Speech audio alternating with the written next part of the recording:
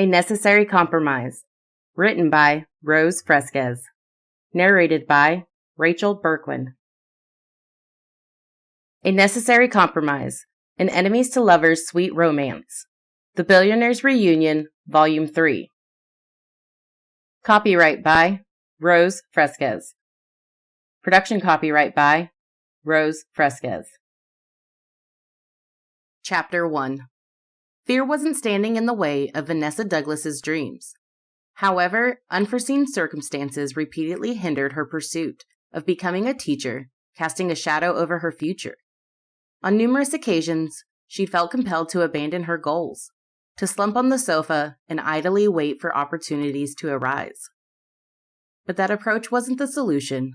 Life was full of surprises, and she'd had to learn to handle them, even when it meant leaping over the obstacles until she steered her life back onto the path she wanted. She pondered that this morning as she drove her barbecue food truck and took in San Francisco's charming shops and cafes, each with its unique character. Fog now obscured her view of the towering skyscrapers looming above the Victorian-style homes. But on a clear day, she could see Alcatraz Island rising from the bay, and the gray scenery could transform in a matter of hours, much like her temporary food business. She pulled into the parking lot where the restaurant construction workers, wearing lime green vests and orange hats, were already lined up for lunch. She couldn't help but grin. The smell of the sea, the sight of the colorful sailboats and yachts in the bay's blue-green waters, and the rustle of the palm trees above the lush grassy area lifted her spirits. After she parked, she hurried out, avoiding eye contact with her customers, so she could focus on firing up the generator. Ava, her colleague, walked in, radiating energy and carrying brown bags filled with vegetables. She unpacked lettuce and tomatoes. "This is going to be the best day ever." "I hope so." Vanessa handed her assistant a purple apron, stamped with the words Mama D's Barbecue Queen above a crown. The smells of grilled meats and chicken skewers in the oven filled the truck. She moved to the pinboard to double-check her list. She'd already checked everything on the pinned paper, but she could never be too confident, especially after this morning. It sure had a slow start. Uh-oh, that doesn't sound good. Ava nudged her. "My fault. I was late showing up, and the taco truck claimed my designated spot this morning." Vanessa cringed again. She knew better than to show up 30 minutes late. Torn between pursuing her passion and facing reality, she still kept a schedule of some sort. But how was she supposed to keep up with the routine on the day she volunteered at the special needs school? Autistic children were unpredictable, and she had to tend to Henry when he had a meltdown after they'd stopped him from taking another child's ball. Henry had then darted out of the classroom, and she chased him and brought him back. Some autistic kids loved running, which could be dangerous when they outran the adult tending to them. She'd done her best to calm him down, using the minimal tactics Mom found worked for Vanessa's deceased autistic sister, Ola. Ava scowled. "You should have spoken to Juanita and claimed your rightful spot for the truck. After all, you've got the permit for it." Right. 2 months ago, Vanessa shelled out a fortune for the permit, so she could avoid parallel parking between other cars. But since then, she learned the certificate paper didn't guarantee the spot. Anyone with a parking permit could park in any of the designated truck spots. After how my argument with the deli truck owner escalated last time, she cited evidence and asserted herself as the spot's rightful owner. But not everyone has a psycho daughter who's gonna spray paint your menu board and your truck sign. The crazy woman had smirked. "No one messes with my mom and gets away with it." Shuddering, Vanessa heated the grill. "True enough, but lately my prayers include far too much asking God for forgiveness for losing my temper and being edgy." The Bible story about turning the other cheek always came to mind, an answer from God, no doubt. But when the food business got the best of her, she lost all sense of reason. As if her truck's brownish-purple paint wasn't gaudy enough, now the thing had neon pink and green spray paint. Adding her duct tape menus, the one she'd replace as soon as she could afford to, and the truck didn't give the most appealing first impression. "I'm trying to respond to conflicts peacefully, by leaving, like today, even though every fiber of my being wanted to stay and fight." "That's so not fair." Ava shook her head, her dyed purple ponytail swinging side to side since she hadn't put on a hairnet yet. It took forever to obtain that permit, and you paid a hefty price for it. It's still worth it to avoid the hassle of waiting for weekend events. After selling her food at weekend events that didn't require street permits for 7 years, Vanessa had realized she'd never reach her goal of opening a restaurant. Her mother's dream and one Vanessa intended to fulfill ever since Mom passed away 8 years ago. The mouth-watering aroma of boiled meats, barbecue, and sausage lingered in the truck. Anyway, the morning's prepared menu didn't go to waste. After driving around for nearly an hour, I found a gas station where the manager agreed to let me use the space for 5% of my profits. I sold all my sausage sliders, and I can give the leftover breakfast bowls to the homeless people on the sidewalk near my apartment. But seriously, Ava, I don't know what I'll do without this space. It's my bread and butter. One of her regular customers from the farmer's market had enjoyed her food, and since he couldn't find her in one place, he suggested she park before his waterfront music store here in Sausalito, from noon to 6. The fantastic offer gave her a place where she didn't have to compete with other food trucks. Plus, the stunning views of the bay and San Francisco skyline made up for the hard work. She loved this city she'd called home for 15 years. But now, this venue presented a new set of challenges. The building was under reconstruction to become a 5-star restaurant, and the restaurant manager had informed her she needed to vacate by the end of March. She tried to negotiate a longer stay, but the manager wouldn't accommodate her request. Despite the setback, she held on to the permit and her agreement with the former owner. Even though the new management voided the agreement, she'd fight for her business. As April progressed, anxiety about her uncertain future consumed her. She needed to meet with the restaurant owner to convince him to let her stay longer. Growing up with a single mom taught her the importance of resilience and perseverance, values that helped her endure the challenges with her business. Time to focus on the now. I hope we don't run out of barbecue sauce today. It's one of the favorites, and I hate letting down our customers. I've never seen that happen before. Ava crossed to the sink and turned on the water. Not sure why you always stress about the sauce. Vanessa always made more sauce than they needed, but she could never be too sure. After washing their hands, they put on their gloves and hairnets and began spreading out disposable paper baskets. Our lines keep getting longer and longer each day, Ava commented, her light skin contrasting Vanessa's brown complexion. She usually wore short jeans over leggings, while Vanessa preferred to wear leggings by themselves. Ava loved dyeing her hair with exotic colors, but Vanessa kept hers natural and only styled it when not working. Despite their differences, Ava was the perfect assistant. Vanessa slid steaming pans of pulled pork, sliced chicken, and prime rib from the mini oven, and set them on a separate counter where Ava was preparing buns. Early morning preparations in the commercial kitchen gave her a jump start to keep up with the day's demand. "Ready to rock this day?" she asked her assistant. "I was born ready," Ava replied, giving a fist bump. Vanessa swung open the truck's serving window and greeted repeat customers by name as she took their orders. Her voice rose above the chatter and the generator's hum as she called out orders to Ava, who then passed the food through the window. "Number 2!" she bellowed to Ava while searching for change in the metal box below the lever. Most customers paid by cash, so to avoid dealing with coins, she charged an even price. Those who paid by credit card used Vanessa's touchless credit card machine and scanned over the screen to pay. She moved quickly, slapping meat onto the bread for those who wanted sandwiches or chicken and roasted potatoes. Meat was one less step to prepare than sandwiches. "My mouth is watering." A short man with a Hispanic accent accepted his basket of chicken and roasted potatoes. She beamed. "Enjoy!" "Number 3?" Another customer shouted. "Extra barbecue for me, please." Vanessa bellowed the order to Ava and snatched 2 mini plastic cups of sauce for her customer, then winked at him as she handed over his prime rib sandwich.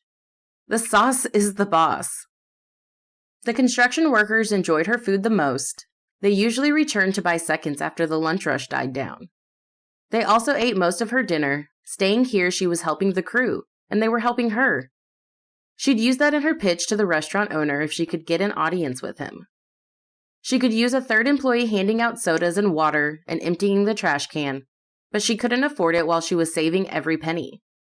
Other than the construction workers, most of her customers were employees from the charming buildings, with unique architectural styles across the manicured lawn. Quaint clapboard storefronts to sleek modern structures and boutiques drew in tourists, some of whom stopped by her truck, and the area offered the added blessing of 2 benches in front of the fountain, where people sat while others lounged on the grass underneath the palms. Many nearby shops also had outdoor seating areas where her customers could sit and eat while watching the boats go by. More people trickled in, smiling as they interacted. Although it wasn't her passion, she enjoyed talking to people. By almost 3, the rush died down and she swept the floor and cleaned the dishes before she and Ava sat in the truck to eat. Through the back window by the small table, she could see the earlier fog had vanished, and a sweet breeze stirred from the back and front serving window. The truck was always warm, but she resisted plugging in the fan.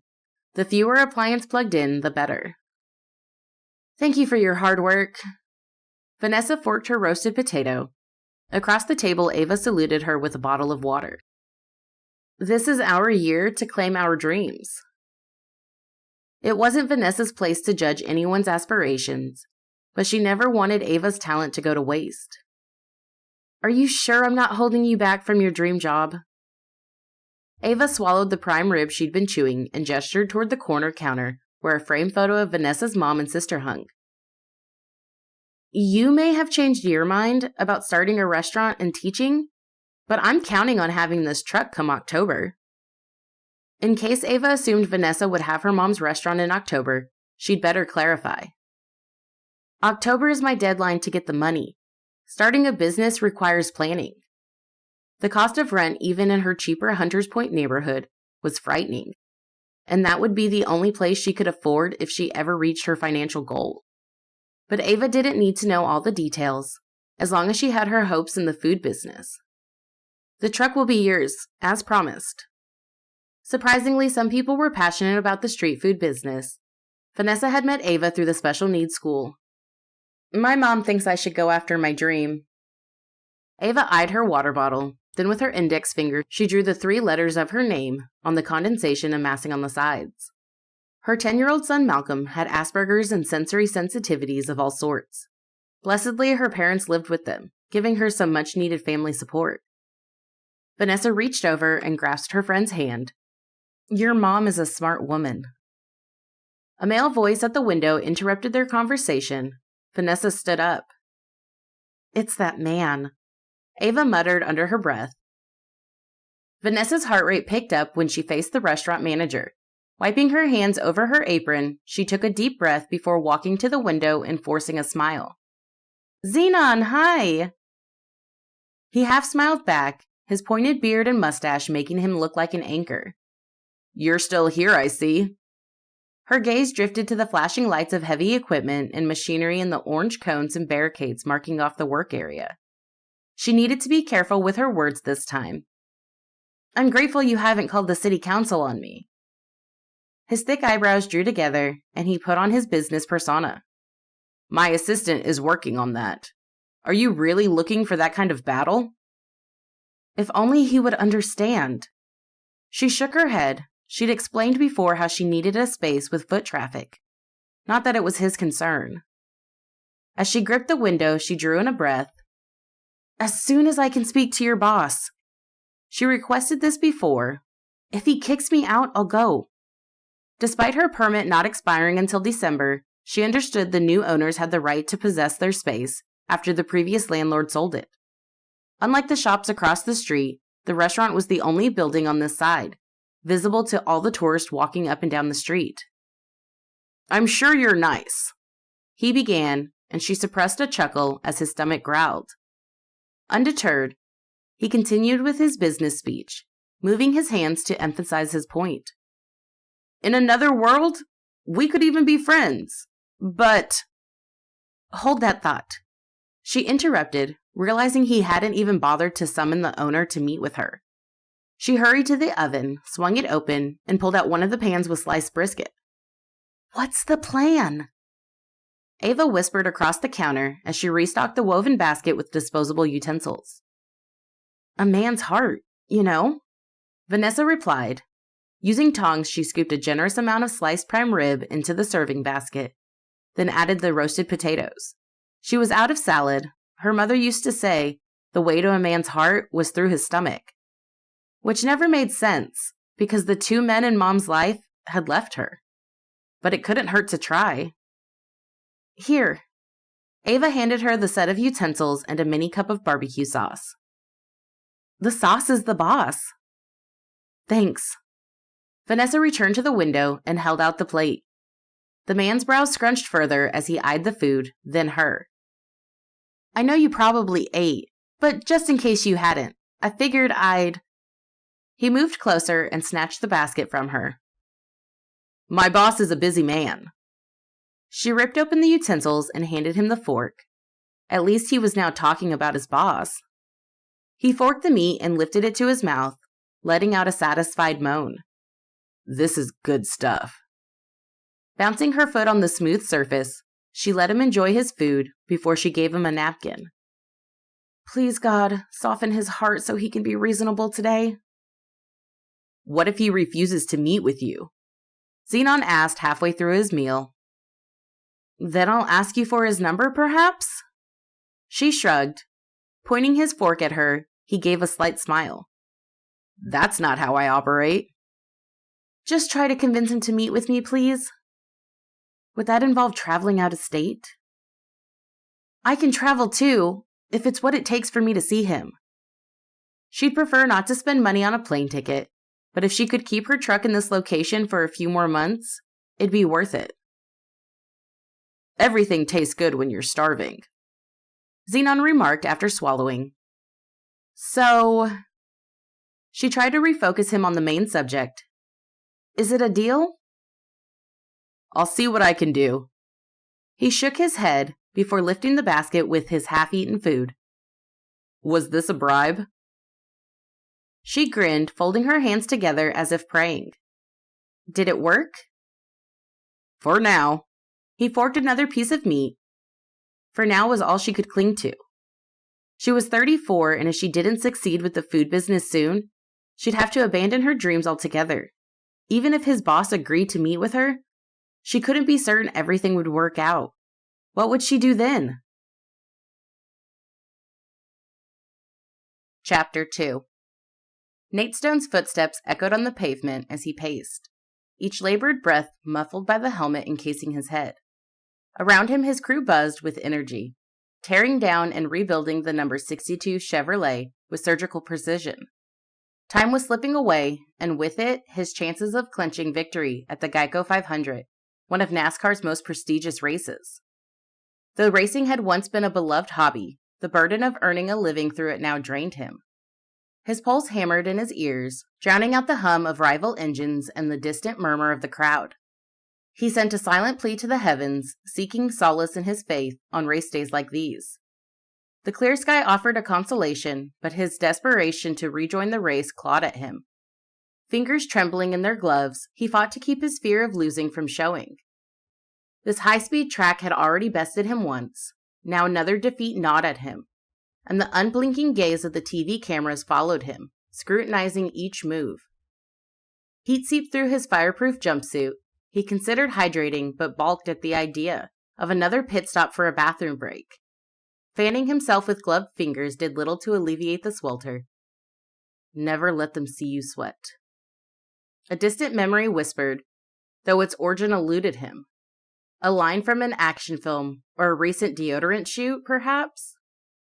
If it had been a simple issue like refueling or changing a tire, he wouldn't have had to leave the car.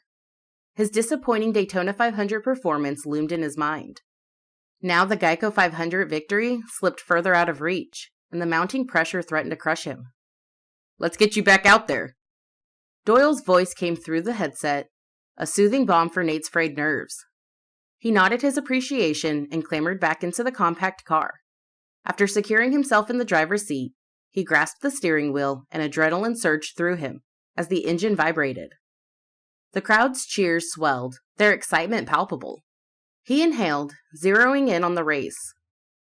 His heartbeat thundered as he sped down the track, navigating through the other cars. Only 5 cars separate you from the lead. At the news his spotter relayed, a glimmer of hope ignited. Small as the victory was, it fueled his determination. Clenching his jaw, he pushed harder to close the gap and give his fans a performance to remember. He concentrated, the heat and din of competing engines fading as he wove through the pack. He could see drivers tailing him in his rearview mirror, but he remained composed. 25 to go. He's eating your lunch. Getting off the corner. His spotter instructed. Nate braced against the intense G-forces as he navigated each turn to seize the lead. Hold that line, his spotter continued. Coming up on the white flag. You got a good spot. Don't give it up. 48 seconds later, Nate found himself choking on the fumes and exhaust of his newest rival, Guy Damon. Nate swerved to avoid the noxious cloud and the car ahead, but in doing so, he collided with another vehicle. Nate's car slowed, the accelerator sticking as he pressed down. His brakes screeched and a shallow angle sent him careening into a collision with another car. His heart plummeted while the impact jerked his body, his car spinning out and getting rammed on both sides. Emerging from the wreckage, he grimaced, his left arm, wrist, and muscles aching. His intense workout routine had conditioned his body to endure such punishment, but it didn't stop the impact hurting. 2 cars sped ahead, leaving him to assess the damage. You're okay, Chief? Doyle's concerned voice came through the headset. Lost at the kink, but I'm okay. Got hit hard. Nate strove for steadiness. A sinking feeling weighed down his gut. The race was over for him. Something had disrupted the accelerator pedal mechanism. Possibly a faulty throttle or an external factor. He'd have to wait for the team's analysis to uncover the cause of his devastating loss. Let's get her fixed up. This race isn't over yet. Doyle's hopeful voice couldn't dispel the sinking in Nate's gut as he steered toward the pit stop. Guilt gnawed at him. How could he disappoint his hard-working team like this? In a flurry of motion, the crew surrounded the car, tightened bolts, and replaced damaged parts. You've got this, Chief. Doyle's warm smile and unwavering faith as he set Nate off gave him a needed boost. With renewed focus, Nate wove through several cars, the track stretching out before him. The rest of the race blurred into a high-speed whirlwind of close calls and sheer determination. When the checkered flag waved, Nate claimed 6th place, his car battered but running. From his decade-long career, he knew even brand-new cars could encounter unexpected issues. But he was alive and finished in the top 10, though his pride and ego had taken a hit. As Guy Damon basked in the winner's spotlight, Nate climbed out of his car to the sound of fans chanting his name. He forced a smile and waved to shake off his disappointment. Freed from the confines of his helmet, he took a deep breath and allowed himself a moment of happiness for his competitor. Guy, a rookie driver, had just claimed his first NASCAR win in his hometown. Ultimately, only one driver could win each race, and every victory brought more sponsors and opportunities. Exhausted and aching from hours on the track, Nate needed rest before facing the next challenge. If he wanted to reach the series championship, each race would now count more than ever. As he huddled with his crew, they reassured him not to dwell on the loss. A moderator approached, microphone in hand. Nate, tough race out there today. How are you feeling? A 6th-place finish rarely warranted attention, but his position in the all-time NASCAR Cup Series wins list meant his performance was always in the spotlight. He had to be prepared to explain lousy results. He took a deep breath and faced her, ready to put a positive spin on things. I'm feeling pretty good, actually. It was a tough race, but I gave it my all. His response didn't reflect his true feelings, but he wasn't about to admit otherwise. She seemed to expect more. Can you talk to us through what happened during the race? Feeling the pressure, he focused on the positives and praised his crew and sponsors for providing a great car. He then addressed the obvious setbacks. Any final thoughts for your fans? The interviewer prompted. I can't express how grateful I am for my fans' unwavering support. I promise to continue giving my all. But that all couldn't be given without my fantastic team. In truth, much of my success is due to their outstanding performances. He faced the camera head on, sure his eyes shone with the hope and determination pulsing through him. I can't wait to see what the future holds. His impressive record had attracted numerous sponsors over the past 6 years, diversifying his income, but every poor performance threatened his career. As the owner of Rymix Tech approached, the man's bald head gleamed in the sun. Don't worry. He gave Nate a reassuring smile and a pat on the back, but disappointment dulled his eyes. We'll get him next time, Chief. At 35, Nate had to keep winning to satisfy his sponsors and maintain his career. Still, each race risked his life, a sobering reminder that his career was temporary, and he needed to seize every opportunity he could. Beyond racing, he was expanding his drag strips in other states, opening steakhouses, and investing in automotive dealerships and racing teams that competed worldwide. These ventures provided a safety net, should his career end due to injury. Win or lose, his supportive family was his rock. They couldn't attend every race, but they watched replays and teased him about his mistakes. His parents called after each race, his mother asking about his retirement plans, and his father offering performance tips. Having spent many of his first 8 years in foster care, he cherished his family. Kyle and Regina Stone had adopted him and 9 other children. His siblings each brought vital elements that crafted who he was. But Iris, the Stones' biological child and the youngest of their group, was the glue that held their family together. Later that night, he joined a group FaceTime call with his parents and some siblings. Since his mother's worry was evident, he reassured her he was fine. His father, sharing Nate's blue eyes despite not being blood-related, voiced his concerns about the car's condition. "Dad," Wade interrupted, his brown hair tousled and shiny as if he had just come out of the shower. "Before you blame the crew, look at the stats. Nate's license was suspended within the first year of acquiring it." Nate had spent the following summer taking driver's ed classes for the second time to earn his license back. But he couldn't admit Wade was right. The banter continued, with Theo chiming in about Nate's practice hours. As the siblings teased him about his driving skills, it was clear they were worried about his safety. Theo's face popped up on the screen, and his olive skin glowed in the dim light. He spent most of his time in South America, particularly in Brazil, where he ran a multi-billion-dollar media company. "Why did you hit the wall? I thought you spent endless hours practicing." "Boys," Mom spoke up, "your brother almost died." "What your mother is saying," Dad filled in when her voice wavered, "is we need to get together more often. We should all try to make it to Nate's home track race next month." "Huh," Nate joked. "These two are the last people you want watching my race." Later, he received calls from 3 more siblings, each expressing their concern.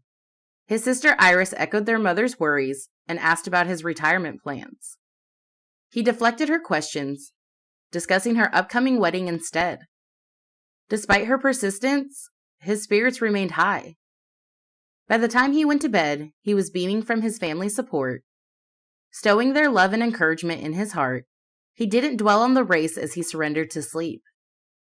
Grateful for a break the next day, Nate posed for an Edez sunscreen lotion photo shoot on the beach. He never used Edez, but the corporate executives who sponsored his car insisted on authenticity. So after being slathered with the cream, he stood shirtless for hours. But the executives didn't count on him being allergic to the product, which caused his chest to become inflamed, itchy, and red. Good thing he didn't have a race the next day, when he was still feeling itchy during the photo shoot for a car manufacturing company. This time, he was promoting their latest model and highlighting its performance features while dressed in a jumpsuit. However, the shoot took longer than 2 hours because he kept scratching his chest, leaving him exhausted and irritated by the time he left Alabama for his home in North Carolina. His hometown was in Colorado, the only childhood home he remembered. But he'd moved to North Carolina, closer to the NASCAR track so he could practice and compete. After dinner, when his house staff left for their quarters for the night, he settled on the leather bench behind the piano in the sunroom. This was his favorite place to relax and where he chose not to think about racing or anything else that reminded him each day could be his last. Beyond the floor-to-ceiling windows, the sun began to dip below the horizon, casting a golden glow across the nearby foothills. He ran his fingers over the smooth piano keys, relishing the feeling beneath his fingertips. As he took a deep breath, peace soothed him, and he glanced out to the nature garden beyond his property. A tranquil lake reflected the warm hues of the setting sun as it cast an orangey-pink glow over the distant Blue Ridge Mountains. With the music of Lean on Me playing in the background of his mind, his fingers began to dance across the keys. He'd been practicing the song for a month and had the sheet of music open. Now the piano notes frolicked into the space around him, echoing out into the surrounding landscape. The wind rustling through the trees and the distant calls of birds settling in for the night blended with the melody, creating a harmonious symphony of nature and music. He'd always wanted a house nestled into the mountains, despite their smaller size compared to his hometown, to remind him of the natural beauty of home. As the day's tension seeped away, he couldn't help but think of his family and the annual reunion he was responsible for planning this year. He intended to host it at Thanksgiving and had started planning in January, during his 2 months off, but he'd ended up spending that time skiing and racing snowmobiles with his siblings instead. He grinned at the blown-up photo on the beige wall, which featured him, his family, and their chef who was now dating Nate's youngest sister, Iris. Their family had expanded since the photo was taken. One of his sisters was engaged, 2 of his brothers were married, and one of them had children. Despite his desire to start a family, he feared getting involved in a serious relationship. How could he risk that when he might die in a race and leave his loved ones to fend for themselves? He wasn't afraid of death itself, but the thought of leaving his family behind was unbearable. He shook his head, trying to shake off the crazy thought, and refocused on playing the piano, correcting himself after striking a sour note.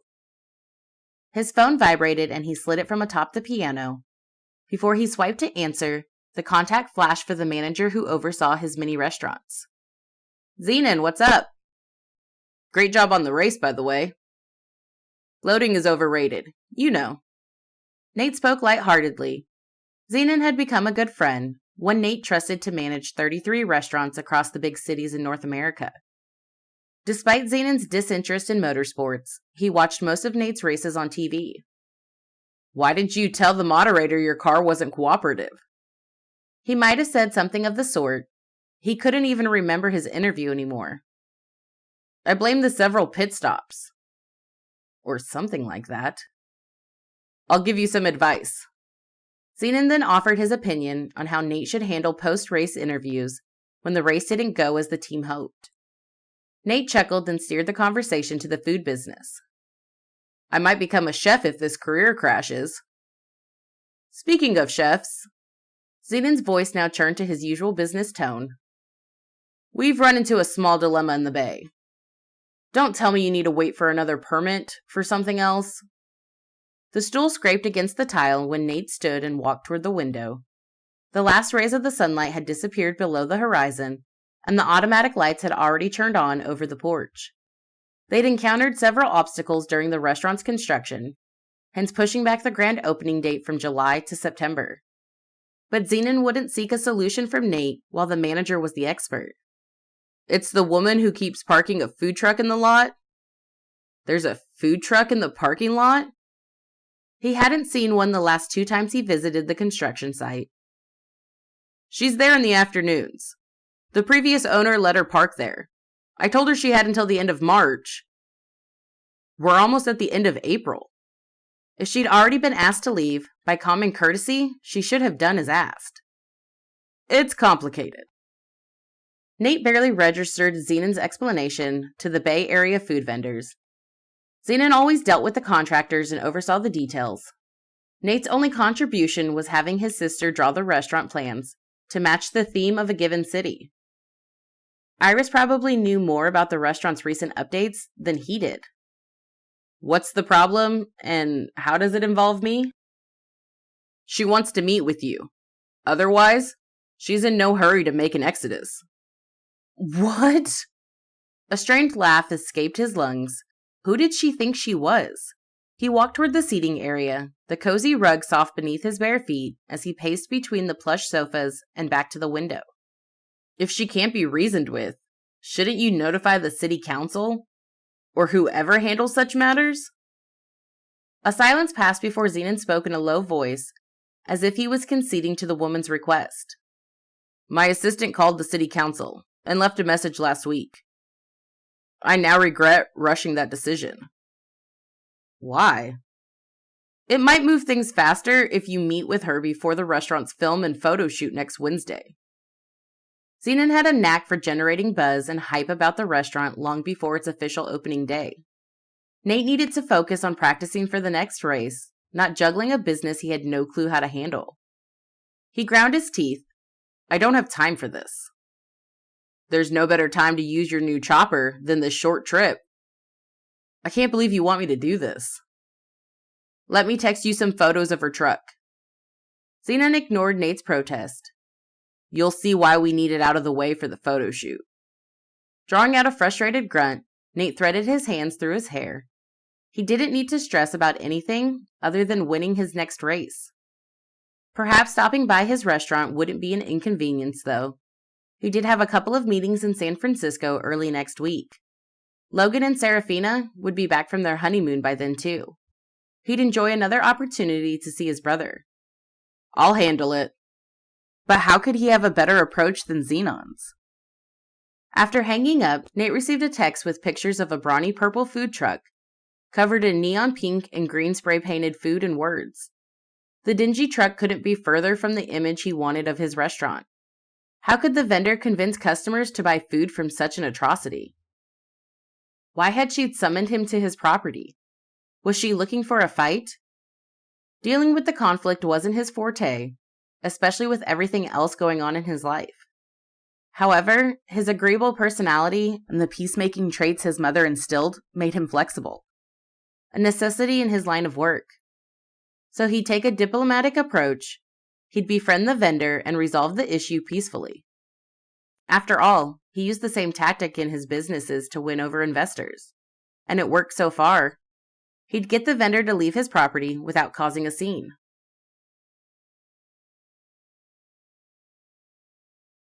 Chapter 3.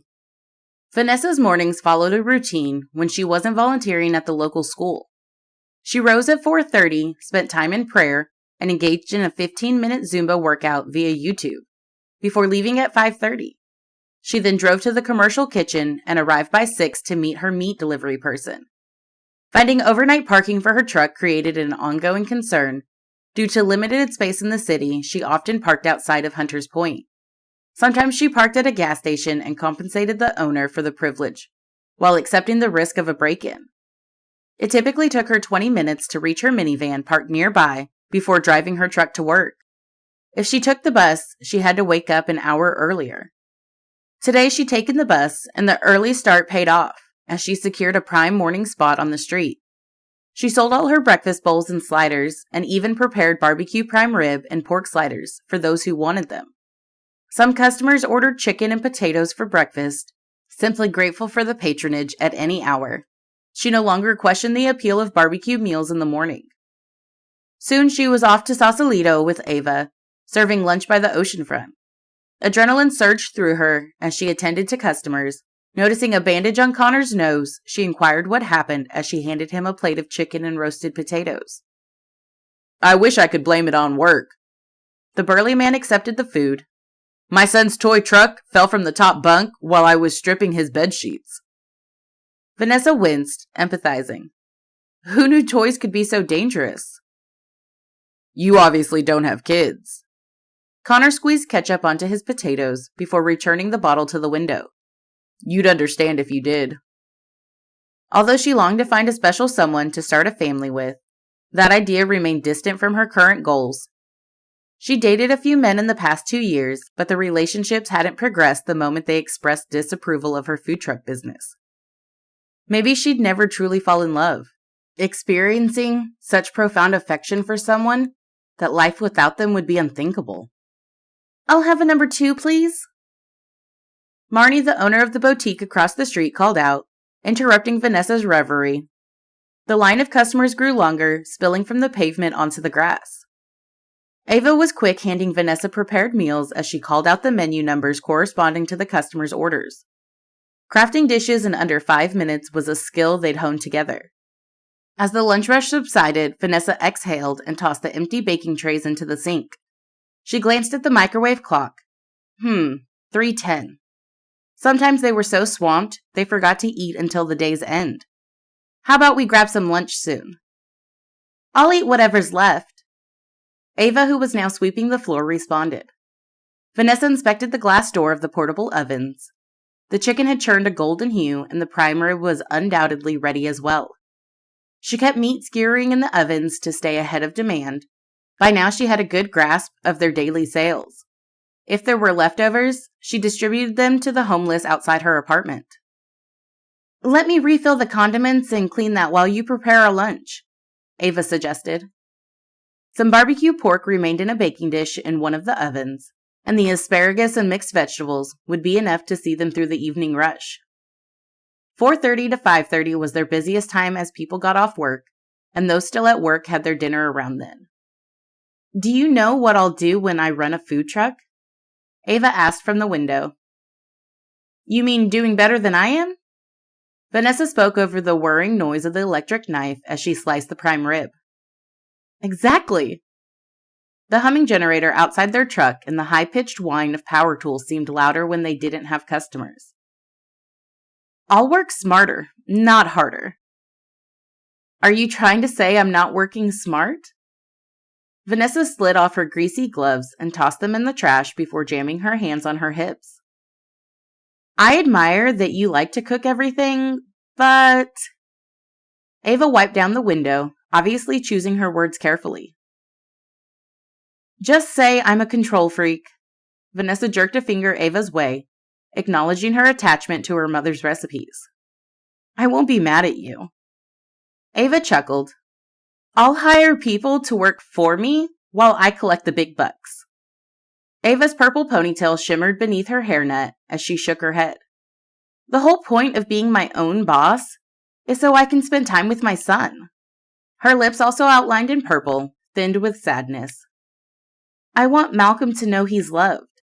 Just because I fell in love with his loser dad doesn't mean my son should pay for my mistakes. Vanessa's chest tightened. Ava's husband had abandoned her and their son, shirking the responsibility of caring for their special needs child, a smart and tender-hearted 10-year-old, with a whole future ahead of him. Your son is perfect. Vanessa repeated the words she told Ava whenever she discussed her fears of raising a special needs child alone. He's blessed to have you in his life. Ava gave a gentle roll of her now glossy eyes and swung the washcloth towards Vanessa. You and your blessings. What's wrong with blessings? Vanessa transferred the sliced meat from the cutting board into the pan. Leaving some for their lunch, she covered the pan with foil and returned the meat to the oven. Oh my! Ava's exclamation caused Vanessa to close the oven and spin to her friend.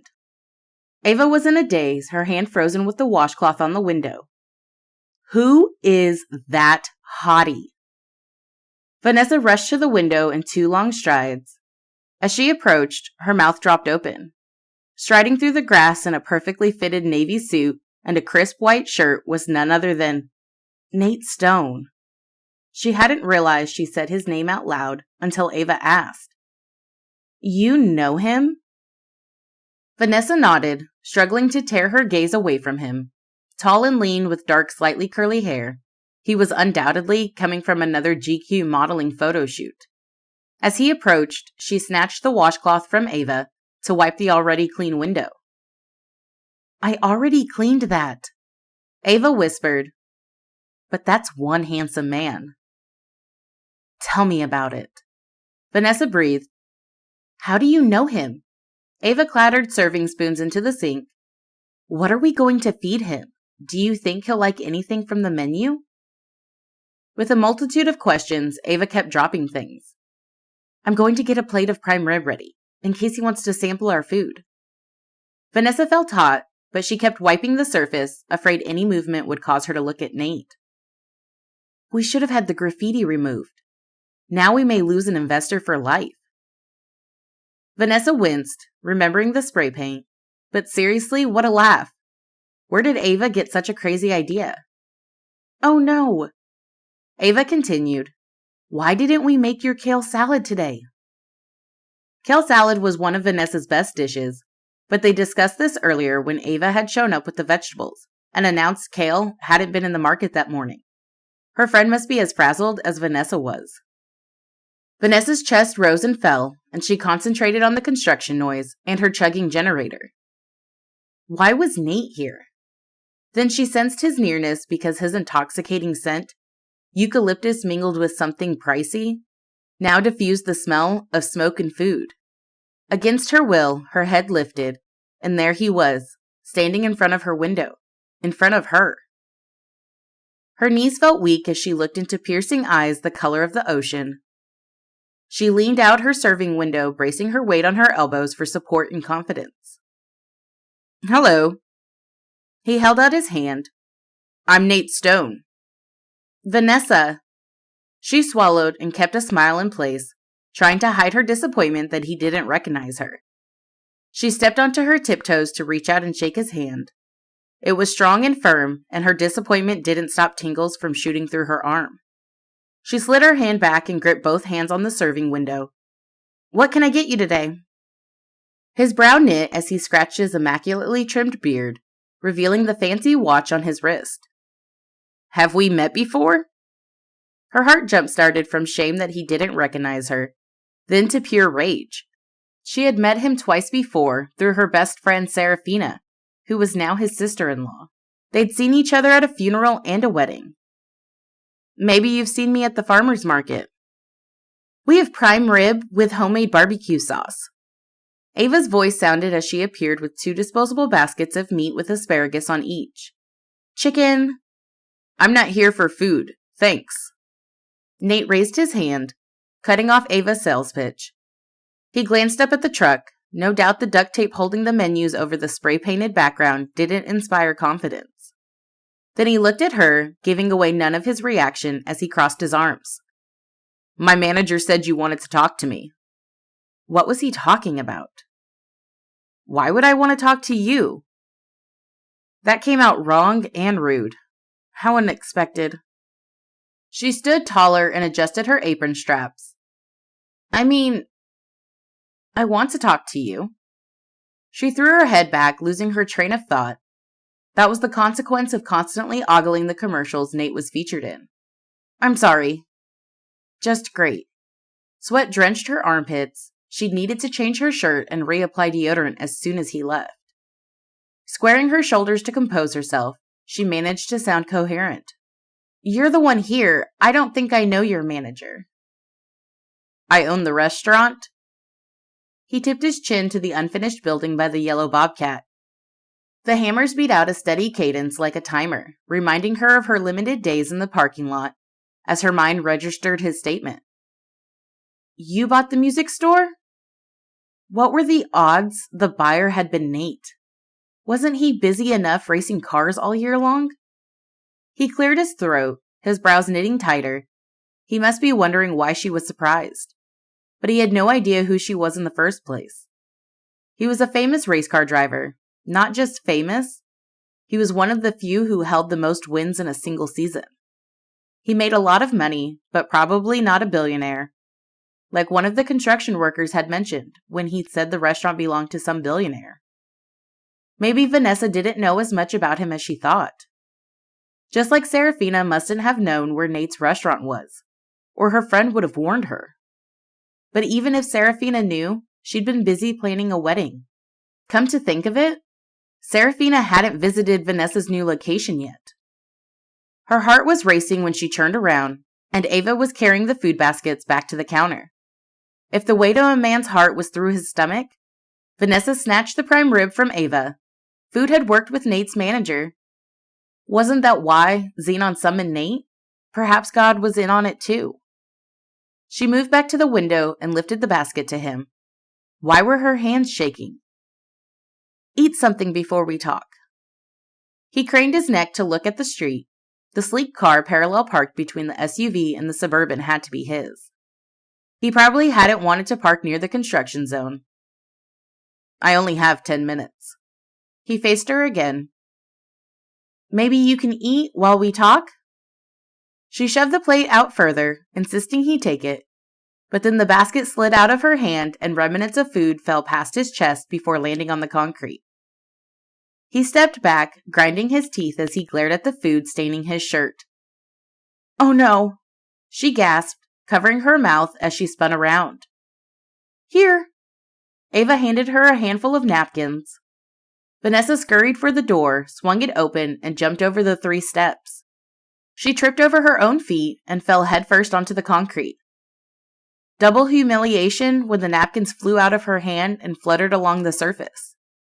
She was on her hands and knees, having just dumped food on Nate, the man she had a secret crush on, and the man she needed to help her keep her mother's food business afloat. Gentle hands helped her stand, and embarrassment burned her neck.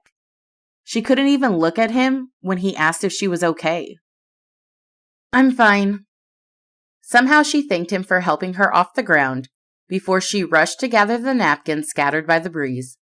She then tried to clean the barbecue sauce from his shirt, but he stepped back, declining her offer. "It's okay." Soft and tender, his voice caressed her ear. "Do you need to go to the hospital?" She shook her head, his concern diffusing her embarrassment. "I have to go." He eyed the food truck. "Just make sure to keep your truck out of the way when the film crew shows up tomorrow." "Noted." He hadn't asked her to leave. She had a catering gig at 12:30 tomorrow. She'd intended to serve lunch for half an hour before rushing off to the event. But it may have been too tight a shift anyway. Maybe the construction workers would let any customer know about the film crew's arrival. Despite her embarrassment, she couldn't help her heart flutters. The way he looked at her, his chiseled jaw covered with a neatly groomed beard, made her brain fuzzy. She couldn't deny her crush on him, but now she'd probably lost any chance she had with him. He strolled back toward the grass and his sleek black car. As the back door swung open, an Asian woman dressed in a cream blazer and pencil skirt stepped out holding an iPad. Probably Nate's assistant or agent, or whoever he had working for him during his spotlight gigs. Vanessa brushed off the dirt on her apron and gripped the napkins in her other hand. She tried to ignore her uneasy feeling about the woman, grateful for the hours she'd spent with Nate, but wishing she could trade places with his assistant, even for just 2 hours. "Does that mean we're going to get kicked out of here?" Ava took the soiled napkins from her. "Not until I talk to Nate." Vanessa attempted to sound confident. Ava arched her eyebrows. "You're all flustered, not the feisty food truck boss I know." Vanessa waved her off. "Falling face down in front of someone like haughty?" Ava interjected with a playful grin. Vanessa snorted a laugh, still determined to connect with Nate. "I know him, remember? Didn't seem like he knew you." And that was the problem. Vanessa was attracted to a man who didn't find her attractive. If he had, he'd have remembered her. She'd left a mark on his clothes, so he couldn't forget her now. She could get his phone number from Serafina, but he didn't remember her. She'd intended to crawl into his heart by attending his family gatherings, but this changed everything. Now he wasn't just a crush. He was a businessman with a venue she needed to operate her truck. She had to start teaching in the next year or two. Once she hit 35 next year, her dream might be out of reach. The last thing she needed was another distraction. She'd have to stop stalking him on the internet, as she had been doing when she watched his races or commercials. She couldn't afford the distraction if she wanted to reach her goals. Chapter 4. Morning runs were a part of Nate's routine, whether he was home or not. Running helped him stay in shape, and it cleared his mind of the sheer terror that gripped him on race days when he knew the day could be his last. However, this dawn was different. He wasn't running alone, nor did he have a race to worry about. Instead, Vanessa occupied his thoughts, as she had when she'd kept him up last night. Around midnight, Serafina's friend from the wedding came to mind. Logan's wife had a friend with flawless brown skin, and while Nate only had a vague recollection of what she looked like, he remembered long wavy hair and pearly whites. Now, he and Logan were running along Market Street, which was relatively empty except for the occasional dog walker or passing car. They jogged past a truck delivering to a nearby restaurant, and the fierce and beautiful woman came to mind again. Have you decided to stay until Friday? Logan's question pulled him out of his thoughts. Nate shook his head to clear his mind. Gotta hit the track tomorrow. The sooner he worked with his crew to prepare for Talladega Superspeedway on Sunday, the better his chances were to finish in the top 3. You should stay. We have 2 extra tickets to Casablanca. Oh man, what has Serafina done to you, bro? With the happiness radiating through Logan since he fell for Serafina, it seemed easy for him to make extra sacrifices for his wife. Nate rolled his eyes at his brother's new love for retro movies and the similar decor now brightening his modern penthouse. You're speaking like a real classic fan. I have to make my wife happy. Especially during your honeymoon phase. I'm hoping we'll stay in the honeymoon phase forever. Logan drew out a breath, matching Nate's steady pace. Just months apart, they could pass as twins. Except Nate was taller now than when they'd been growing up. But although they'd always shared their thoughts, he had yet to ask Logan about Vanessa, because his brother would want to know why. He could still remember the surprise in Vanessa's brown eyes when he announced himself as the property owner. He'd sensed her fear when she dumped food on his shirt. Good thing his undershirt protected him from getting scalded. When he helped her up, something in her eyes gave him pause. What was it? Almost a daunting familiarity, as if she knew him, more than the fans who got pit passes for meet and greets. He'd wanted to linger and ensure she was okay, but he had to change before meeting his San Francisco car dealership business partners. He might have had to cancel the meeting if she hadn't had someone with her. She'd seemed bothered when he asked if they'd met before. As much as he wanted to tell her to leave his property, though, the words couldn't come out after her panic when she spilled the food. As long as she wasn't there tomorrow, she'd get the message to vacate before the restaurant opened, right? Another truck plastered with pictures of food drove past them, and he didn't think twice. What is Serafina's friend's name? Logan slowed, drew out a breath, and raised an eyebrow. She has a few friends, but I'm going to assume you're asking about Vanessa, Serafina's maid of honor? How many Vanessas were there? Could it be the same woman? He kept a slow pace as Logan began his question assault. Why are you asking about Vanessa all of a sudden? Did you guys connect at the wedding? I wish. He'd be so embarrassed if he hadn't recognized the woman who'd spent those days with his family on the island. In his defense, the woman at the food truck had her hair in a ponytail under a hairnet, and the woman at the wedding had worn her hair down. But only one person could set him at ease, so he'd have to ask Serafina. When they returned to Logan's penthouse on the 56th floor, they cleaned up and dressed for the day, then met at the dining table for breakfast. Spoons and forks clanked as Nate sipped his dandelion and turmeric smoothie. Logan and Serafina sat side by side across the table.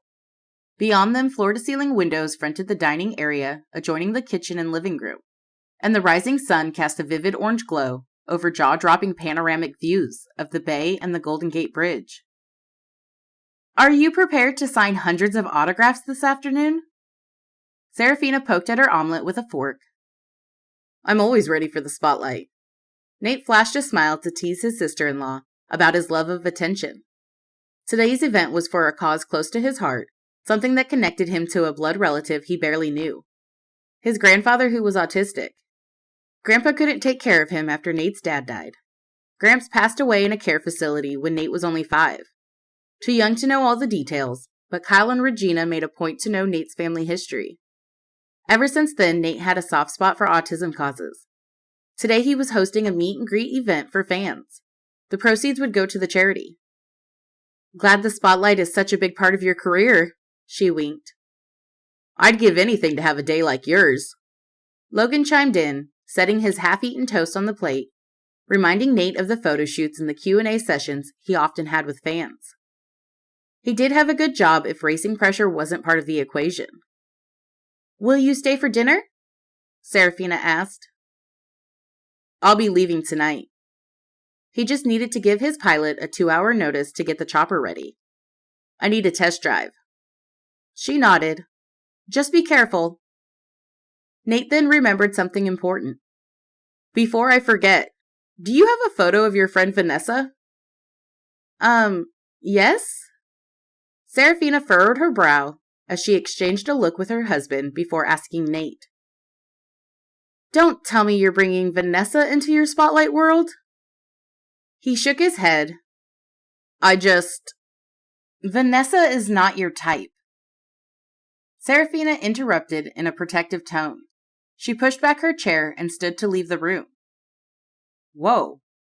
Did Serafina assume he was a womanizer? Admittedly, he brought various companions to galas and fundraisers, but those encounters were always one-time dates. None of those women captured his heart or sparked a desire to pursue a relationship beyond their initial meeting. You and Vanessa, huh? Logan grinned. I'd say she's going to be different from all your previous. Whoa! Nate lifted both hands to stop his brother from finishing the sentence. I don't even know if she's the woman I ran into yesterday. He recapped the event in front of his restaurant. Logan rubbed his jaw. I didn't realize she moved her truck to Sausalito. Oh man, so they were talking about the same woman. Serafina sauntered up with her phone and passed it over. A photo on the screen, and something stirred in his heart as he stared at the woman with a vibrant smile. She was dressed in a party dress, and long wavy hair cascaded over her shoulders. Serafina swiped the screen to show a photo of her and Vanessa, both of them sporting silly grins, goofy party hats, and over-large costume sunglasses. As Serafina displayed more pictures, Vanessa seemed like a different person, so fun and upbeat, nothing like the stiff and upset woman at the food truck, who appeared to have the weight of the world on her shoulders. He needed to meet with her again, since they never got to their meeting, but it would have to wait until after this weekend's race. Warm afternoon light bathed the hotel conference room as Nate sat at the table, signing autographs and fielding questions.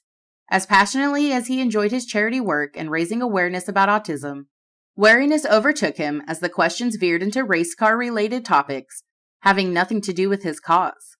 Still, he was grateful for his fans' support. As he smiled for the cameras and posed for photos with hundreds of people, his cheeks began to ache. The overpowering perfume from the women who hugged him made his head spin, and he needed to catch his breath. Finally, Zeke, the charity's middle-aged co-founder, interrupted the chatter to announce a lunch break. A few people in line groaned, but Zeke reassured everyone they'd all have a chance to connect with Nate. Nate took a deep breath, his stiff neck relaxing at the prospect of a few moments to himself. Workers set out a delicious-looking spread on 3 long tables with black linens. Despite his wariness, his stomach rumbled at the savory food scents. Now, he could indulge the enticing food. Zeke grinned as Nate stepped out of the makeshift stage, banners, cameras, and lights in tow. He clapped Nate on the back. What a great turnout! Grateful to Zeke for all his support, Nate grinned at the medium-height man with a salt and pepper beard dusting his cheeks. You should take the credit for all of this. They'd met 2 years ago when Zeke sold Nate his dealership. Over lunch one day, Nate had learned Zeke's 21-year-old son was autistic and had Down syndrome. Nate shared his vision to start a charity, and Zeke offered to partner with him. Together, they created Autism Expression, an organization dedicated to offering support and resources for families with children diagnosed with autism. From counseling services to educational resources and financial assistance, they catered to each family's unique needs. Thanks to Nate's media platform, they'd raised awareness about their charity, and more people were donating online through his website. Being featured in NASCAR's video games and commercials had given them even more exposure. Zeke eyed Nate up and down. Next time, we'd better limit the number to 200. Energized by the event's success, Nate waved away Zeke's suggestion. This isn't bad at all. Well then, we'd better start scheduling for our next big event. Zeke elbowed Nate, then suggested various fundraising events, jotting them down to pass on to Nate's assistant. Nate nodded along, impressed by Zeke's dedication. As the room buzzed, people lined up at the food tables, while others wandered over to the corner with drinks. Zeke had done an excellent job organizing the event, including an inviting seating area with tables and chairs by the window overlooking the city. He'd been wise to set aside funds for such events, as it was crucial to have a space where people could gather and learn about their cause. Maybe they were making a lasting impact in the community. Nate's head jerked as a familiar face appeared in his peripheral vision. Was he jumping to conclusions? Or was that Vanessa chatting with a server dressed in black from head to toe near the food tables? He squinted to get a better look. Yep, no doubt about it, that was her. The woman she was talking to had purple hair too, just like the woman working with her at the food truck yesterday. Vanessa's knee-length floral teal dress elegantly complemented the sleek and sophisticated ponytail now cascading over her shoulders, and a sash cinched in at her waist highlighted her curves. Not that he had any right to notice her curves when he was just as far from the finish line in relationships as his poor racing streak this season. Zeke kept talking, but Nate divided his attention between the conversation and stealing glances at Vanessa. She smiled at the server as she took the serving tray. Huh. Did she also work at the hotel, besides the food truck? As if sensing someone staring, she turned in his direction. Their gazes locked and she blinked. Then the empty tray slipped from her grasp and clattered to the tile floor. She bent to retrieve the tray as he winced over possibly making her nervous. After she picked up the tray, she hurried toward the half-open door behind the table, disappeared through it, and closed it behind her. Although she didn't appear clumsy, she might be, given the food incident from the previous day. Perhaps his presence made her jumpy, now that she knew he owned the property where she'd set up. Maybe he intimidated her? Let's get something to eat. Zeke motioned toward the tables, probably noticing Nate's absent-mindedness. Food was a good distraction at a moment like this. They approached the buffet spread, but Nate kept glancing at the door behind the tables, expecting her to emerge. Just what had she wanted to talk to him about? And why had Xenon warned him not to eat her food? As he savored the kale salad and mouth-watering short ribs that fell off the bone, he realized the answer. Vanessa had cooked this. He scanned the room and spotted her moving from one table to another, laughing and talking as she cleared the dirty dishes. While Zeke and the two women at Nate's table carried on a conversation, Nate barely registered what they were saying until the perky waitress with purple hair showed up. Can I, Her voice faltered as she stood next to him, asking if he was done with his plate. Mr. Stone, right? Just Nate. He handed her his plate and fought the urge to ask about Vanessa. Did she still want to talk to him? The food was very good. I know, right? The woman tipped her head toward the corner table, where Vanessa smiled broadly at whatever the animated man was saying. That's my boss. She makes everything from scratch. Nate had already figured that out. When the woman left, Nate focused on the people at his table before they left to get dessert. Soft music carried on, barely audible under the chatter. Vanessa walked out of the door, carrying a handful of serving trays. Acting on instinct, he stood and strode for the door. When he entered the hallway, she stood waiting by the elevator. It beeped, and she stepped in, and he followed. Vanessa, wait! He called out, his voice echoing against the walls as he lengthened his stride. Good. She thrust the silver trays out to keep the elevator doors open. Mr. Stone? She faced him. You mean Nate? He hated the formality, but she seemed to emphasize it. Was it in his head, or was the stack of trays shaking? I'll carry this for you. He reached out to take them, but the elevator doors closed before he could grab the trays. As he leaned in, he caught a whiff of her subtle floral scent. When the doors enclosed them in the small space, a sudden change electrified the air, especially when their eyes met. She had the biggest brown eyes he'd ever seen. How was it he hadn't recognized her right away? His stomach fluttered and he cleared his throat. The button? He needed to say something, and the elevator wasn't moving. She pressed the first floor button, and they began their descent before she bit her lower lip in an enticing gesture that drew focus to her full lips. I'm sorry again for spilling food on you. Is that why you've been avoiding me? He blurted out, not sure why he said it, but he had expected her to come over and acknowledge him. She shrugged and leaned against the mirror elevator wall with her arms crossed. Your food. You're an incredible cook. Oh? She cocked her head, her curly ponytail swinging over one shoulder. "Aren't you supposed to be at a photo shoot?" "The shoot is for the restaurant.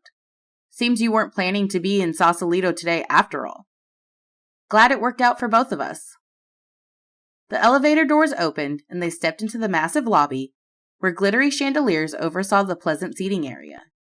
The warm light seemed to breathe life into an extravagant bouquet on the coffee table. "Thank you for helping me with these." She reached for the trays, but he lifted them higher out of her reach. "I offered to help. Just tell me where you want these, and I'll deliver." A smile curled at the corners of those full lips. "I suppose I haven't proven capable of carrying things. I'm not usually clumsy." "I'm not judging." He continued walking. She fell into step. "I'm taking these to my car." Time to steer the conversation back to business. "I was hoping you could tell me why you wanted to meet with me." Perhaps she could tell him as they walked. "I had a meeting to get to yesterday." "And I ruined your shirt." She shook her head, her shoulders slumping, her gaze downcast. "I have way too many shirts to count." As they walked, her black flats patted against the tiled floor, and the hem of her teal dress swished around her knees, her legs lean and athletic. She drew out a breath, seeming less confident than she must have been with Xenon. "I know you're busy." It took resilience and persistence to object to leaving when you were kicked out of a place. They both remained silent until they walked into the small parking lot behind the building. It was foggy but not cold, just different from the sunshine 2 hours ago. Vanessa stopped at a dented blue Sienna, sandwiched between 2 delivery trucks. She reached into her dress pocket, and keys jingled when she retrieved them and pressed the fob. Then she opened the back, gritting her teeth with a grunt as she pried open the crooked hood. More than the hood was banged up, and the passenger side was scraped like cars on a racetrack that had hit the walls. The thing looked like she'd taken it drag racing. Was she a horrible driver, or had she bought it used? Either way, her business mustn't make enough for her to afford a new car. Did she need startup costs for her food business? He kept his thoughts to himself, not wanting to offend her. "Thanks for helping me carry these." She took the trays, her warm fingertips brushed against his, but he ignored the tingling sensation her touch triggered, as she deposited the trays in a flat box in the back. "How did you carry all the food you brought?" "I cooked in the hotel kitchen." She slammed the hood shut and brushed her hands together. Surely she could make more as a hotel chef than she made hustling with the food truck. According to Xenon, location was a big factor for food truck vendors to make a profit. Although Nate's oceanfront restaurant in Sausalito attracted tourists, he doubted they truly appreciated the exceptional taste of Vanessa's food. Like him, many would initially judge the quality of her cuisine by the appearance of her food truck. As they stood in silence, lost in their thoughts, he nodded to her to break the awkwardness. "Where'd you learn to cook?" She scrunched her face, seeming uncomfortable. "I just followed the recipe." Sebastian, his sister's fiancé, was a chef, and he probably had days when he didn't follow instructions to cook what he already knew how to prepare. But time was ticking, and Nate had to get back to work. He lifted his wrist to check his watch. In 15 minutes, he'd have to attend to the fans and donors in the meeting room. He jammed his hands into his slacks pockets. "Did you still want to meet with me?" Her shoulders stiffened, and she wrung her hands in front of her. "I was hoping to arrange another meeting." "In an hour, I'll be done." If he kept his interactions with his fans brief, after all, the event was scheduled to end at 3:45. "Do you want to meet today?" She brushed her palms over her dress and ducked her head, her brows furrowing. He'd probably come across as pushy. Maybe he should give her an out. "If it's not convenient, we can schedule for another time." For some reason, she intrigued him, compelling him to meet with her sooner rather than later. "It might be another 2 weeks before I return to San Francisco." She needed a decent venue to present her delicacies. If money was an issue, he could help her find a restaurant to work at. or even hire her as the chef for his Sausalito location, if she was in love with the area. After confirming she was available, he suggested they meet at 4 on the 11th floor. She swallowed, then wet her soft lips and dipped her chin with a nod. The 11th floor restaurant was an exclusive space that offered its guests excellent privacy with only 4 tables spread well apart from each other. Reservations were required. Nate and Zeke used the venue when they met with executives to present the foundation's mission and vision statement. On his way back to his function, he'd stop by the reception to see if the restaurant space was available. If it wasn't, he'd find Vanessa before she left so they could meet somewhere else. As they walked toward the sliding door, he reached out on instinct and touched the middle of her back, guiding her inside. The warmth through her dress unexpectedly warmed him as well. He withdrew his hand to be professional. Despite the awkward moment, he could see them being good friends someday. For now, he'd focus on helping her get her business off the ground. Chapter 5. Hey, boss. You okay? Huh? Back in the event room, Vanessa glanced up as Ava jostled her with an elbow to the ribs. Did you know Hottie was going to be here today? You should have worn a better dress. Vanessa spun around to see who might overhear Ava. No reason to try to shush her assistant. Ava seemed to try to attract attention as if her life wasn't dramatic enough. Still, Vanessa kept her voice down in her response. Running into Nate today was as unexpected as all my recent endeavors. Figures. Ava clattered utensils together, apparently full of jittery energy. Today's the first time we catered for this client. You said you snagged the gig through your volunteer work at the school, right? Snagged wasn't the word Vanessa had used. I met Zeke there, yes. I never imagined Nate was involved, though. But Nate likely attended many charity functions and events. After all, 2 of his siblings ran international charities for orphans and families in need. So fundraising events and galas seemed to be the norm in his lifestyle. And now he's at an event supporting a cause I'm passionate about too. And he asked me to meet with him afterward. Ava squealed and bounced off her toes. No way! Several guests glanced their way and Vanessa's ears heated. Shh, Ava, please. You're so gone for him. Ava snickered. Vanessa edged further away. Why was she so drawn to him? They'd only exchanged a few words and barely knew each other, if not counting what she read about him, but that familiar feeling was present all the time.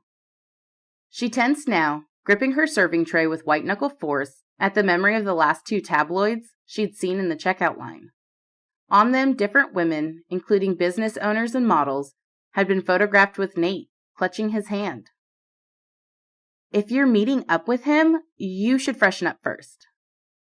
Ava was crowding her again. Ruth and I can handle the rest of the cleanup. Vanessa shooed her away. Stop acting like I'm trying to catch his attention. He isn't even my type. Okay, the other way around. Ha! Like you can deny how flustered you've gotten, how clumsy you've been, or how you've had trouble forming coherent sentences around him.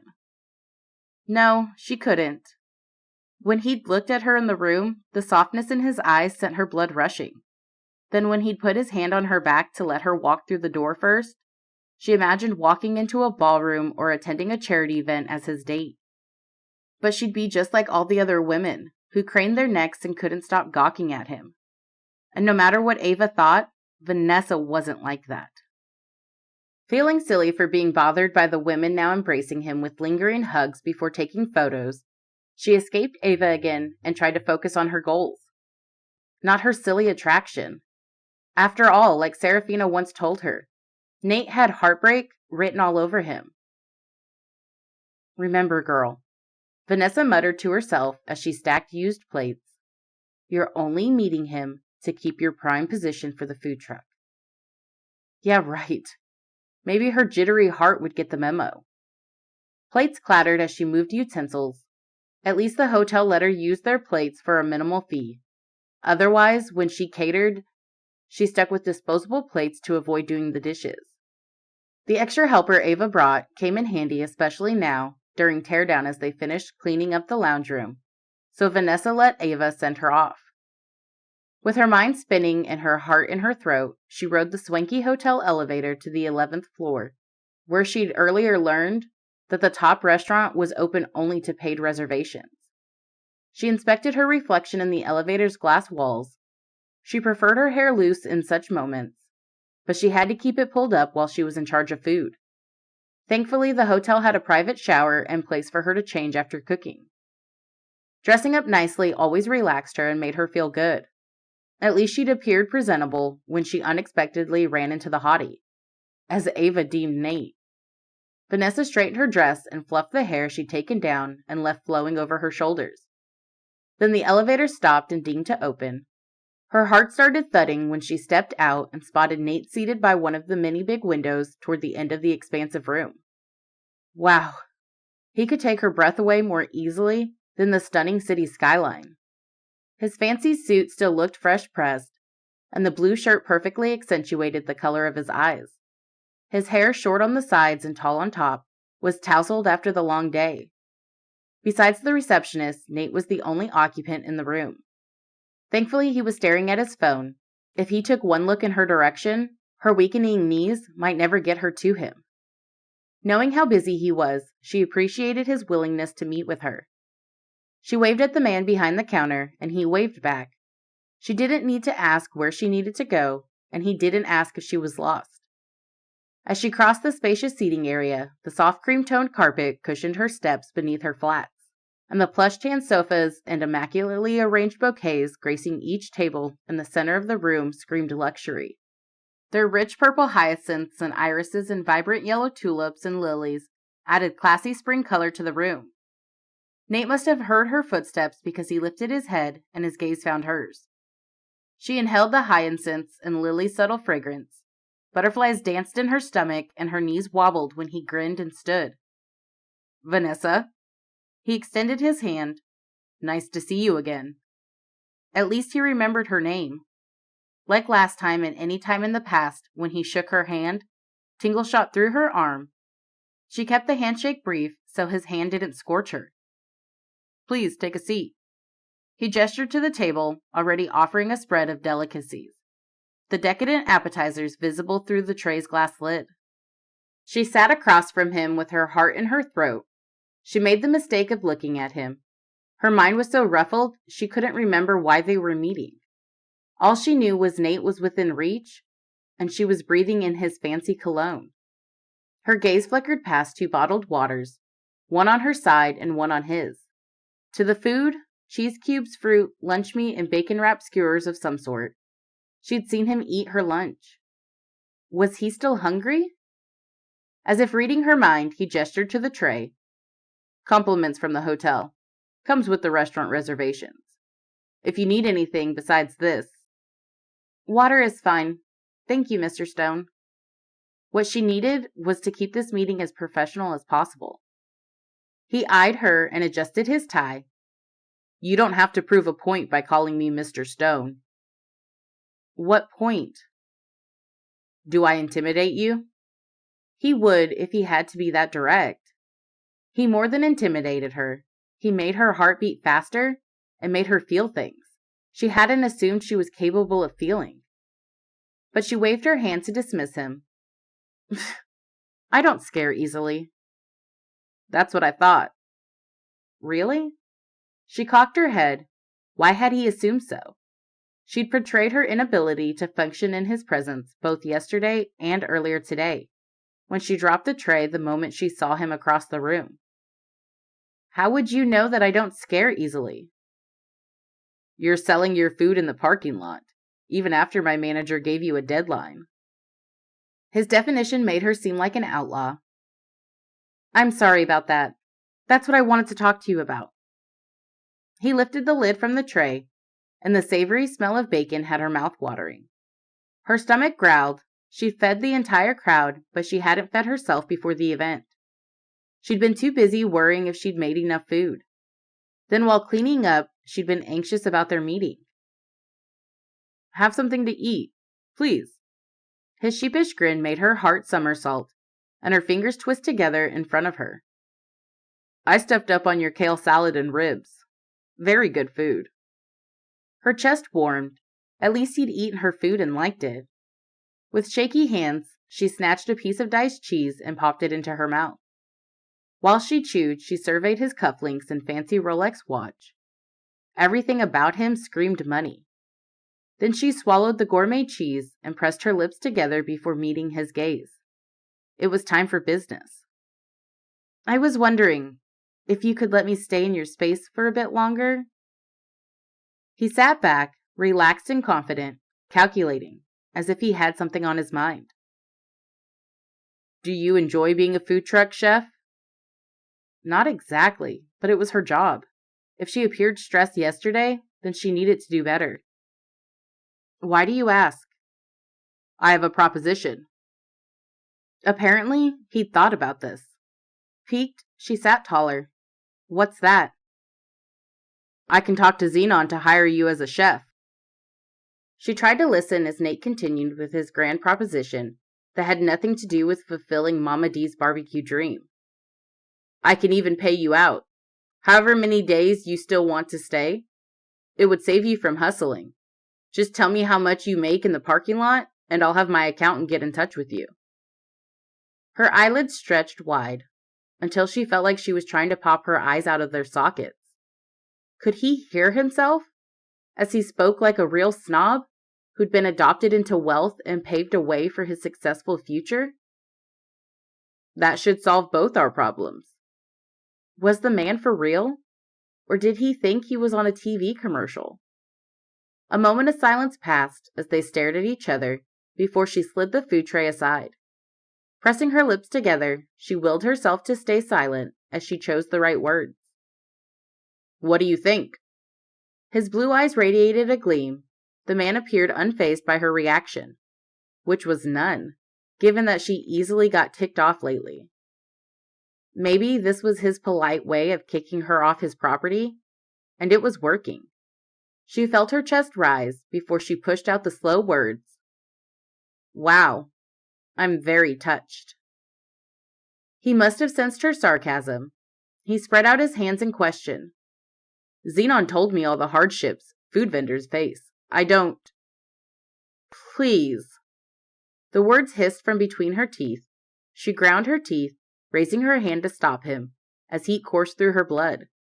His gaze held hers, his brows furrowing. Just trying to help. You're not helping, Nate. She snapped, unable to rein in her anger. I don't need handouts. If I needed help, I wouldn't still be a cook. Logan had offered her plenty of side gigs, most of which she turned down because he was paying her more than necessary, giving her donations and help she didn't deserve. You think money solves all the problems? He responded in barely a whisper. Sometimes. It doesn't. Her heart began beating faster. Lately, the sudden occurrences put her on edge, igniting an anger and temper she didn't used to have. Good thing it was just the two of them in the room, if she didn't count the staff member behind the counter. I'm not going to fulfill my mom's legacy if it doesn't cost me anything. If I'm going to honor her, there will be no shortcuts, and certainly not ones given because some rich guy who despises the truck paid me off so he could feel good about himself. As if he hadn't heard an earful, she leaned in closer. I don't expect you to understand, but did you have to insult me? When he opened his mouth to say something, she shut him down by waving her hand. It was her turn to speak, and she had more words to say than she could get out. His blue eyes had gone wide as he stared at her without responding, which was fine because her emotions were bubbling like hot water, and her words spilled out unfiltered. She grasped the arms of the chair and dug her fingernails into the plush fabric, grinding her palms against it to keep from waving her hands. What kind of self-absorbed snob hangs out with people for an entire weekend and forgets them the moment an event ends? Not me. A trace of a smile crossed his face. I remember you from Logan and Seraphina's wedding. What? She slapped the table. You knew me yesterday and you pretended not to? Unrattled by her outburst, he crossed one leg over the other and gripped the upper knee. Don't you think you're being hypocritical? Huh? Why? You knew me, and you claimed you saw me in a farmer's market. What was with his twitching lips, as if he was holding back a laugh? She rolled her eyes, rubbing her hands together. She couldn't deny it. I didn't want to act like one of your groupies. He shrugged. Pit lizards. What? NASCAR groupies. She shook her head, acting uninterested. Yet she was probably one of his pit lizards. Only she watched him in the comfort of her home. Whatever. You had your hair in a ponytail. He raised his water bottle and pointed to her head. Even if she may have it down by now, she hadn't wanted him to assume she'd changed her hairstyle for him. The Vanessa I met at the wedding had her long hair down and wasn't wearing an apron. He twisted the cap off his water and took a sip. She squirmed as his Adam's apple bobbled with each swallow. How could she be mad at him when he didn't raise his voice in response to her outburst? She inhaled, then exhaled, to get things back to normal. But who was she kidding? A soft word turns away wrath. Like a gentle whisper, the word stirred in her mind. Words she'd read somewhere in the Bible, probably one of the times she looked up verses about anger. So. Please. She squirmed beneath the heat of embarrassment. She needed to vanish. Leaving was the best alternative, especially now that she didn't need anything from him anymore. Was that how he got his way and charmed all the stunning women he took on dates? She wasn't his type, and clearly he wasn't hers, despite her infatuation this past year. She pushed back her chair to stand, keeping her shoulders high as if she hadn't lost all her pride the moment her words burst out in rapid fire. Well, Mr. Stone? Nate. He corrected in his velvety voice. I don't care whatever your name is. But she'd said it enough, so she reached for her red handbag from the chair next to her. Now, she was more furious over letting herself have a secret crush on him. I don't need your space anymore. Even as she said that, fear gripped her like acid reflux. What if she couldn't find a good place to park? I'll leave by the end of next week. I need to let my customers know. I didn't mean to. Goodbye, Mr. Stone. She turned to leave. It's Nate. Ignoring the emotions swirling in her mind and fighting the tears burning in her eyes, she barely registered the man behind the counter when she passed him, until he wished her a good afternoon. She sensed Nate's gaze on her, though, but she wouldn't dare churn. She pressed the elevator with knuckle force and walked in, keeping her back to the restaurant as she pushed the button for the first floor. Not until the elevator closed did she wipe the tears from her face. What was tomorrow going to be like? God, I know I have to trust you, but could you at least let me in on what tomorrow's going to be like? Like all the other days, she prayed for clarity. She didn't hear an answer. Chapter 6. A day later, Vanessa got home at 8, much earlier than usual because she'd paid to park her food truck at a nearby gas station. It wasn't the safest place to park, but she had secure locks and a "Smile, you're on camera" sign hanging on the door. The gas station manager suggested the sign when she voiced concerns over her truck's safety. Still stewing over Nate's conversation, she checked the spreadsheet so she could prepare for when she started scrounging parking spots each day. She shifted in the wooden chair at her dining table for 2. The bright fluorescent light flooded the kitchen dining area as she glared at the laptop screen.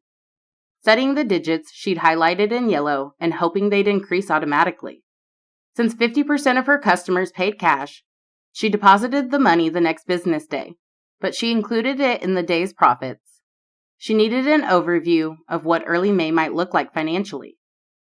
She'd earned slightly more than she had by this day in April, but that would change the moment she started competing for customers and parking with other vendors. Her phone rang and she retrieved it from the red handbag she'd left on the vinyl floor by her feet. An unknown number with a different area code lit up the screen. Probably a side gig. She swiped to answer. Vanessa? The familiar velvety voice tangled her stomach in unexpected knots. It's Nate. He must have gotten her number from Logan or Serafina. Even if she wanted to ask, she was too breathless. And the last thing she needed was to let him know how he affected her. If only she wasn't drawn to him, it would make it so much easier to dislike him. She exhaled heavily, bracing her elbows on the table, while resting one hand on her chin and gripping the phone to her ear with the other hand. What do you want, Nate? She kept her tone firm. The sooner she cut ties with him, the better it was for Mama D's barbecue. Nate would be one of those men embarrassed by her because of her truck alone. That had been the case with 2 of her past dates. Mom's boyfriend also always wanted Mom to drop the business because it wasn't legit. I wanted to make sure you're okay after our meeting yesterday. I'm far from okay, but I still have my pride. Facing the board on the wall, she glanced at the photo of Mom and her sister, then the sticky note she'd written on last night, with all the places she'd take her truck next week. Somehow, she avoided looking at the NASCAR schedule she'd foolishly pinned below the board. Nate was in South Carolina for the Darlington Raceway this weekend. It would be about 11 p.m. for him. Shouldn't he be in bed? Vanessa? Her name rolled off his tongue so naturally, but she wasn't going to fall for his charm. Why wouldn't I be okay? I may have... He cleared his throat. I have another proposition for you. Hadn't he made his plans clear? He wanted her to be done with the food truck business. Something snapped inside her as adrenaline screamed through her bloodstream. I don't need your propositions, Nate. She snapped and ended the call. She was capable of making her own decisions. He turned out to be the opposite of what she expected. As her body heated, she tossed the phone on the table and refocused on the computer screen. At least, this week's gross profits were higher than last week's. But the expense column made her shiver. She might be okay as long as the food truck didn't break down. The reality of the bills and the uncertainty of the next week had her grinding her teeth. Parallel parking terrified her the most. She couldn't afford to have her insurance go up if she bumped into another food truck. If she left the ocean front, could she still afford a commercial kitchen? Renting the kitchen came with additional costs for fridge space and other fees that amounted to over $3,000 a month. Add in parking expenses for the truck, food bills, Ava's salary, and taxes, and the business part alone took 45% of the earnings. Then there were her personal expenses. Rent, even the basic one-bedroom apartment, cost as high as the commercial kitchen. That was expected when living in San Francisco. Even on the outskirts, rent was astronomical. A nice outfit usually boosted her spirits, but she'd avoided shopping malls or anywhere clothes and shoes were sold. She worked Saturdays, and now more than ever, she couldn't afford to take one off. That should keep her from shopping. She should have held her tongue until she reasoned with Nate as to why she didn't need a handout for Mom's business. But once again, she let her emotions take over so quickly. Burying her face in her hands, she called out to God. Perhaps he could help her work on her business tone first. I know you'll help me in the business part, but you probably want me to work on my emotions. She knew the right thing to do. She still remembered the verses. A gentle word turns away wrath, but a harsh word stirs up anger. Turning the other cheek. Something along those lines. But I can't let Nate talk me into giving up Mom's dreams. Her body tightened at the thought, and she closed the laptop with force. She needed to shower, but first a good Zumba workout, then the shower, and prayers and bedtime, in that order. When she collapsed on her bed, exhaustion claimed her, and she woke up ready to take Friday in stride. Then Saturday she worked at the farmer's market with several food truck vendors. Arriving early and claiming a spot at the end was the perfect solution to her parking. Both her poor driving skills and her usual inability to find a good spot. She forgot her problems while she interacted with other food vendors after they set up and before customers got them all busy. Working in perfect synchronization, Ava bobbed to the music drifting in the air. As she handed Vanessa 2 more orders, she sang out, I so love farmer market days. Vanessa laughed. Here, the neon spray-painted rig doesn't even seem out of place at all. A certain vibe energized the crowded space, buzzing with food and colorful trucks and tents. Even with all the other food vendors, the farmer's market attracted enough people for her to make a decent amount. Too bad these aren't every day rather than the weekends only. Still, I'm looking forward to Sunday off. Ava swiped sweat from her forehead with the back of her arm, then passed over a number 3 order and 2 mini plastic cups of sauce. Extra sauce as requested. I'll be taking Malcolm to that art festival. You know how he loves to draw. You have any plans? You and Hottie, maybe? I told you how that went, so please stop mentioning him. Vanessa stepped away from the window to help collect 2 more number 2 orders. Nope, no plans this Sunday, other than unwinding and making plans for the week.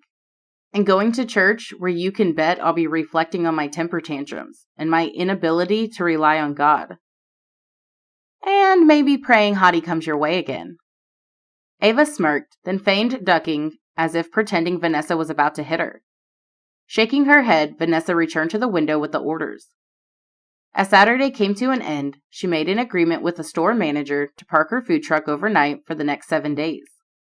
With some time to spare that evening, she went supply shopping and planned to transfer all of the condiments into medium-sized bottles before going to bed, so she could relax on Sunday and have less preparation on Monday. When she parked her car in her apartment building's dimly lit parking lot, a surge of anticipation spurred her on. It was almost 10 p.m., not too late considering she didn't have to work the next day.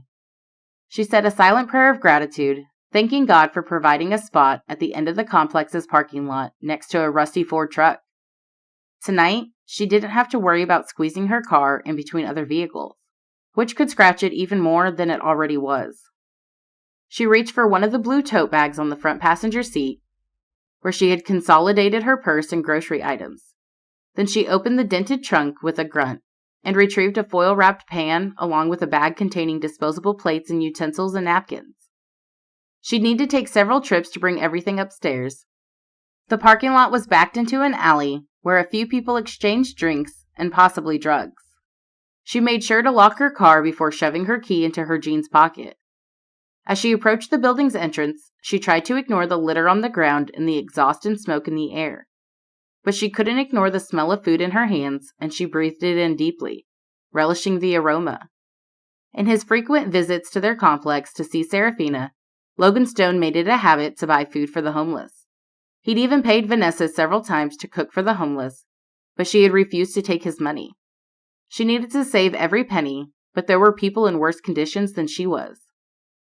As she approached her building, the familiar group of people huddled around the large planters on the sidewalk, probably trying to find some warmth from the chilly night air. The dim light shining from the building illuminated their faces, and smoke lingered as they exchanged cigarettes or whatever else they had. Hello, Mama D's barbecue. One of Logan's buddies, Gogol, strode away from the circle and toward her. It was hard to ignore the smell emanating from him, from either his dreads or his body. Nonetheless, she put on a friendly smile. Vanessa, such great timing, girl. Margio walked over. I'll be in charge of this, to make sure everyone gets a fair share. Vanessa asked about their day as she handed the woman the foil-covered tray and gave Gogol the bag with disposable plates and utensils. They all had fascinating stories about the park where they hung out during the day. Enjoy! Thanks, Barbecue Queen, Gogol said, and the 4 still in the circle clapped. Thanks, Mama D, someone else said, and she waved at them before she climbed the 3 flights of metal stairs to her apartment. As she walked up, she whispered a prayer to God. Please tell Mom thank you for the recipes. Sadness chilled her heart like it had whenever she glanced at the black door across the hall where Serafina used to live. The last month since her friend got married had been lonely here. Before, whenever she needed to talk to someone, she'd just cross and knock on her door. Serafina's apartment was still vacant. No lights inside the room. It would take a while to adjust to the new neighbor once someone moved in. With her bags at her feet, she turned the key to her apartment. Then she stood at the door to keep it open as she flipped on the lights before bending to reach for the bags. She deposited the bags on the kitchen counter and returned to her car for the rest of them. But as she approached her car, something was off. The passenger window was shattered, glass shards glinting in the dim light. Her heart sank as she walked closer, looking around for anyone in sight. She tugged on the locked door, then pressed the key fob to open the car. The bags were gone. What? Good thing her handbag was in the house, and the bag she'd taken in the first load. Or was it not? She pressed her hands to her head, and her stomach churned at the possibility that she made a mistake and left the handbag in the stolen totes. She'd been so careful locking her car and taking all the necessary precautions, but nothing could keep thieves at bay. Her mind raced. She needed to call the police, but she also needed to make sure her handbag was in the house. In a whirl of emotion, she hastened back to her apartment. The homeless people were all but a blur as they ate the food she'd given them. 3 steps at a time wasn't fast enough to get her up to her apartment. There, she almost tore the bags when she yanked at all 3 and dumped the contents across the vinyl flooring. Ketchup and mustard, disposable bowls, containers, and utensils. No, no, no!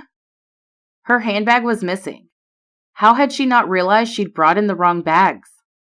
Her stomach churned, tossing her hands to her head. She groaned and pulled out of her hair. She didn't even have her phone. It was in her handbag. She needed to cancel her credit cards and change all her bank passwords. She ran back downstairs, too frazzled even to cry. You okay? Gogol asked, his voice gruff but concerned. So did Margio and 2 others. Vanessa shook her head, grateful for their kindness. Someone broke into my car. Her voice shook as she wrung her hands together. Oh no! Margio's jaw dropped as she tossed a plate into the trash. A siren wailed and the police cruiser drove past, its noise screeching over the random engine sounds. Did you guys hear anything or see anyone? The other 2 homeless men gathered around her, asking where her car was parked. But as she peered over to the parking lot, she could barely see her Sienna past the truck. How can we help? Margio asked, and Gogol offered to go scope out the alley. She told them not to worry, the thief wouldn't be chilling in the alley and rummaging through her handbag. Do any of you have a phone? I need to call the police. Filing a police report didn't mean they'd update her on anything, or that someone would pay for her stolen items. Still, she'd file one just in case the thief was a wanted criminal and the police found her ID in the wrong place. That could make things more complicated for her. Margio held up both hands. My flip phone got stolen last week. It wasn't really stolen. She passed out drunk. Gogol said. That's stolen, you idiot. Margio snapped, but Vanessa didn't stick around to listen to their arguments. She returned to her car, hoping maybe by some chance the thief left her driver's license for her. But she was wrong. She sat in the passenger seat, closing her eyes and imagining she was having a bad dream. But it was reality when she opened her eyes, feeling more deflated, violated, and vulnerable. Through the side mirror, movement caught the corner of her eye. A shadowy figure darted across the alley, disappearing into the darkness. Her heart pounded in her chest as she realized whoever had taken her handbag might still be nearby. Stepping out of the car, she closed the door and pressed the fob as she peered around and over the other cars in the parking lot. Ridiculous to lock the car with the window broken, but regardless of the minimal activity in the alley, she couldn't shake the feeling that she was being watched. With her mind in a jumble, she rubbed shaky fingers to her temples and tried to think past the fear and anger to figure out what to do next. It wasn't the first time her car had been broken into. She'd forgotten her gym bag once and learned never to leave valuables in the car. Maybe the strings of her red handbag had been dangling through the tote and the thief had been parading the parking lot with a flashlight to seek his next treasure. She needed to call Serafina, but she was probably asleep or relaxing on the sofa with her husband. First things first, she'd go to the lobby and use the phone at the welcome desk. With her luck lately, the phone was probably dead and no one else would be around with a phone she could borrow. She couldn't drive the truck without a license. The DMV required appointments, and no doubt it could be as long as 3 to 5 days before she got an appointment. She did a mental calculation of what was in the handbag. The money! Oh no. The cash they'd made that day, a lucrative day no less, was all gone. The credit debit card machine was also in her handbag. She would need to replace the window, the card machine, and probably more expenses than she could think of right now. Shaking her head and stifling a mirthless laugh, she walked back to the building with slumped shoulders. She wasn't the first victim of auto theft, and things could have been worse, really. She still had the food permits in the truck. If they stole those, she'd have to start from scratch. Was this God's way of answering her prayers for the food business? Give up Mom's legacy so she could pursue her own? Lord, I hate these kinds of surprises. At this point, Nate's crazy ideas weren't nearly as bad. Maybe he was right. She didn't have to hustle and bustle, and she could get back to teaching as soon as she renewed her license. That too seemed like a hustle right now. Whether she ran a food truck business or not, she needed a driver's license and a clear mind. She'd better refocus and strategize tomorrow. Serafina's number was the only one she knew by heart. Crossing her hands over her chest, she walked into the lobby with a renewed mind to call Serafina. Now more than ever, she needed to talk to her friend. Chapter 7. Post-race interviews proved how Nate thrived in the spotlight. After his dignified finish into victory lane at the Kansas Speedway, adrenaline surged through him as he answered the moderator's questions, while the crowd cheered. Nate, congratulations on your win today. The interviewer held the microphone toward him. Thank you. Excitement raced through Nate's veins. I can't even put into words how amazing this feels. It's been a long road to get here, but it's all worth it for this moment. The crowd erupted into cheers, and his smile spread wider. Can you walk us through your strategy for the race? The interviewer asked after she recapped his streak that season. Then last weekend you came in first place. Nate took a deep breath and ran a hand through his damp hair. God always took center stage for his performances, good or bad. He pointed his index finger to the clear evening sky. I thank God that I have another chance at this. My team kept everything running smoothly and in position, so that made my job easier. They had to rebuild the engine, and that significantly improved my performance. We had a great car today, and my crew did an amazing job. I just tried to stay focused and give it my all. As the crowd cheered even louder, their excitement fueled his own. Any final thoughts for your fans? He waved to the fans. You guys are the best, and I can't thank you enough for your support. With people jumping up and down, some waving black and white checkered flags, he couldn't spot his family members in their reserved seating in the paddock area. Congratulations on your win, Nate Stone. While cheers filled the crowded speedway, he basked in the warm glow of the setting sun. He didn't mind interviews after he'd won a race. Being camera shy or terrible at public speaking wasn't an option in his career. Well-spoken drivers who knew how to make a good impression in front of the camera were important to winning over the public's heart and the suit's money. Those public speaking courses he'd taken at Yale Business School paid off now, not only in his career, but also in his personal relationships. Not with Vanessa, though. With the way they'd clashed, she'd become a challenge he intended to take on. Images of her flashed in his mind as he walked back to his motor coach. No matter how many times he tried to wipe her out of his mind in the 2 weeks since their meeting and phone call, he couldn't. The way she looked, the way she smelled, the way fire lit up her eyes. Not only was she beautiful, smart, and passionate, but she was also intriguing. How had he gotten on her wrong side? He charmed everyone, or at least no one ever accused him of being self-centered. Maybe he was and needed someone like her to call him out. Some of her words continued to play in his mind on repeat. You think money solves all the problems. I'm not going to fulfill my mom's legacy if it doesn't cost me anything. I don't need your propositions. With adrenaline still coursing through his veins, he walked through the paddock area, the warm glow of the setting sun elongating his silhouette. The sky lit ablaze with oranges, pinks, and purples, casting a peaceful atmosphere over the busy racetrack. The humming engines and squealing tires had faded to a distant drone, replaced by the rustling leaves and chirping birds. He waved and greeted the people around the motor coaches and the pit crew who'd begun to pack up. The paddock area was emptying out. He refocused on the race, or rather, on Vanessa as their interactions came to mind. She'd walked away from him in the restaurant. She'd hung up on him before he uttered a compromise to their misunderstanding. But she probably wouldn't have found his vice appealing. She was set on not liking him, which could be what drew him to her. That, and the appealing fire and passion she erupted with, was sexy to say the least. Women were always drawn to him, not running away from him. He just wanted to resolve the issue so they could move on. But the Spitfire wasn't going to make that easy. For now, he couldn't wait to celebrate his victory with his team and bask in the glory of their win. As his motor coach came into view, his manager Doyle approached with a smile. "You nailed that interview." Doyle slapped Nate's shoulder with a strong hand. Buff and fit, he looked like a bodybuilder. But like for Nate, workouts were important with the nature of their jobs. "Make it easier when you put me on the map." Nate unzipped his jumpsuit to get some fresh air now that he was almost to his coach. "The hotel has a game room for us." Doyle addressed what Nate's assistant had relayed.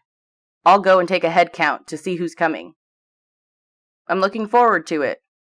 The presidential suite with several rooms was already reserved for him and any of his family who showed up.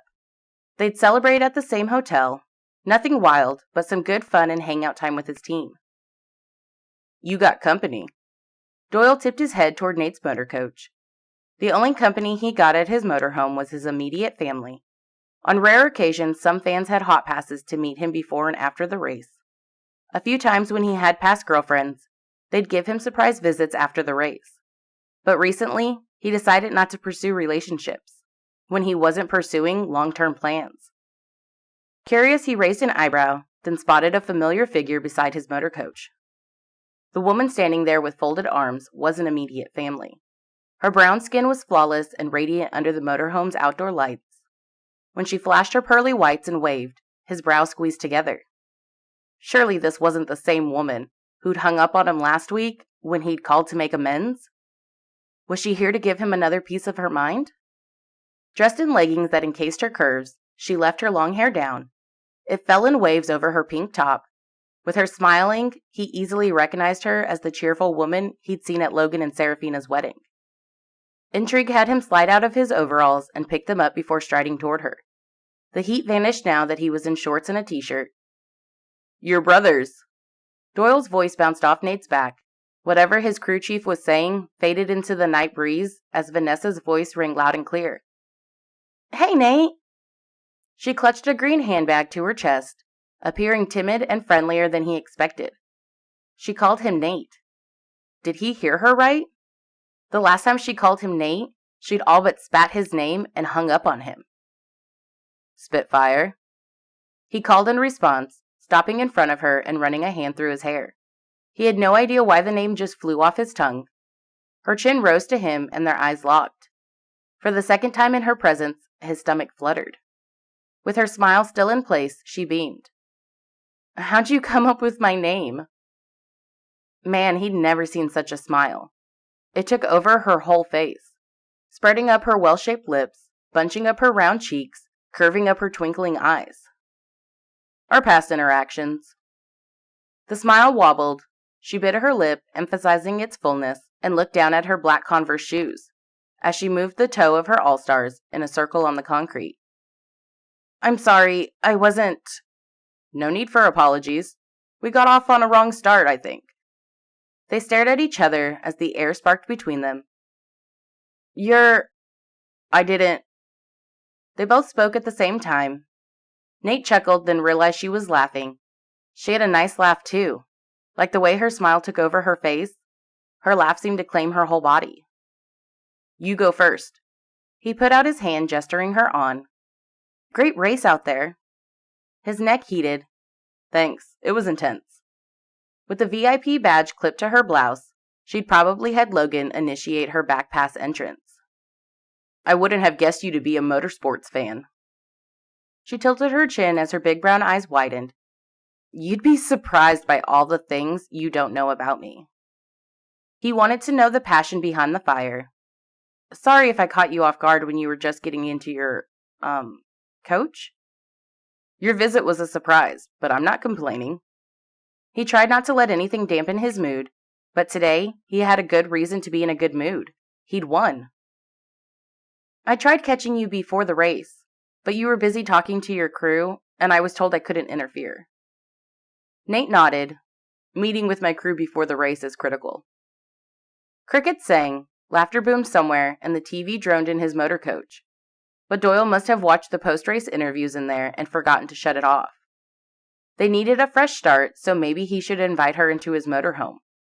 But they barely knew each other, plus it would feel too tight, even if the space was big enough for 4 people to sit comfortably. I was wondering if you had some time to meet with me tomorrow? She grimaced as if the request embarrassed her. You could have called. I might even be in San Francisco next week.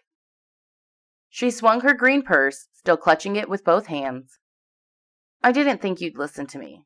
I figured you'd hang up like I did on you. I may appear intimidating. To her, perhaps he did. He crossed his arms and relaxed his stance. But for my well-being, I don't hold grudges. Life's too short to make enemies. I should know that. Ducking her head, she fumbled with her purse straps. I'm sorry. It's all behind us. He waved away her apology. He hadn't intended to make her feel regretful.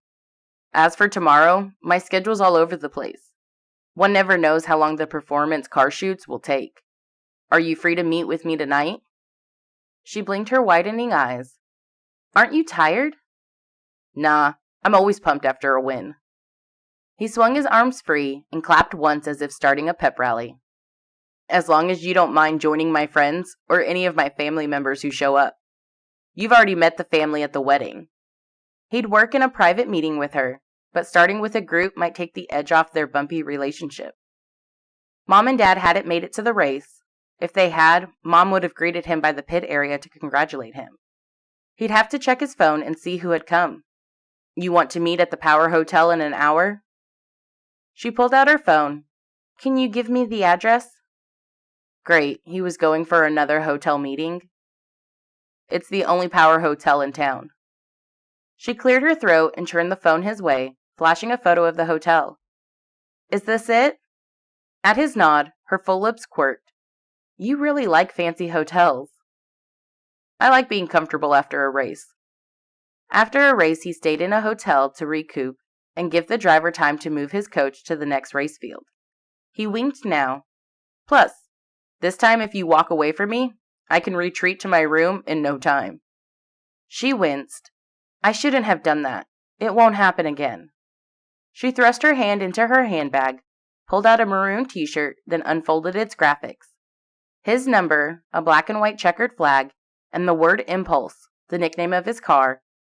A smile twitched at her mouth when she turned the shirt around to display the back graphics. A pit crew in a crown encased with the words Mama D's Barbecue for Nate Stone. Since I stained your shirt, I thought this would work as a replacement. His chest warmed over her effort to make him something. That's so nice of you. Fighting the odd urge to pull her into an embrace, he slung his jumpsuit under his armpit to accept the shirt. Thanks. She retrieved something else, then handed him a clear zip top bag. I made you some almonds.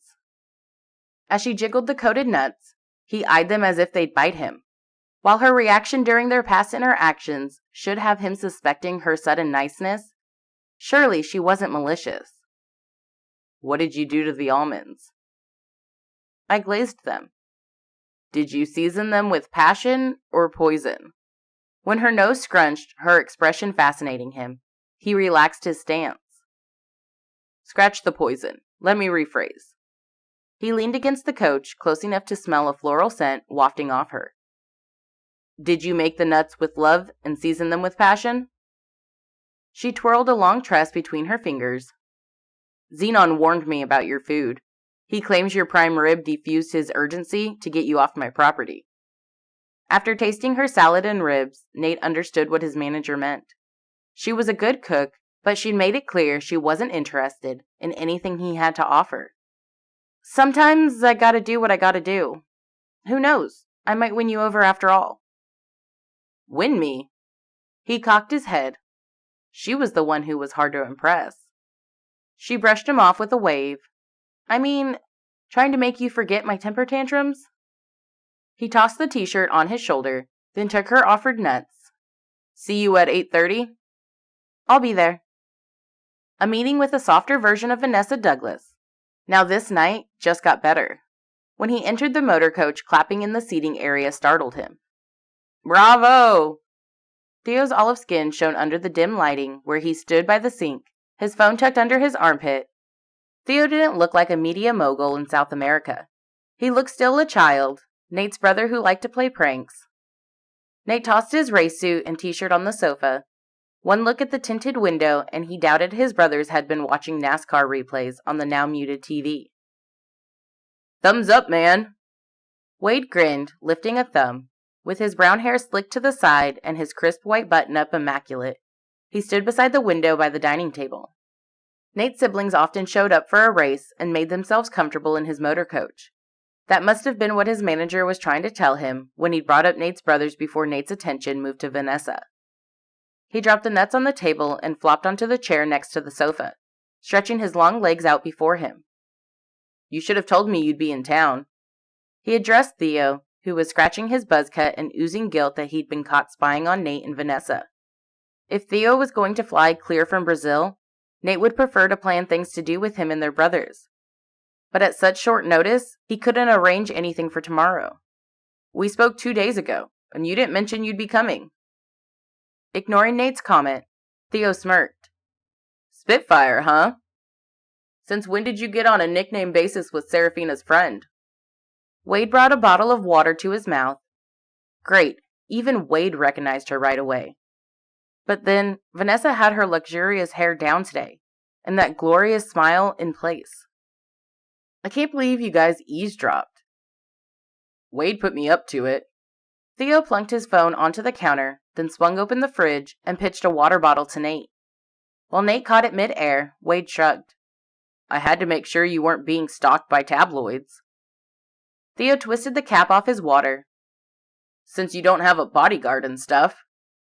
"Doyle is my bodyguard on race days." Unless it was family, Nate's crew manager knew which day Nate could handle guests with pit and hot passes. "Mom's been worried about you since the Geico incident." Theo sank onto the sofa and spread his arms across its leather back. "From now on, one of us has to be present at your races, in case you get hurt." Wade sauntered over and sat next to Theo. "Why didn't you invite Vanessa in?" "You know her name?" Nate uncapped the water bottle and took a sip. "You would have if you hadn't left the island 2 days early." "Don't rub it in. It's not like I wanted to leave as soon as Logan and Serafina said I do. You know I had a race on Monday to get back to, and no time to hang out." His brothers were still waiting for a response about Vanessa. "She's joining us to celebrate." "What kind of date is that?" Theo squeezed his half-empty water bottle. She's not my date." Far from it, even if he pondered the concept these last 2 weeks. "She can't stand me." "What?" Wade exclaimed dramatically, as if this were his next movie script. "What did you do to her?" Nate groaned. That's what he'd like to know. One minute, she's smiling and looking at me like I'm her dream come true, and the next minute, I'm the bane of her existence. "She brought you food." Theo reached for the bag of nuts. "Made with passion, not poison." Using Nate's words, Wade snatched the bag from Theo. "Is it okay if I try some?" Nate nodded. "They're a bribe because she yelled at me last time." Her softer tone and vulnerability tonight held a promise that warmed his chest. "What did you do to get on her bad side?" Wade ripped open the bag. "Women flock to you, especially when you're winning races." Theo's thick dark brows furrowed. "Not sure why they do that when you're a daredevil." "Edge is what women want." Wade spoke with a mouthful. "These are so good. No doubt Vanessa has a huge crush on you, bro." There had been some kind of vibe in the air between them, hadn't there? "Well, she's been flustered when I'm around, but I'm not sure I read her right. She walked away and left me in the restaurant. Then when I called to make amends, she hung up on me." Theo covered his mouth, coughing to stifle a laugh. He seemed to be choking on the nuts. "She hung up on you? And that doesn't prove she's, well, hung up on you. Dare I say I like this girl." Wade spoke over another mouthful. Nate had to eye his brother, a slight unease tingling at the back of his neck. Was Wade interested in Vanessa? Not that kind of liking. Wade raised a finger as if he could read Nate's thoughts. "She could be good for your big ego. I still can't believe a woman walked out on you." Theo grabbed the nuts and dug out another handful, then slammed some in his mouth. Nate never experienced that kind of rejection. He'd better explain the misunderstanding, though. "She parks her food truck in front of my restaurant, and..." "Don't tell me you offered her a job at your restaurant." Wade grimaced. "Whoa." Nate shifted in his seat. "What's wrong with that? Seriously, you have to ask?" Theo rattled his handful of nuts, then tossed one in the air and caught it. "Very insulting to a woman who has the hots for you, bro. You know how I feel when someone hates me." It wasn't in his nature to be at war or have someone at war with him. That only happened with his competitors, who didn't like it when he held a long winning streak. But none had expressed their dislike of him, just of his sliding in ahead of them. "You don't have any enemies, I know." Wade interrupted. "This would make a juicy story. You can't keep writing stories about my life. Nothing is interesting about it without those plot twists you added to the race car thriller 2 years ago.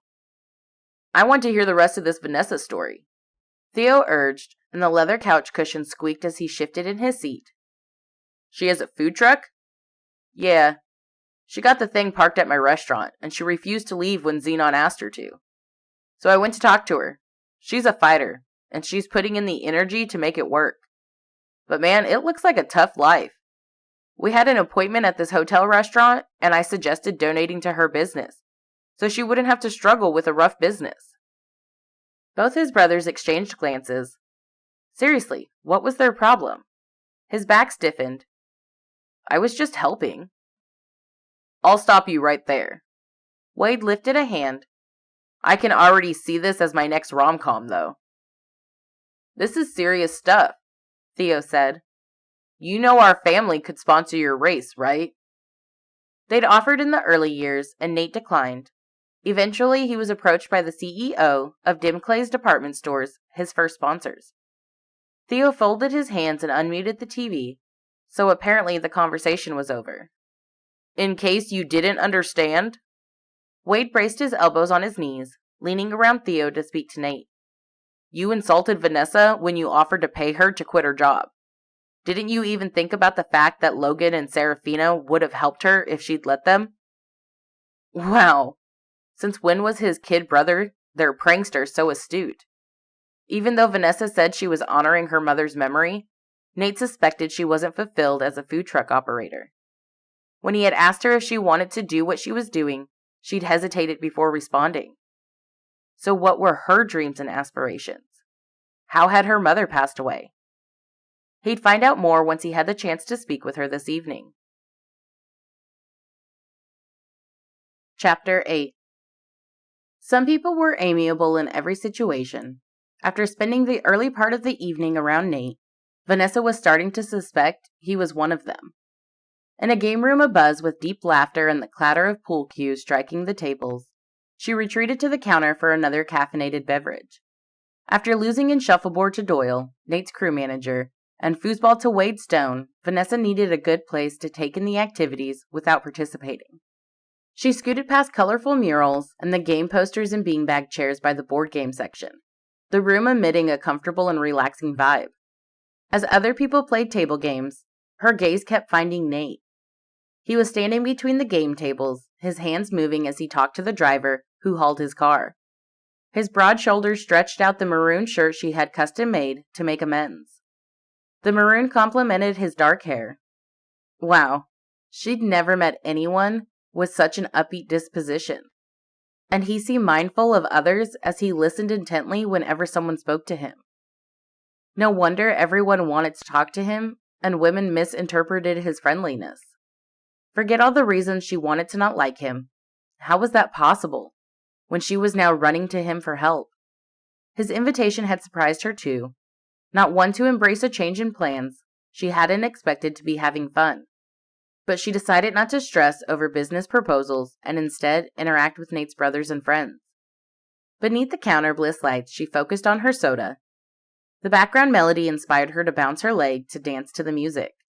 Either the caffeine was catching up to her, or the energy-infused room was affecting her. But she was ready to party all night if the hotel staff could kick up the music a bit. After stressful days dealing with the theft aftermath, some personal shopping had never sounded better than it did when Serafina surprised her 3 days ago and said they were celebrating Vanessa's birthday, which Serafina missed while on her honeymoon. When Vanessa confessed her encounters with Nate, Serafina called her out on her pride. You need to tell him why you're running a food truck. Nate is a problem solver and always compelled to help. He may not go about it the right way sometimes, but he means well. With Serafina's husband's help, Vanessa got a VIP seat and a hot pass, hence the surprise arrival. Vanessa? She startled, the ice jingling in her glass, and her drink nearly spilling, on her white dress patterned with vibrant spring green leaves as she turned her back to the counter. Nate's assistant held a napkin with a half-eaten cheese pizza slice. Vanessa caught up with Jay earlier, a South Korean who migrated with her parents to America when she was 4 years old. You're finally eating something. Vanessa smiled. Her stomach had been in nerves when she'd arrived, and after Nate introduced her to the group, she'd spent most of her time hovering by the food tables. She'd even ignored Nate's invitation to challenge him to a game of pool. This is my 3rd round, Jay said. She was so petite. No doubt she gobbled salad earlier and was now getting around to having a real meal. I only eat this late when Nate throws a party. It's a great party. Vanessa raised the glass to Jay, who'd made the arrangements. Vanessa had overheard Jay tell Nate that pizza was all the hotel could offer a big group on such short notice. It wasn't a formal meal that suited the swanky hotel, but everyone appeared pleased with pizza, salad, and a variety of cookies and brownies. I could do better. Jay nibbled a bite of her pizza. Vanessa scanned the spacious room with over 60 people until she sighted Nate with a pool cue in hand, his head tossed back, shoulders shaking as he laughed with 2 brothers and Doyle. 2 waitresses approached the pool table, and Theo spoke to one of them. They didn't leave until Nate recovered from laughing. He pointed his stick to the food area, perhaps telling them he didn't need to be served when it was a buffet-style dinner. Not that Vanessa was watching him the entire time, but the waitresses sure paid special attention to him. Not much different from all women who turned their heads when he entered a room or reportedly swooned over him in the racing stands. Okay, so she was in line with all the swooners. That instant, Nate's gaze found hers, and she felt like sparks were traveling from her body to his. Trembling, she ducked her head, lifted her drink to her mouth, and downed the rest of the liquid. Good grief, she was caught, and the room felt 10 degrees warmer. How do you and Nate know each other again? She winced, having almost forgotten Jay standing there. The woman had eaten the rest of her pizza and was now scrolling through her phone. We met... Vanessa stammered. She and Nate weren't even friends. But one of Jay's jobs was probably to ward off swooning females. It's a long story. Nate should tell you. You're the first woman who's not family or team member he's invited to a post-race celebration. Really? A thrill rushed through her veins, but maybe he'd invited her because he wasn't worried anything could happen between them. Without permission from her brain, her gaze flitted across the room. This time he was staring at her, and their gazes lingered on each other. Her breath caught as an overwhelming need to wrap her arms around him swept her up. He brought his hand to his head, saluting her, before one of his brothers poked his side with a pool cue. Well, Vanessa? She shook her head, snapping out of her daze. I'm sorry, Jay, what? Let's play some games. Good idea. She put her glass on the counter, anything to keep her from gawking at Nate. As they walked past the arcade basketball, Jay stopped and snatched the tokens from the wooden bowl on the tall stool. Would you like to play basketball? It's been a while since I played. Vanessa moved closer as Jay inserted the tokens into the machine. Jay had probably paid a decent sum for the hotel to give the group unlimited tokens for the night. The machine deposited the balls, and Vanessa snatched one of them. The skirt of her dress flounced around her knees while Jay suggested Vanessa go first. Primed to score as many points as she could within 30 seconds, Vanessa aimed for the basket before shooting at it and grabbing another ball without waiting to see if she scored. The ball went right in, she tossed another, then snatched up the first on the rebound, tossing it and seizing another ball in quick 1-2 tempo again and again, missing a couple but making hoops with most of her shots. Did you play basketball in high school? Jay asked after throwing 3 balls into the basket and missing on her set. I'm sure you're better than I am, Vanessa said. I only played the game non-competitively, on the church co-ed team, before life got busy. I'd be terrible at real basketball. I challenged Spitfire to a game of basketball. Warm and deep, Nate's voice rumbled close to her ear as he stepped in beside her, sending her nerves into a tailspin. You have names for each other, and I'm just meeting Vanessa now? Jay stepped back to let him take her place. Spitfire and I go way back. He spoke as if they'd been friends forever. His hands brushed against Vanessa's while he retrieved 2 balls from the lever, then handed her one. No timer this time. We'll trade off. One after the other. Take the first shot, I'll take the second. She trembled at his proximity, feeling the heat of his presence on her skin. He had that unique scent of fancy cologne wafting off him, a eucalyptus base mixed with whatever spicy scent teased her senses. Although she'd changed into a summer dress with short sleeves, and the air conditioning kept the room cool, she felt 30 degrees hotter. I love the challenge. Jay clapped as Vanessa positioned herself. Her hands were too shaky to toss the ball where it needed to go, so it didn't even make it to the rim. Nate was the opposite, steady and confident. His ball went straight into the hoop. What a show-off. She mumbled under her breath. With you? He winked. I can't help but show off. With her arms like limp noodles, her performance stayed the same, and Jay groaned when Nate won. I was so rooting for you, Vanessa. Traitor. Nate gazed at Jay, then Vanessa. He flashed that boyish grin before touching her shoulder and squeezing it. Good game. No, it wasn't. She never played so poorly, but she couldn't tell him how unfair the game was while battling an erratic heartbeat. Ready for our meeting? He asked. Meeting? Oh, right. She was here for a business meeting, not just for fun. Since she'd left her new phone in her handbag behind the counter, so she had no idea what time it was. As people started leaving the game room, she said goodbye to some of the crew she'd connected with, then to Jay with hopes to run into each other again. Vanessa hurried behind the counter for her handbag, pausing when Nate teased his manager as they said their goodbyes. They must be good friends, rather than Doyle being just the manager. Then Nate gave a wave. See you in Texas in a few. Get some rest before Wednesday now. Doyle saluted and made his exit. Nate's 2 brothers were still playing air hockey, as if each one of them expected to be the winner.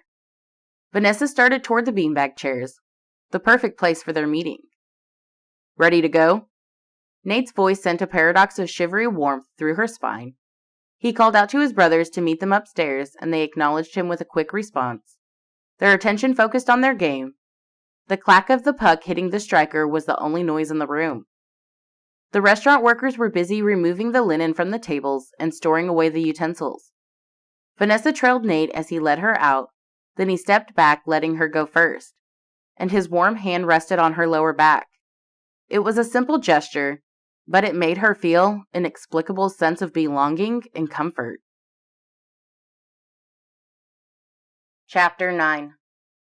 If Vanessa had known she'd end up sitting across from Nate at a swanky hotel at midnight, she wouldn't have bothered paying for accommodations.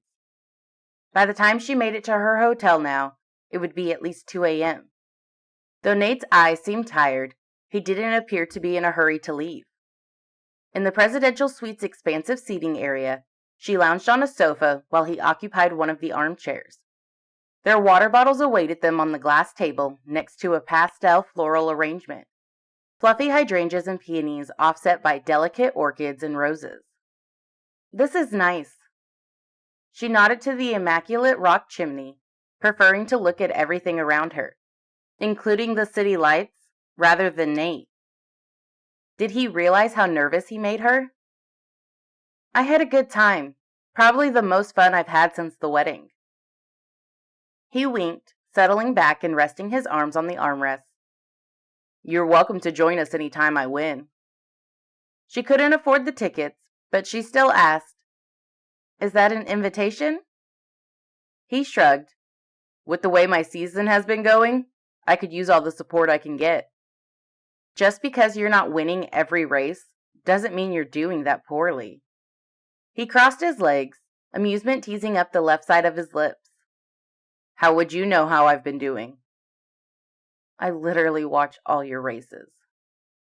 "It's not really a secret." "Lucky for me." He brushed his hands over his navy pants. "Since you know all about me through the public's eye, tell me about you." Through the public's eye, and through his sister-in-law. But where could she start? Presenting her request was humiliating after her outburst last time. But today was a new day. Claiming a sudden surge of confidence, she sat up straighter in her seat, ready to take on whatever challenge he had in store for her. She planted both feet firmly on the floor. Never mind that her head was in the clouds where he was concerned. "Let me see if you can solve this riddle." Nate bent forward, his expression more serious, his voice low and intense. "Okay."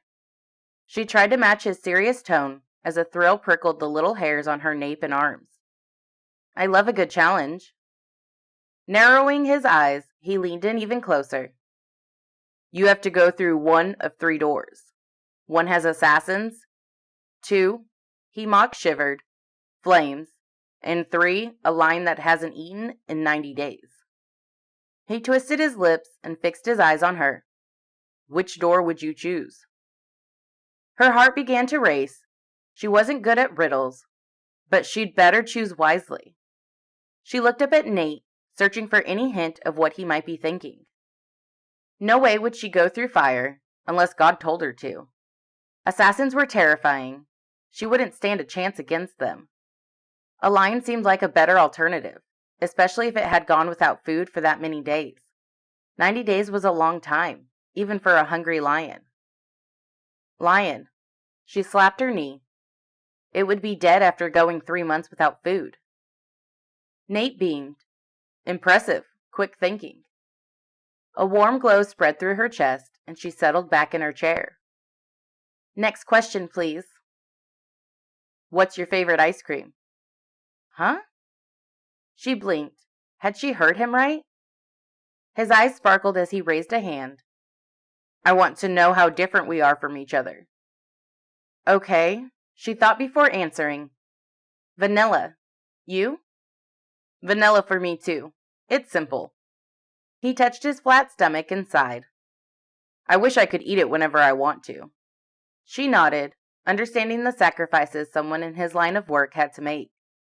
But now was her turn to ask the next question. "Do you like street food?" "Absolutely." He sat up straighter. "I love trying new foods, especially when they're made with love and passion, like yours. My brothers ate most of those sweet almonds you brought, but the ones I managed to snag were something else." She shook a finger at him, infusing a teasing note into her voice. "For someone who keeps a strict diet, you're not picky." "I have an entire week before my next race." He raised both hands this time. "I can pull off light sweets." Who could help but smile at his easygoing nature? But then he surprised her with his next question. "You have a boyfriend?" Her heart jittered an extra beat. This was a personal question, and she cocked her head at him to read his reaction. He shrugged. "Our picture could appear in the press, online, or on gossip pages. If you have a boyfriend, that could—" "I don't date."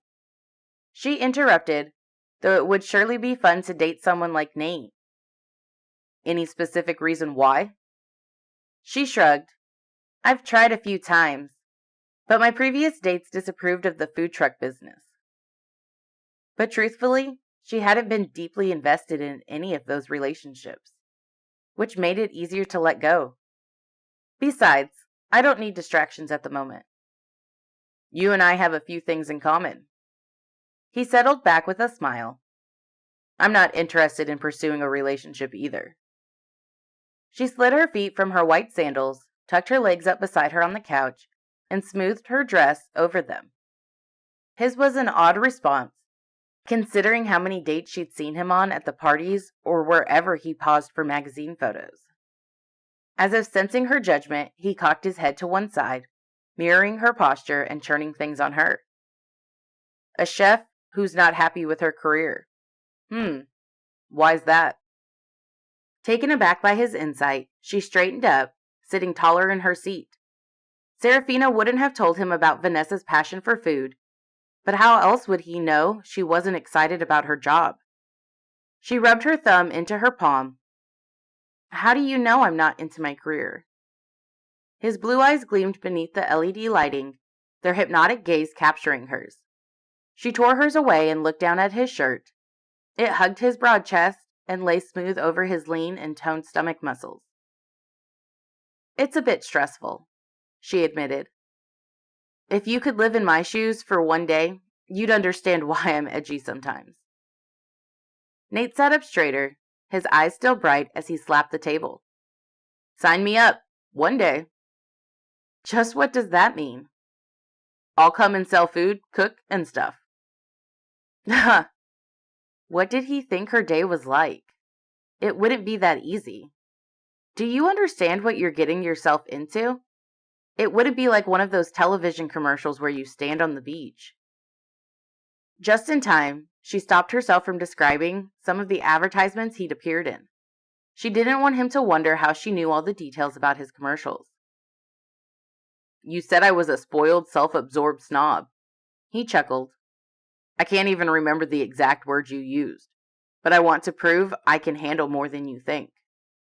She winced at the memory of their earlier argument. I didn't mean anything I said. Nate raised an eyebrow. You had to have thought about that before it came out of your mouth, the instant you got upset. He was right. If only she could go back and undo everything from that afternoon. She pressed her thumb harder against her palm and locked her other fingers around it. Forgive me? On one condition. His mouth quirked, sending his expression askew. Name it. She held her breath. He sank back in his chair, a sly smile further curving up one side of his face. I'll live a day in the life of Spitfire, then you'll come to live a day in the life of Nate. She sucked in a quick breath. What was she supposed to make of his odd proposal? Maybe the Geico race had messed with his brain somehow? You're not taking me on race day. On practice day. He crossed his arms over his chest and gave a firm nod, as if he'd settled the deal. I'll take you through what race days look like for me. Were these the kinds of negotiations he made with his girlfriends? She tried to keep track of the tabloid gossip about his love life, but when it exhausted her, she had to stop looking at tabloids altogether. Letting her feet slide to the area rug, she crossed her arms to mirror his no-nonsense posture. You're up for that challenge? It's on, baby. He gave a fist pump, and something fluttered in her stomach at the way he called her baby. Their gazes lingered on each other, and warmth spread through her body. She dropped her gaze and traced the leaf pattern on her dress, unsure of what to say next. How could she not be excited about spending time with him? Although they were practically strangers, the brief moments spent in his company made her smile genuinely, from deep within her heart and soul, rather than merely on the surface. What's your plan as a chef?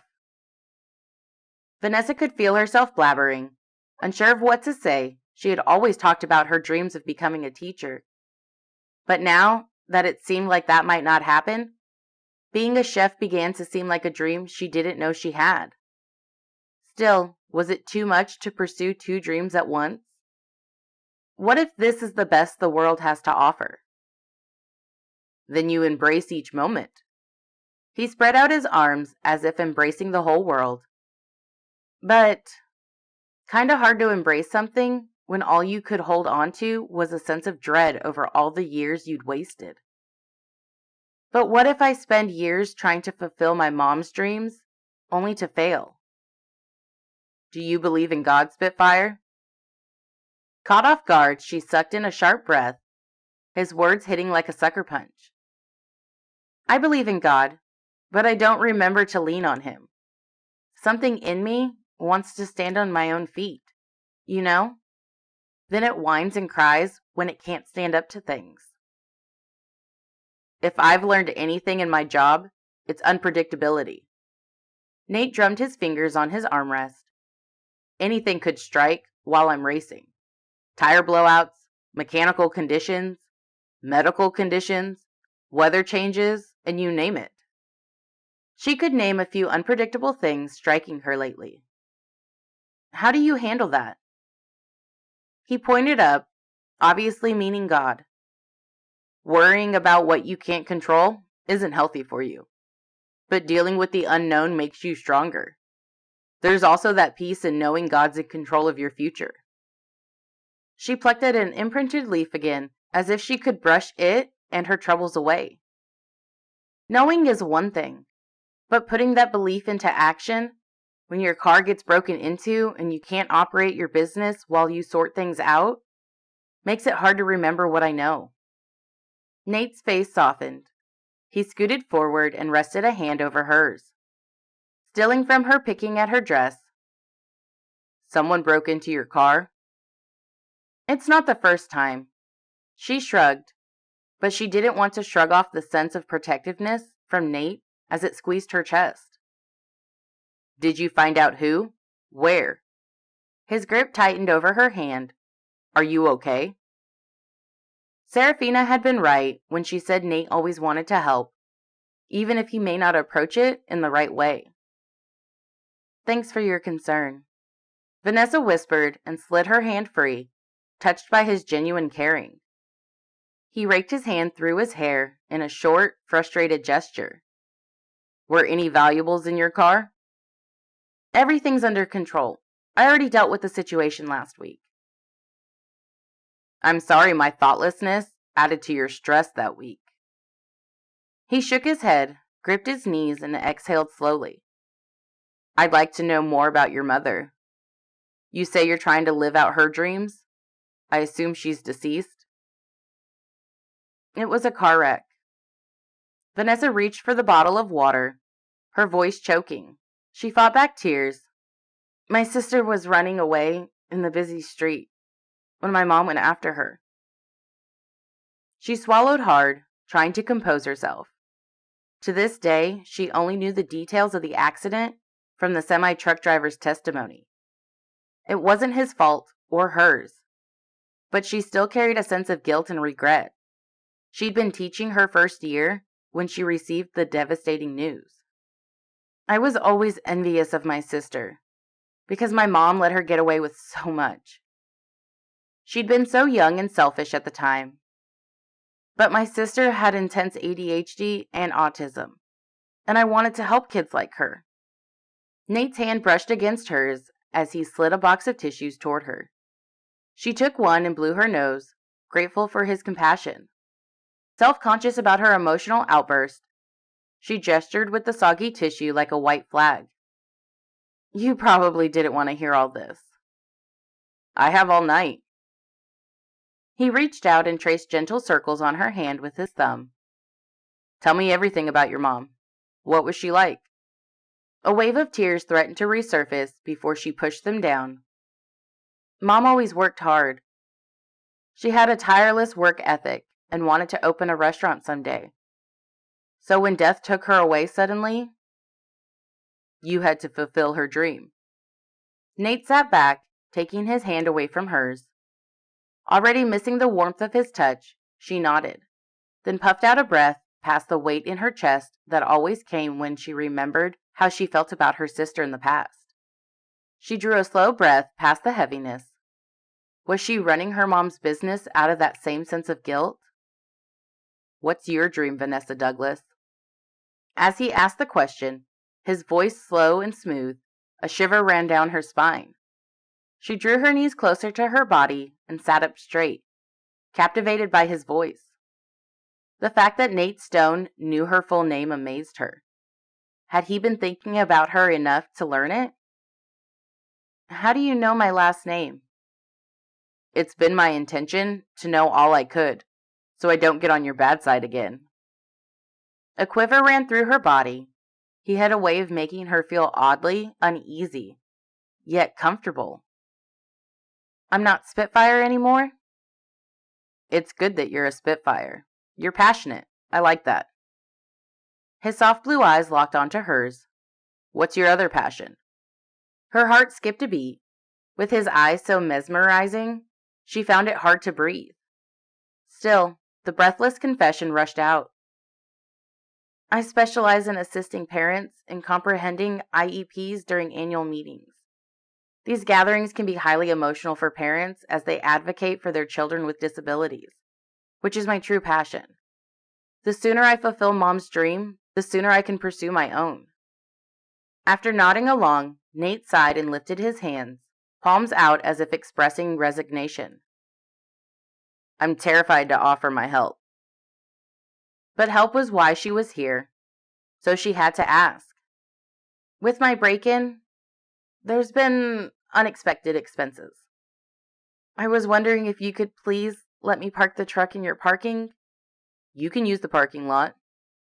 His lips quirked to the left.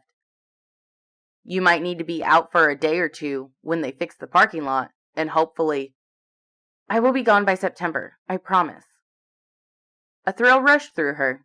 Anytime your camera crews show up, I'll be out of the way.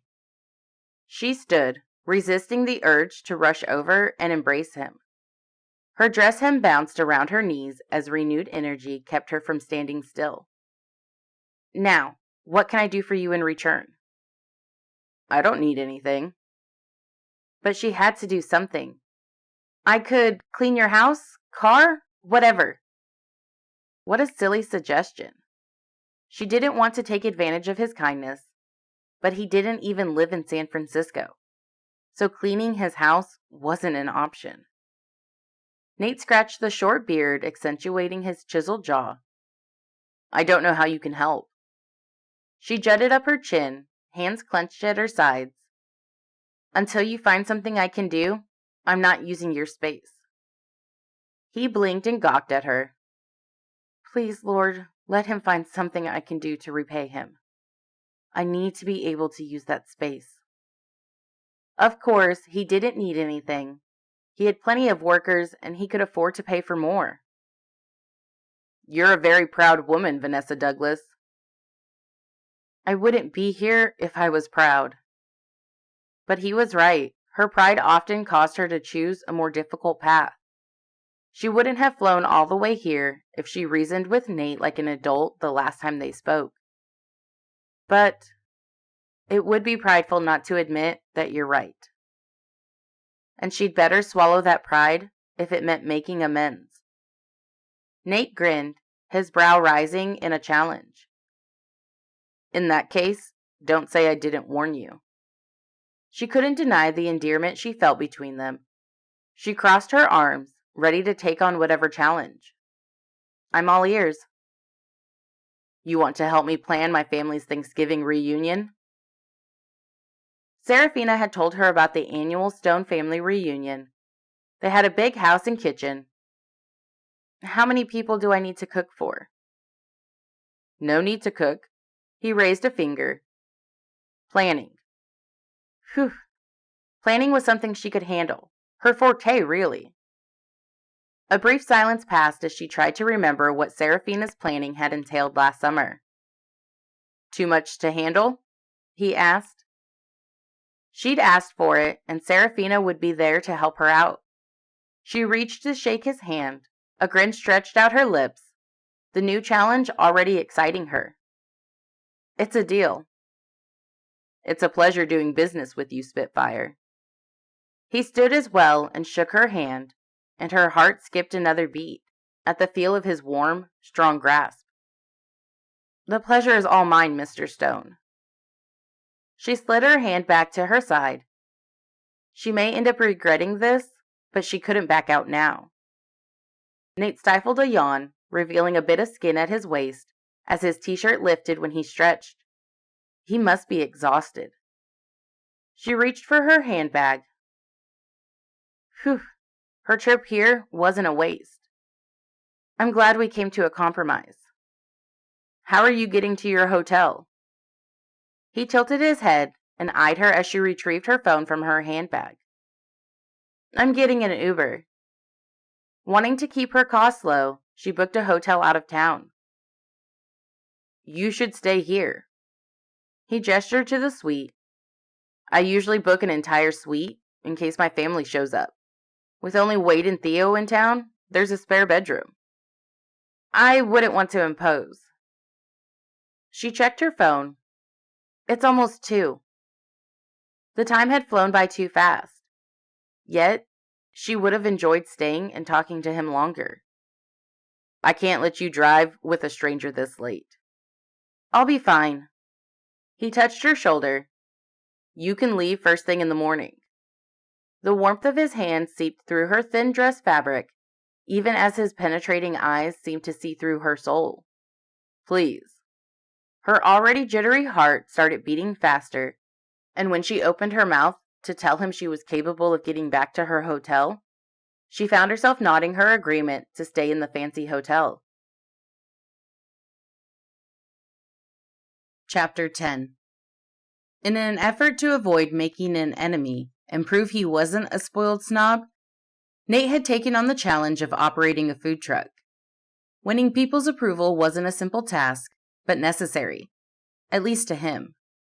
Even with more than enough media attention and not needing anyone's approval, he found himself standing in the commercial kitchen at the crack of dawn, awaiting Vanessa's instructions.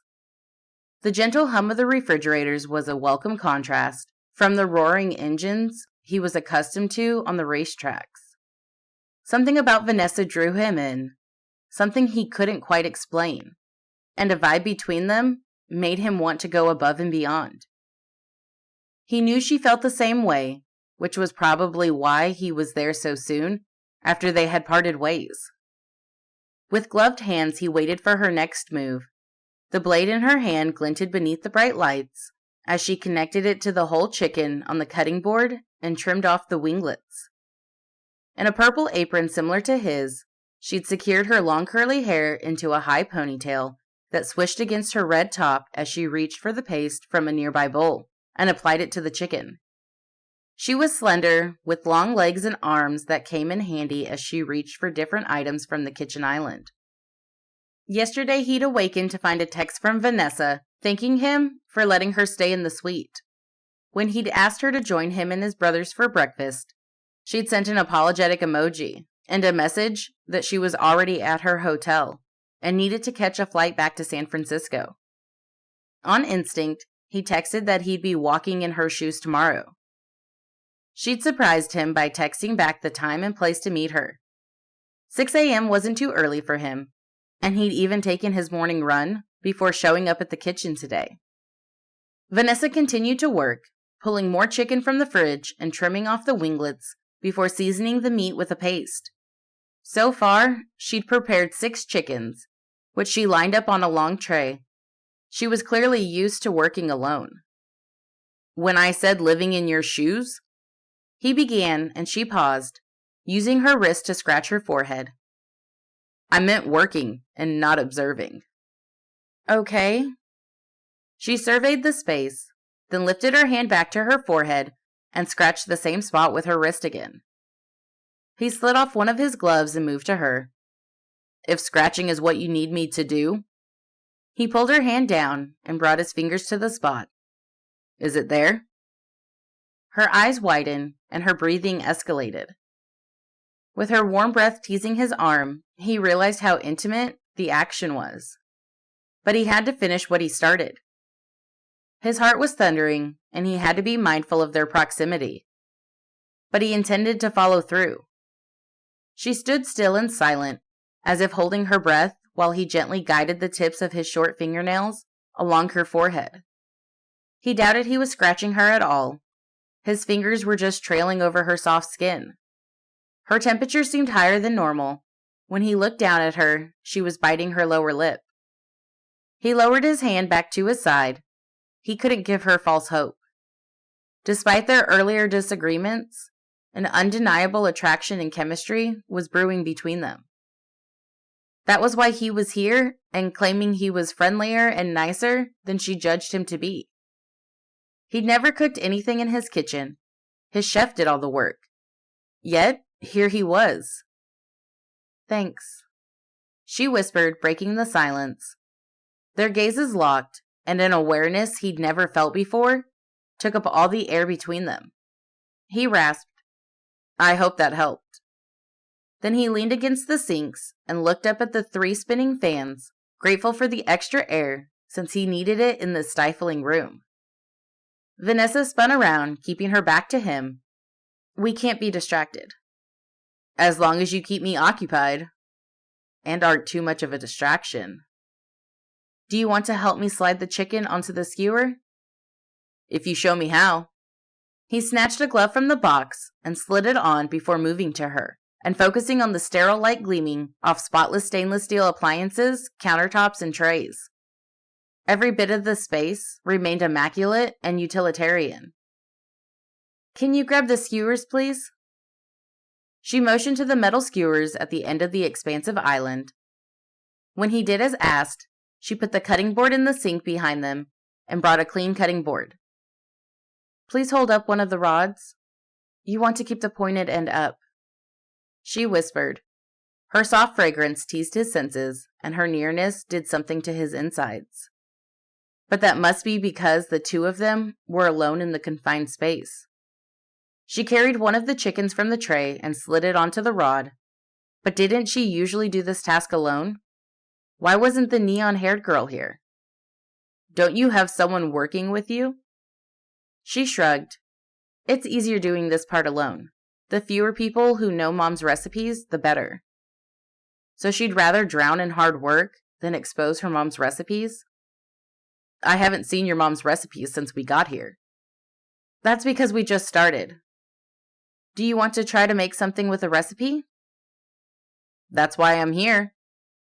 After handing her a rod, he slid on the next chicken. It wasn't as difficult as he'd expected. She winked. "Not bad for a race car driver." "I told you, I could live in your shoes." He reached for another chicken and slid it onto the same rod. They repeated the process, loading each skewer with 3 chickens before positioning them in the oven.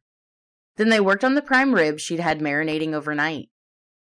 "Why do you cook in a commercial kitchen?" All food vendors are required to have a commercial kitchen. Not everyone uses it, though. She handed him the silicone brush. "Go ahead and spread another coating of barbecue sauce." Then she opened and closed a drawer to retrieve more skewers. "For me, getting a jump start on meals helps me not run out of food. I can't keep all the meat in my house, and I have my meat delivered here directly. In fact, the butcher already delivered everything for tomorrow, so I can start marinating. I visit the farmer's market to shop for produce. Ava brings most of the vegetables and bread to the truck later." As the enticing aroma of broiling food simmered through the air, they crafted a flavorful seasoning for the potatoes destined for the grill. The kitchen hummed with activity, infused with mouth-watering spices and sizzling meat. There was no pause in their culinary dance, even as the meat cooked in the oven.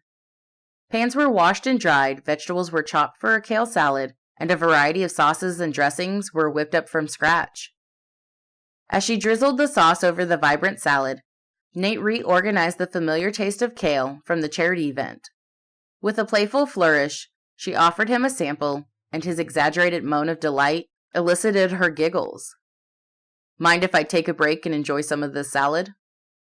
He reached for a disposable plate. The combination of pears and slivered almonds is just perfect. It's a crowd favorite. Her dark eyes twinkled as she filled his plate. "I see why you have a reputation for winning people over with your food." "I do not." She feigned offense, brandishing her wooden spoon.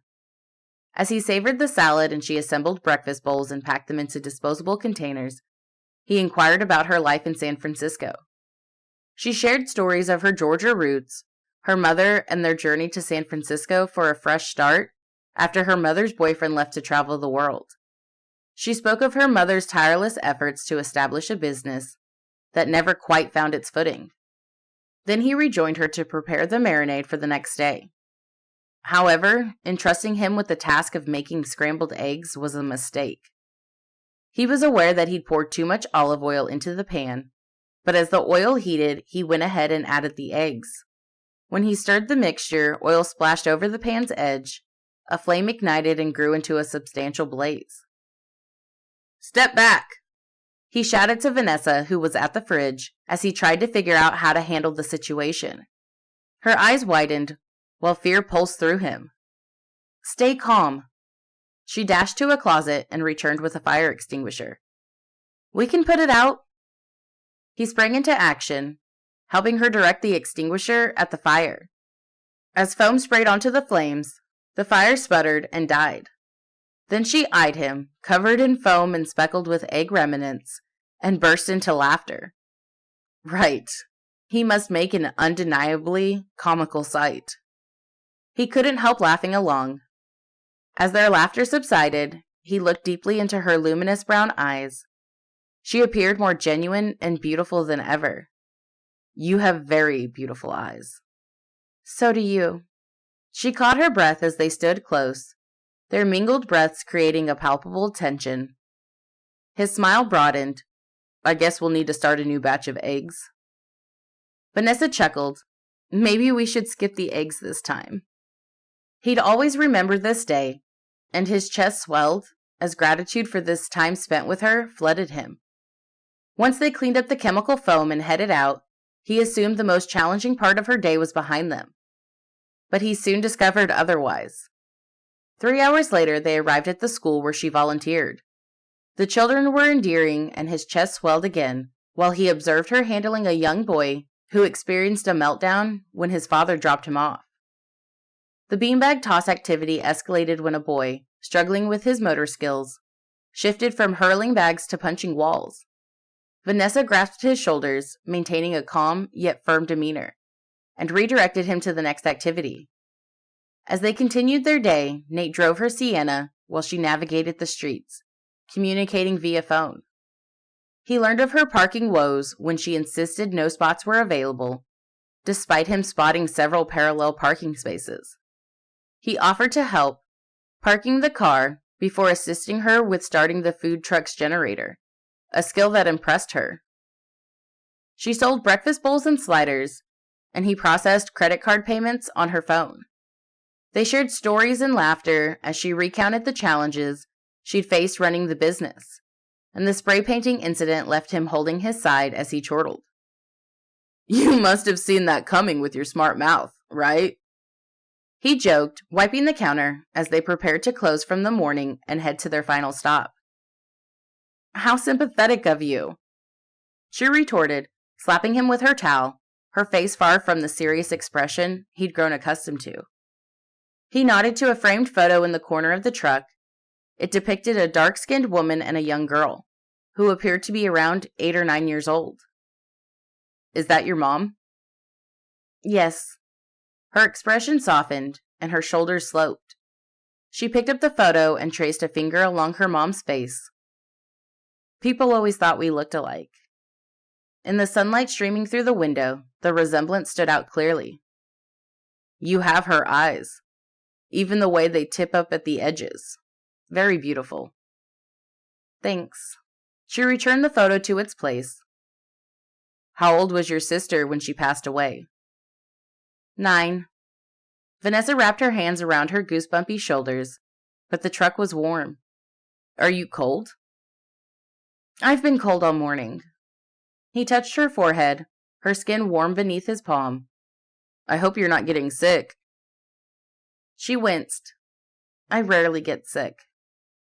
His stomach rumbled and she giggled, placing her hand over her mouth to muffle the sound. "I guess it's almost lunchtime." She gestured to the seat by the back window. "Settle in, and I'll make something for you before we go." "Now you're talking. Make it a kale salad, please. Double serving." He'd avoid the meat they'd prepared for her lunch customers. When she placed a plate in front of him, he grabbed her wrist. "Join me?" "I'm not hungry, but I'll sit with you." She slid free and retrieved 2 water bottles. "I know you only drink water." He raised an eyebrow. "Where did you hear that?" "During one of your interviews." Intrigued, he feigned ignorance. "What?" She waved with her water bottle. "They asked how you stay healthy and such." So she'd watched his interviews? A pleased tingle trickled down his spine as he twisted the cap off his water bottle. "I'm not a groupie." She shook a finger at him, a teasing smile spreading out her full lips. "Or a lizard, or whatever you call them." "I'd be honored if you joined my pit lizard crew." When he dramatically placed a hand on his chest, she rolled her eyes, looking both adorable and familiar in a way he couldn't quite pinpoint. One thing was certain: Vanessa was capturing his heart. Chapter 11. The afternoon in Sausalito held an electric energy, the atmosphere in the truck charged with something new and exciting. Even with Ava now joining them, Nate's presence seemed to fill every corner, his scent mingling with the food aromas and adding an intoxicating layer to the experience. Maybe it was Vanessa's whirlwind emotions, or simply her first day back at the truck, but she felt an unshakable chill and exhaustion. Even with the oven radiating warmth, Nate's closeness should have provided a source of heat, but it did little to chase away the cold. Regardless, his mere presence cast a radiant glow over her day.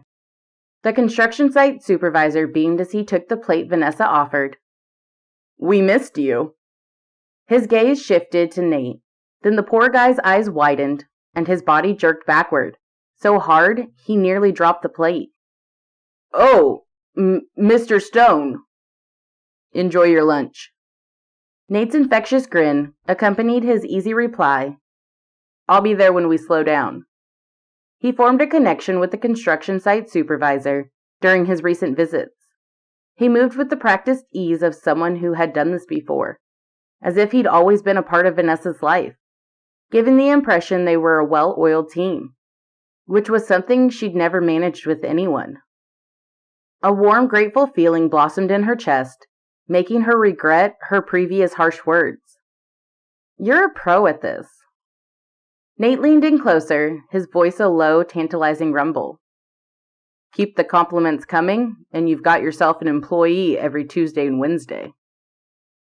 The vibrations from his voice sent delicious shivers skittering down her spine. As someone called for their order, she relayed the message to Ava, while Nate's efficiency at the register sped things up. "I can't believe it," Ava whispered, passing the wrong plate to Vanessa, her eyes filled with excitement. "Order number 3. Vanessa reminded her, struggling to hold back a smile. Ava had been thrown off balance since Nate had appeared, driving Vanessa's Sienna and donning an apron, as if it were the most natural thing in the world. Ava's voice was barely a whisper, but still loud enough to make Vanessa nervous. "Hottie is in your truck."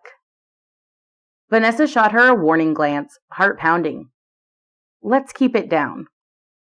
Then Serafina and Logan made their way to the back of the short line, hand in hand. Wow, what were they doing here? Vanessa's chest warmed as she called out, "Serafina! Logan!" "Vanessa!" Serafina boomed, her dark brown hair cascading in waves, tied back in a long yellow scarf that complemented her self-tailored yellow polka dot dress.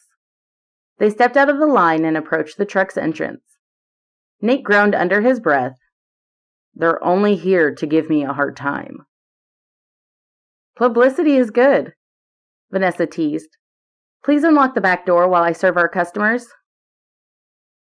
Once the line was cleared, Vanessa asked Ava to take over at the serving window. Ava shared a warm hug with Serafina before moving to her new post. Then Vanessa embraced her best friend, planting a kiss on each cheek.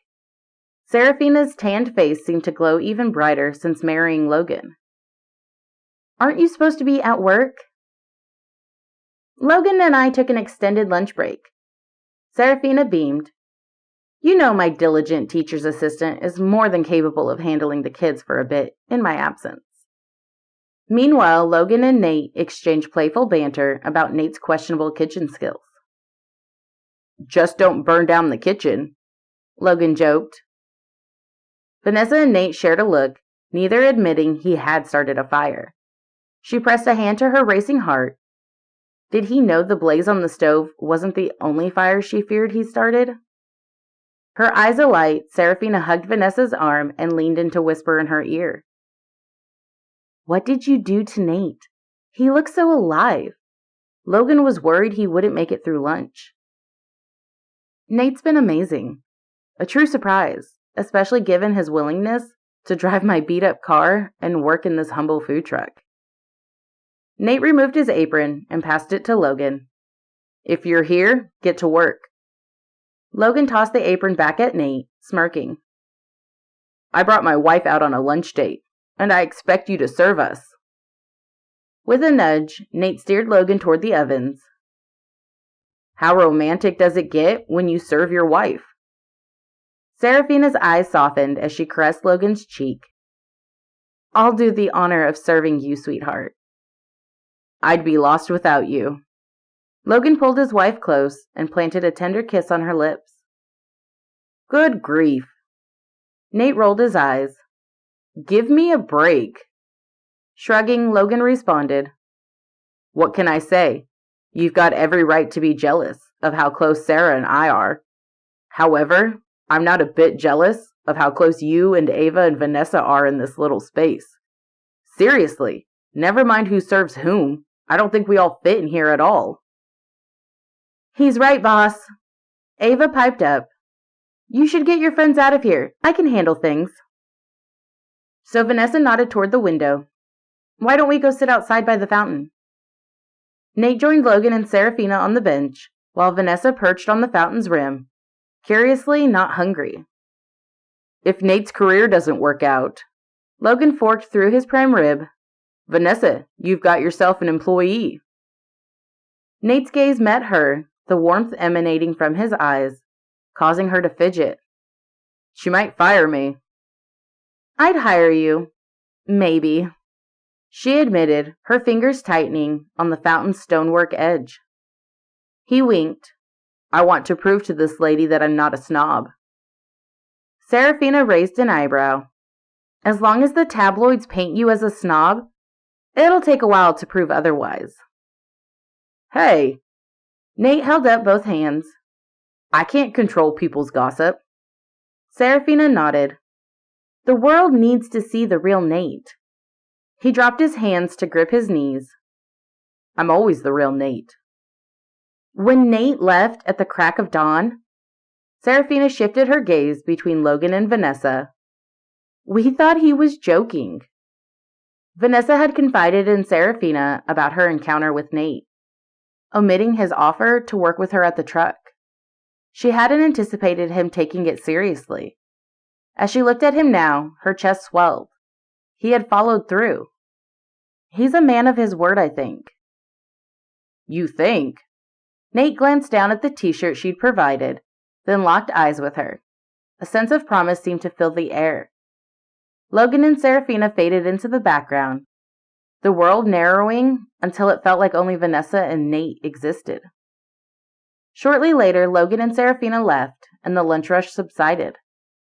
Nate went to chat with the construction workers, giving Vanessa some much-needed breathing space. She took the opportunity to sit with Ava so her assistant could eat. "I thought you were only going to talk to him so he would let us stay." Ava bounced in her seat, her purple ponytail jiggling beneath her hairnet. "I didn't expect you to have him working." He offered. Vanessa pressed her hand to her forehead. Despite the budding headache, she could still feel the lingering warmth of his touch from earlier, when he'd grazed her skin. She craved more of that electrifying sensation. Ava's voice pulled her back to the present. "Did you hear what I said?" "What's that?"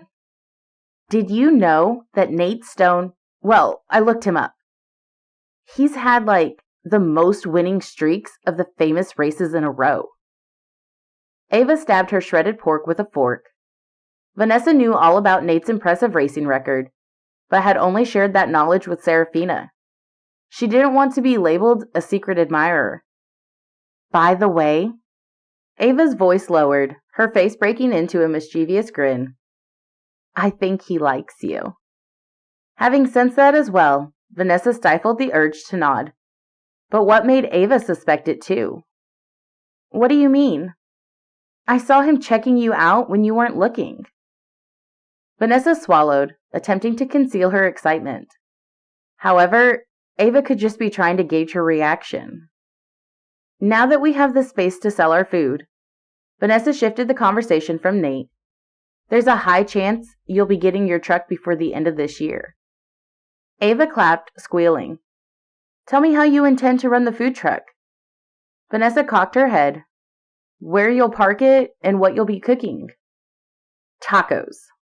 Ava moved her fork around her food. It wouldn't make as much money as your meats do, but the menu would be simple. I'll assign tasks and only hire those who can cook. A shiver ran down Vanessa's spine. The idea of trusting others with her business made her uneasy. Ava's motto of working smarter, not harder, was admirable, and perhaps the best way to avoid burnout. However, Vanessa couldn't risk exposing her mom's recipes to anyone. So how would she have people run her mom's restaurant without giving them the recipes? Pushing the thought away, she wrapped her arms around herself, trying to stifle the goosebumps that spread across her body. Sleep sounded incredibly appealing. She stifled a yawn, only half listening to Ava's excitement. You look so tired today, Ava remarked. Are you okay? We just had a whole week off. I hope I'm not getting sick. I better not be. I hugged Serafina earlier and spent time close to Nate, and he has a race coming up this weekend. I can close up the truck.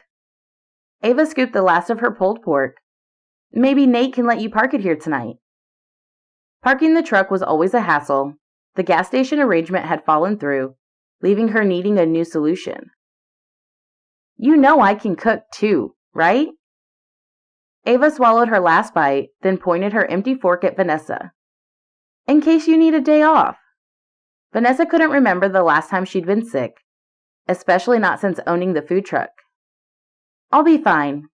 A good night's sleep should have her back on her feet tomorrow. I just don't want to make anyone sick. I can do this, Ava insisted. Though Vanessa did not doubt her assistant's capabilities, she couldn't bring herself to entrust Ava with the cherished recipes. As Vanessa stood to start preparing dinner, beads of sweat formed on her forehead, and her stomach churned. She let out a moan and gripped the counter with one hand, while pressing the other against her middle. You don't look fine. Ava came up behind her and rubbed her arm, and Vanessa had to agree when the nausea intensified. She was going to be sick. Overwhelmed by the urge to vomit, she rushed to the door, flung it open, and stumbled down the steps. She barely made it to the trash can behind the truck before leaning over and emptying her stomach. As she retched, a hand gripped her shoulder and someone scooped her hair back. Are you okay? It was him, Nate. The one person she didn't want to see her like this. She tried to speak, but all that came out was a groan as she vomited again. His hand on her back rubbed soothing circles, and his whispered reassurances made her heart swell, as tears welled in her eyes. Nate was the kind of man who could make any woman's dreams come true. Ava must have been nearby, because Nate called for her to bring water and a napkin. Vanessa shivered, both embarrassed and unexpectedly connected to him in this vulnerable moment. After a few minutes, she stopped throwing up and she straightened up. Thank you, she said when he handed her a napkin. She wiped her mouth before tossing the tissue into the trash. Here. He offered her a disposable cup of water. Drink some. With shaky hands, she lifted the cup to her lips, and a sip soothed her dry throat.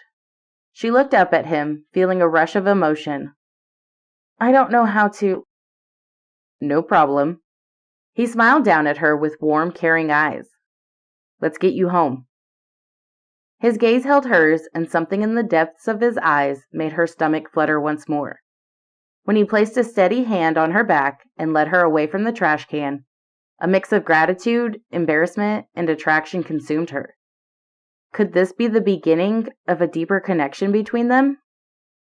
Sitting at the end of the bed in the small bedroom, Nate observed Vanessa under the nightstand lamp's soft glow. Her chest rose and fell, and her long eyelashes framed her closed eyes. She looked so vulnerable and peaceful, a stark contrast to the feisty chef serving street food during the day. His chest tightened. When they arrived at her apartment, she rushed to the bathroom to throw up again. He'd followed her, holding her hair back as she retched. After she cleaned up and changed, he searched her kitchen cupboards for medicine and gave her a couple ibuprofen tablets. She didn't want to eat anything, preferring to hydrate with water instead. His heart ached as he continued to watch her, her soft breathing filling the room. Something had shifted inside him when she vomited earlier. A protective instinct had taken over. His gaze landed on a framed photo on her nightstand. Vanessa and her mother and sister all stood together. Vanessa's hands rested on her sister's shoulder in a protective stance. Did she have any other relatives? He couldn't fathom a life without his siblings and parents. If not for his adoption into a loving family, he could have faced a life of homelessness and loneliness.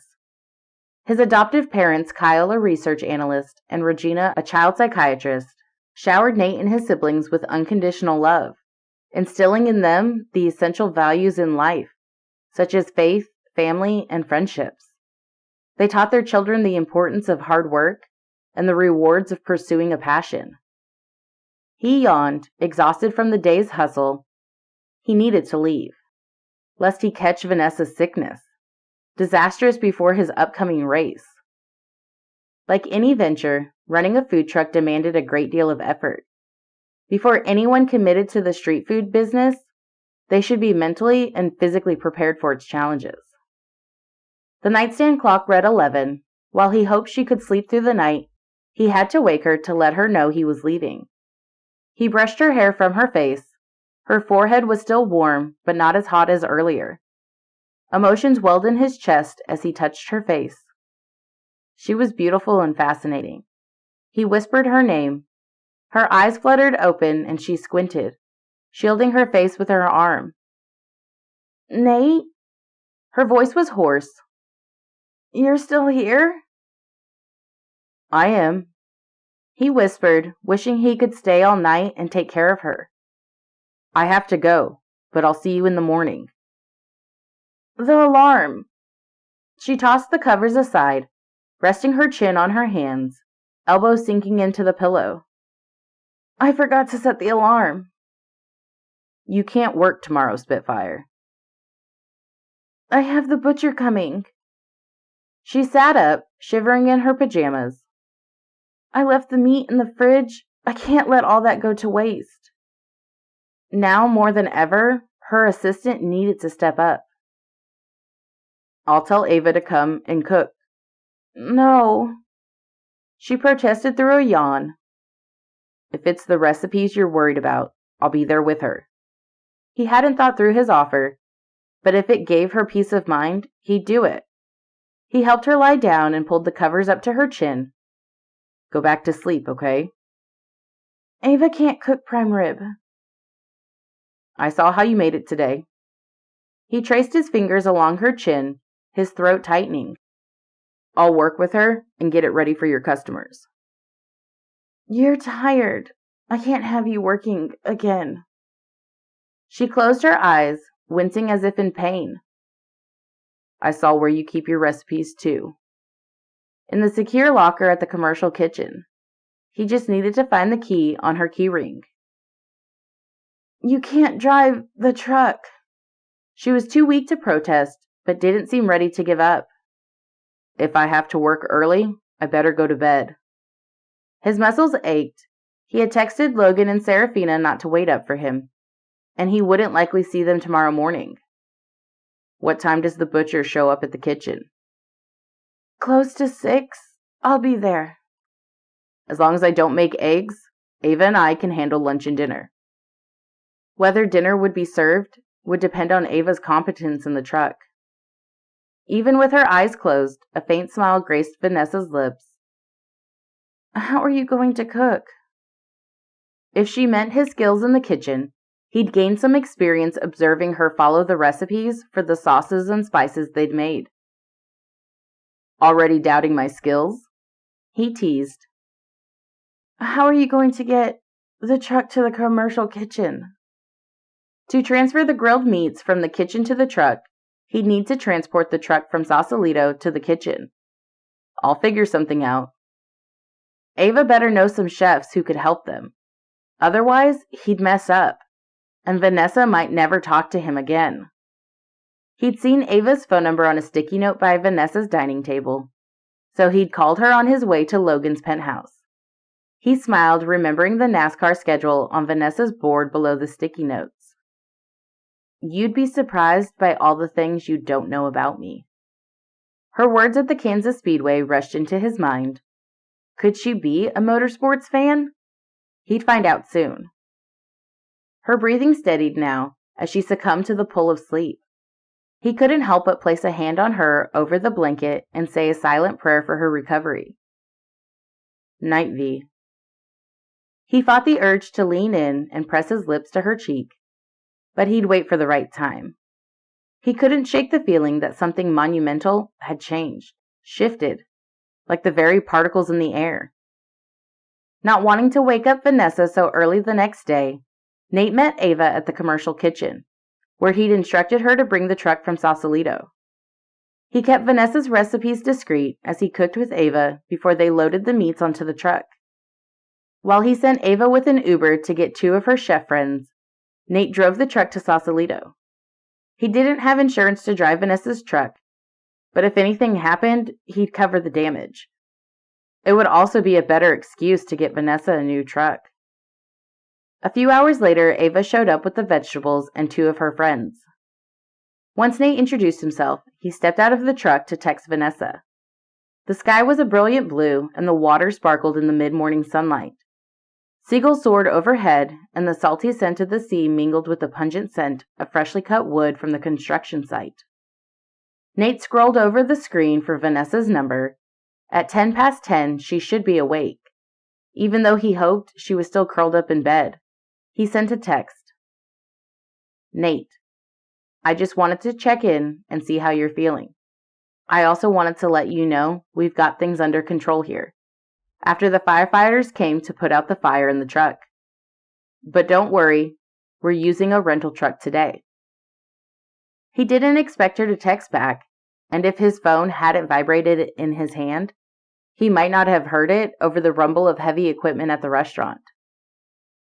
Vanessa, there's no way I'd entertain working today. If you burn down the truck, then we'll be forced to take a long-term break. His cheeks lifted into a smile. She got his joke and didn't freak out, assuming he'd actually had a fire. Nate, I'm sorry you're not well. Is there anything I can do to help? Vanessa, how much more can I ask you to do? I appreciate your help today. Nate, can I send over some soup or anything? Vanessa, food doesn't sound good at all. Nate, get some rest. Text me if you need anything. Vanessa, thanks. I appreciate it. You're the best. He grinned, his chest expanding as he sent a sleepy emoji. Before they started selling food, he'd call Jay and have her order flowers, Sprite, groceries, and soups for Vanessa. She'd need food around when she got her appetite back. When they opened up the window to serve lunch at noon, the 2 workaholic helpers Ava had enlisted impressed him. It seemed they had more people today than yesterday, and some customers called him by name, which hadn't been the case yesterday. The ladies brought out food in record time while he ran the cash register. Where did you find our helpers again? He asked when the lunch rush was over and the women sat down to eat. We used to work together on side gigs for truck events. They prefer to work on standby rather than commit to jobs long term. Made sense. If he was in the street food business, he'd prefer not to commit to the job full time either. Not having your kitchen, dealing with parking, and whatnot was draining. You ladies enjoy your food. He moved to the sink and unearthed a serving bowl he'd seen Vanessa use yesterday. As promised, he wanted to make the barbecue sauce without exposing Vanessa's recipes. So he headed to the desk in the corner, where Vanessa had the framed photo of her mom and sister. He ignored the sticky notes on the board that Vanessa had jotted down before she knew she'd be sick. Opening the drawer, he rummaged through a Rolodex of handwritten recipes until he found the barbecue sauce. Do you need any help, Mr. Stone? Ava asked when he swung open the cabinet labeled condiments. I need to pass this training. He pointed to the table where the girls sat eating in silence, as if it was uncomfortable for them to talk. You can be my witness to Vanessa that I cook something. The women giggled. All three of them, including Ava, seemed to be in their mid to late 20s. No way! A man's deep voice sounded at the serving window, and Nate whipped his head toward it. Xenon? Nate closed the note cards and put them back in the drawer, locking them up before heading to the window. What did she feed you? Xenon's thick brows drew together as he eyed Nate's face, then the apron. Why are you so... What's up? Nate kept a light tone, acting as if this truck business was normal for him. We have prime rib, pulled pork, roasted chicken, and oh, by the way, the sauce is the boss here at Mama D's. You came to kick her off the property. Xenon lifted his hands in question, and his bushy brows rose as if to match. And now you're cooking for her? Nate shook his head. How had he come to this? We made a bargain. Vanessa was turning him into putty without even knowing it. He was so busted. I want to hear that kind of bargain. Xenon slid his phone from his back pocket and spun the screen to Nate. Seems you're trending. Nate strained his eyes, squinting beneath the afternoon light, but he couldn't see anything. What's that? Good thing he didn't care much about what the gossip pages had to say about him anymore. Someone saw you driving a food truck and took your photo today. We have free publicity. He shrugged. It might be good for our restaurant and now her truck. Yeah, well, she makes a pretty mean brisket, though. Xenon slid his phone away and jammed one hand on his hip. Do you have any left? They'd run out of the food they prepared earlier. Lucky for you, we have a fresh batch in the oven. Huh. Xenon smirked, then frowned. Is everything okay with you? I have a race this weekend. I better be okay. As Nate spent 2 days immersed in Vanessa's life, he hadn't lost his temper.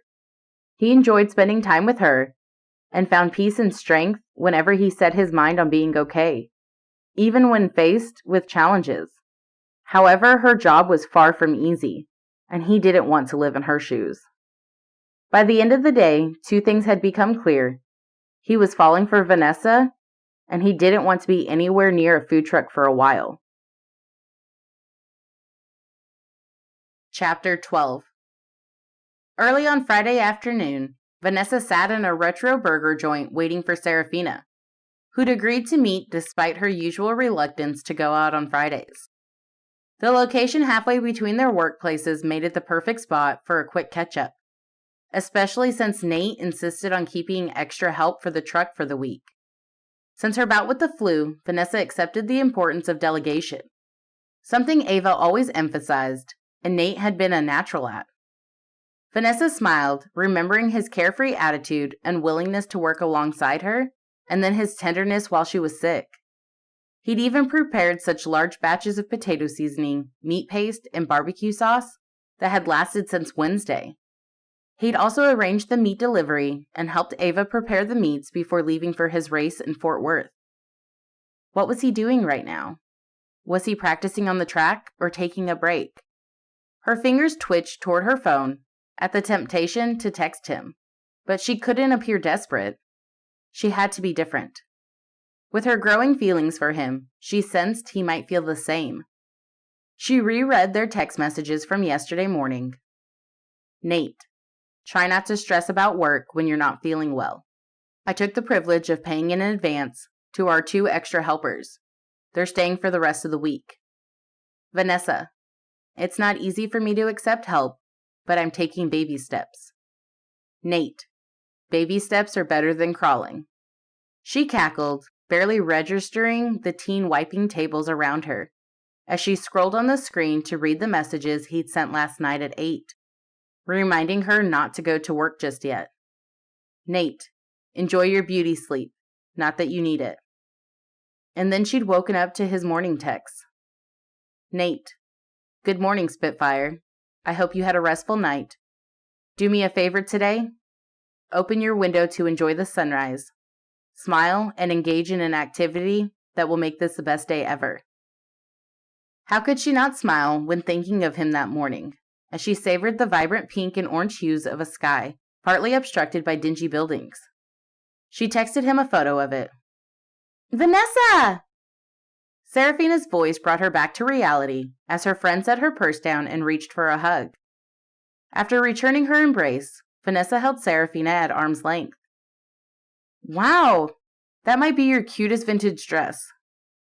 Just because I sometimes get puked on by sick kids doesn't mean I can't look good. Serafina joked. Your outfit is quite chic today. Thanks. I changed before leaving the food truck. I had to dress nicely after being in bed for days. With a business to run, dressing up a little and meeting you was the best I could manage today. They shared a smile, then Vanessa looped her arm through her friend's and walked her to the counter, happy to spend time together and swap stories. The young man behind the counter set aside his phone and grinned at them. You ladies know what you want? Wow, they were the only customers in the restaurant. Serafina eyed the menu written on the chalkboard. Can you give us a few minutes, please?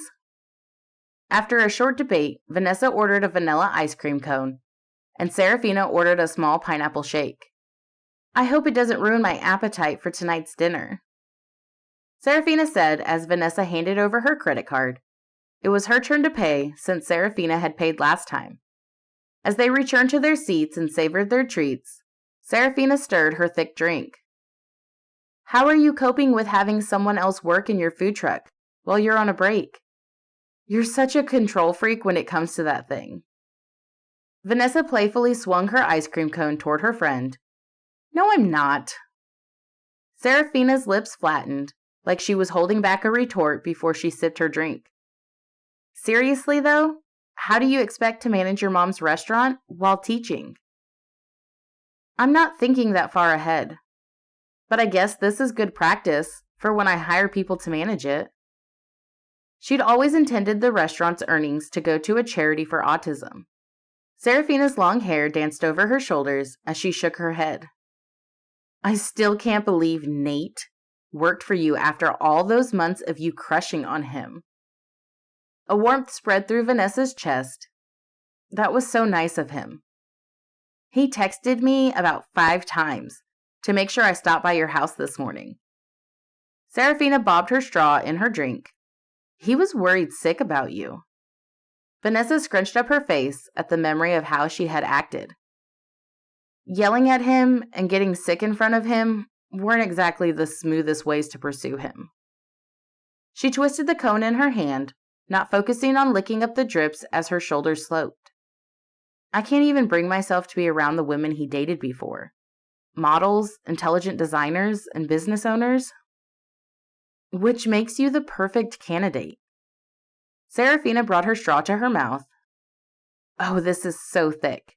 They make the best shakes. I don't know why you picked ice cream here, though. Nothing's as good as soft swirl. Yeah. Vanilla trickled into Vanessa's fingertips, and she hurried to lick up the drop. Then she scooted back against her bench, ready to change the subject. So, how does it feel being married to your bestie? Serafina's eyes shone. I wouldn't want to be with anyone else. I'm so happy. As Serafina shared the updates and renovations they were planning for their home in Tuscany, Vanessa felt happy for her friend. Still, at the same time, a deep ache and desire to have what Serafina had found grew within her. However, Vanessa couldn't settle for a relationship yet, not until her mom's business was stable.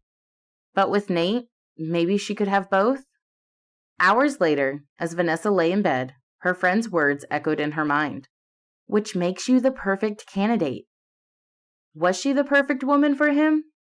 For Vanessa, Nate seemed to be the only man who captured her attention. The one man who could make her laugh and smile. But she was probably getting too ahead of herself. Thinking about him made her heart race. Would he text her or not? Taking the initiative, she pulled out her phone and texted him. When he didn't respond, disappointment set in. Then seconds later, her phone rang. Hello? She answered breathlessly. Hey. He replied in a low drawl. Her heart danced at the sound of his voice. What did you do today? A wistful sigh slipped loose as she cuddled back against the pillows and imagined lying there beside him and talking late into the night. Okay, that wouldn't do. She sprang to her feet, trying to maintain her composure. She paced the bedroom, then dropped onto the edge of her bed and focused on the bouquet he'd sent. The magnificent magnolias seemed to float in the air above the vase. The flowers supposedly like the ones in his North Carolina gardens. I didn't do anything fun. I mean, I love driving, but that was pretty much it. What about you? I took your advice and met Serafina for ice cream. It was nice. Good. Do you think you could have made it any better? Maybe. I don't know. Vanessa admitted, feeling out of touch with fun. Tell me more about your day. I spent most of it thinking about you. As a wave of giddiness tingled through her, her voice squealed out a high-pitched. You did? You know I did. You were sick when I left. They shared a comfortable silence until she spoke again. I'll be praying for your race this weekend. Thanks. I appreciate it. Speaking of races, why do you have a NASCAR calendar on your board?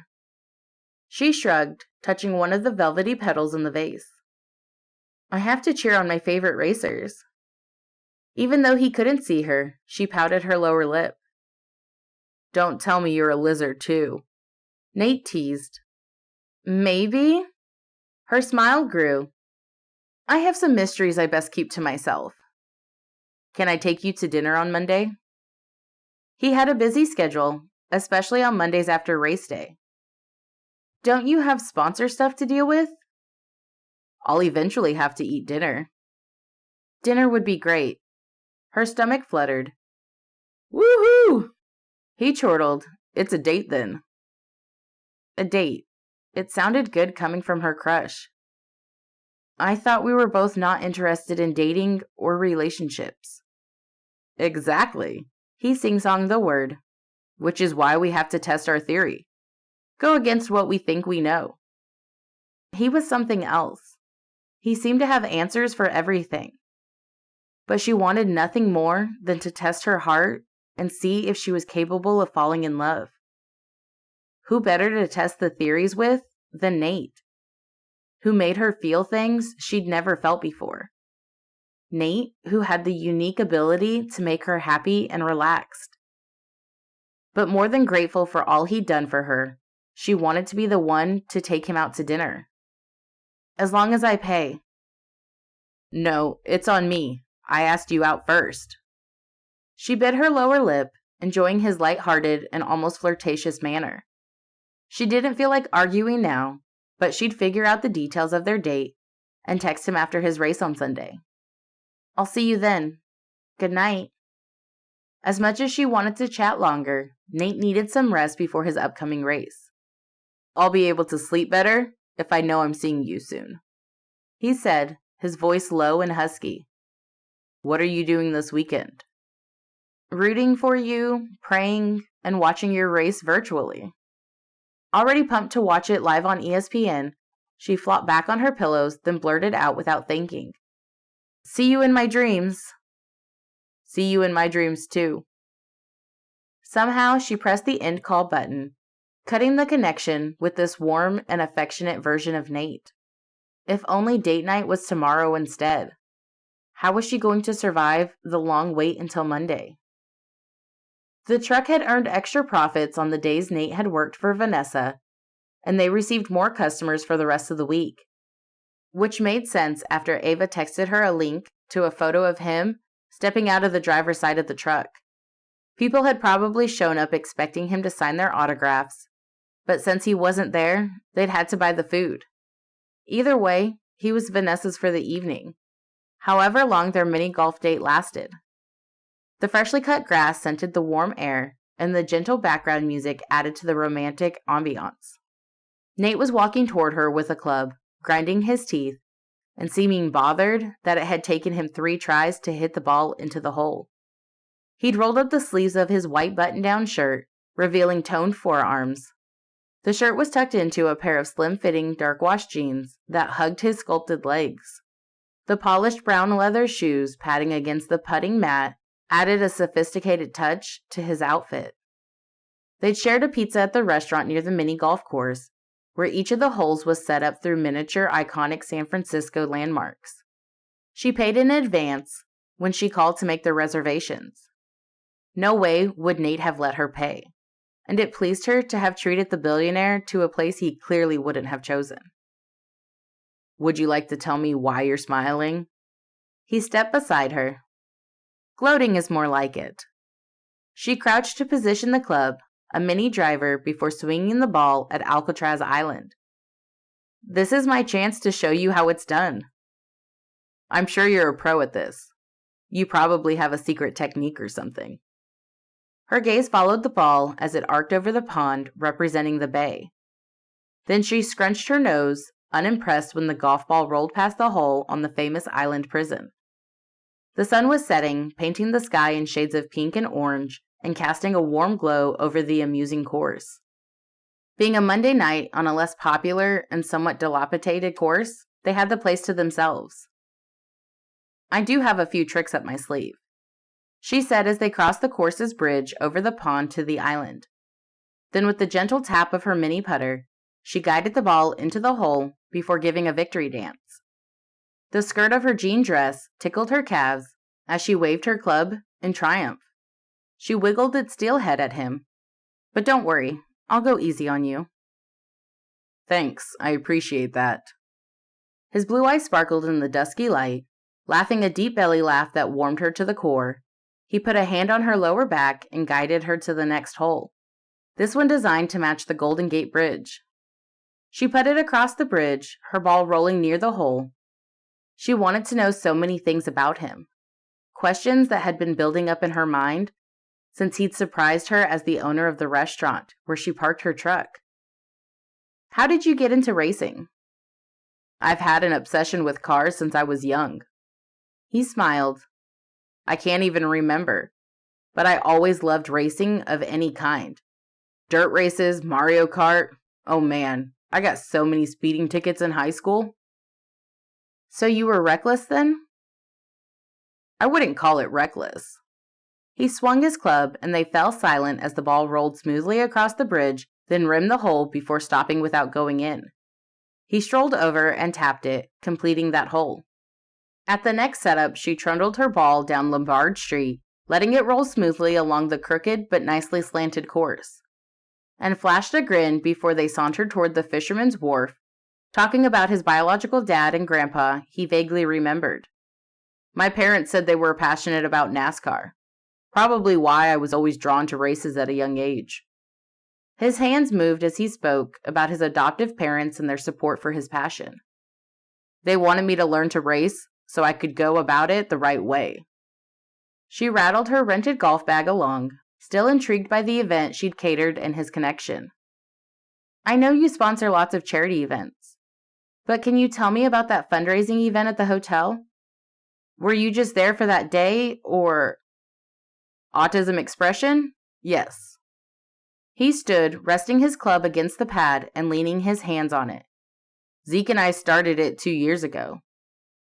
"You started the organization?" Her golf bag bumped her legs as she stopped abruptly. Nate nodded, his brows furrowing. "You seem surprised." You're full of surprises. She thought she knew all about him from stalking him through the press. Clearly, she didn't know him as much as she thought. What does autism expression do? I didn't ask for details when Zeke hired me to cater for it. We offer support to families. Vanessa churned, planting her ball on the tee, not wanting to show how surprised she was. As he continued explaining all the things his charity did for autism, he seemed passionate about the cause. That's not all. He cut one hand through the air before positioning his ball on the pad by Pier 39. We've also partnered with other organizations for autism research and treatment. Why are you so passionate about autism? He shrugged and swung at the ball. It jumped over a miniature cable car and rolled towards the wax museum. My grandpa was autistic. The sadness in his voice drew her closer, and she touched his shoulder, wanting to know more about his grandfather. I don't even know what he looked like. His gaze distant, he forked his fingers through his hair and tugged at it. I kinda remember he smelled like mint candies and always gave me one. It bothers me that I can't remember what he or Dad looked like. Kyle and Regina did way more background research into my family tree before I was adopted. My mom died when I was 3 months old. Dad took care of me and his dad. Then Dad died when I was 4. His jaw twitched, and his chest rose and fell. His features contorted as he seemed to reflect on his early childhood. At least she'd had her mom alive throughout her childhood and teens. She braced her club against the 3-foot-high Girardelli square, stepped over the cable car, and moved to him. Wrapping her arms around his waist, she tucked her head against his chest, and he rested his chin on her hair.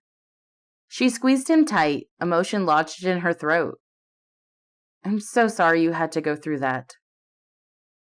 She listened to his breathing as they held each other, and she savored his intoxicating scent. He then cleared his throat, his breath warm over her head. Talking about my past isn't bad if it earns me such a hug. His lightheartedness never ceased to amaze her. Now, if I'm going to beat you at this game...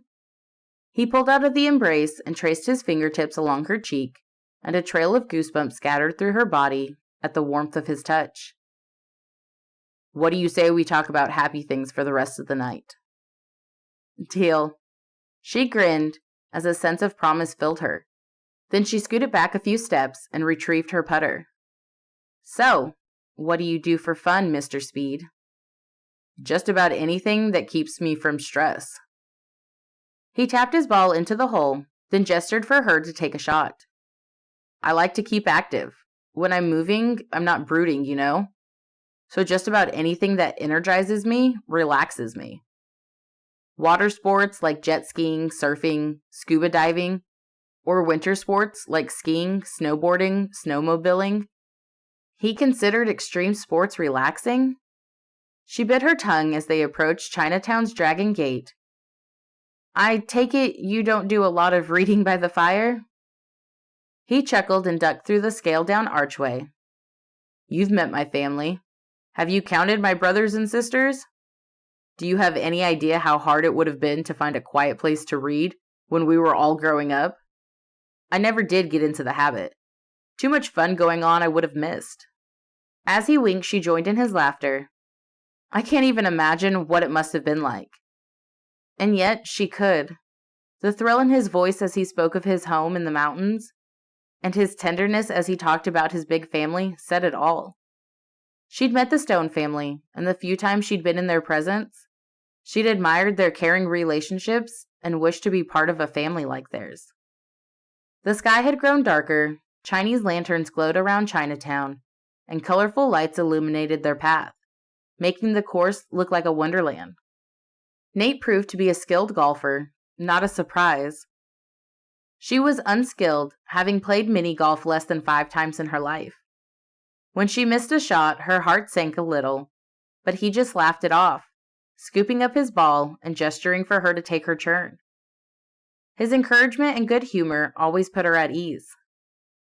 The satisfying thwack of the golf balls hitting the targets or rolling along the putting mat, mixed with the crickets chirping and the leaves rustling, created a perfect environment for their first date. Nate had always intimidated her, both with his good looks and high financial status.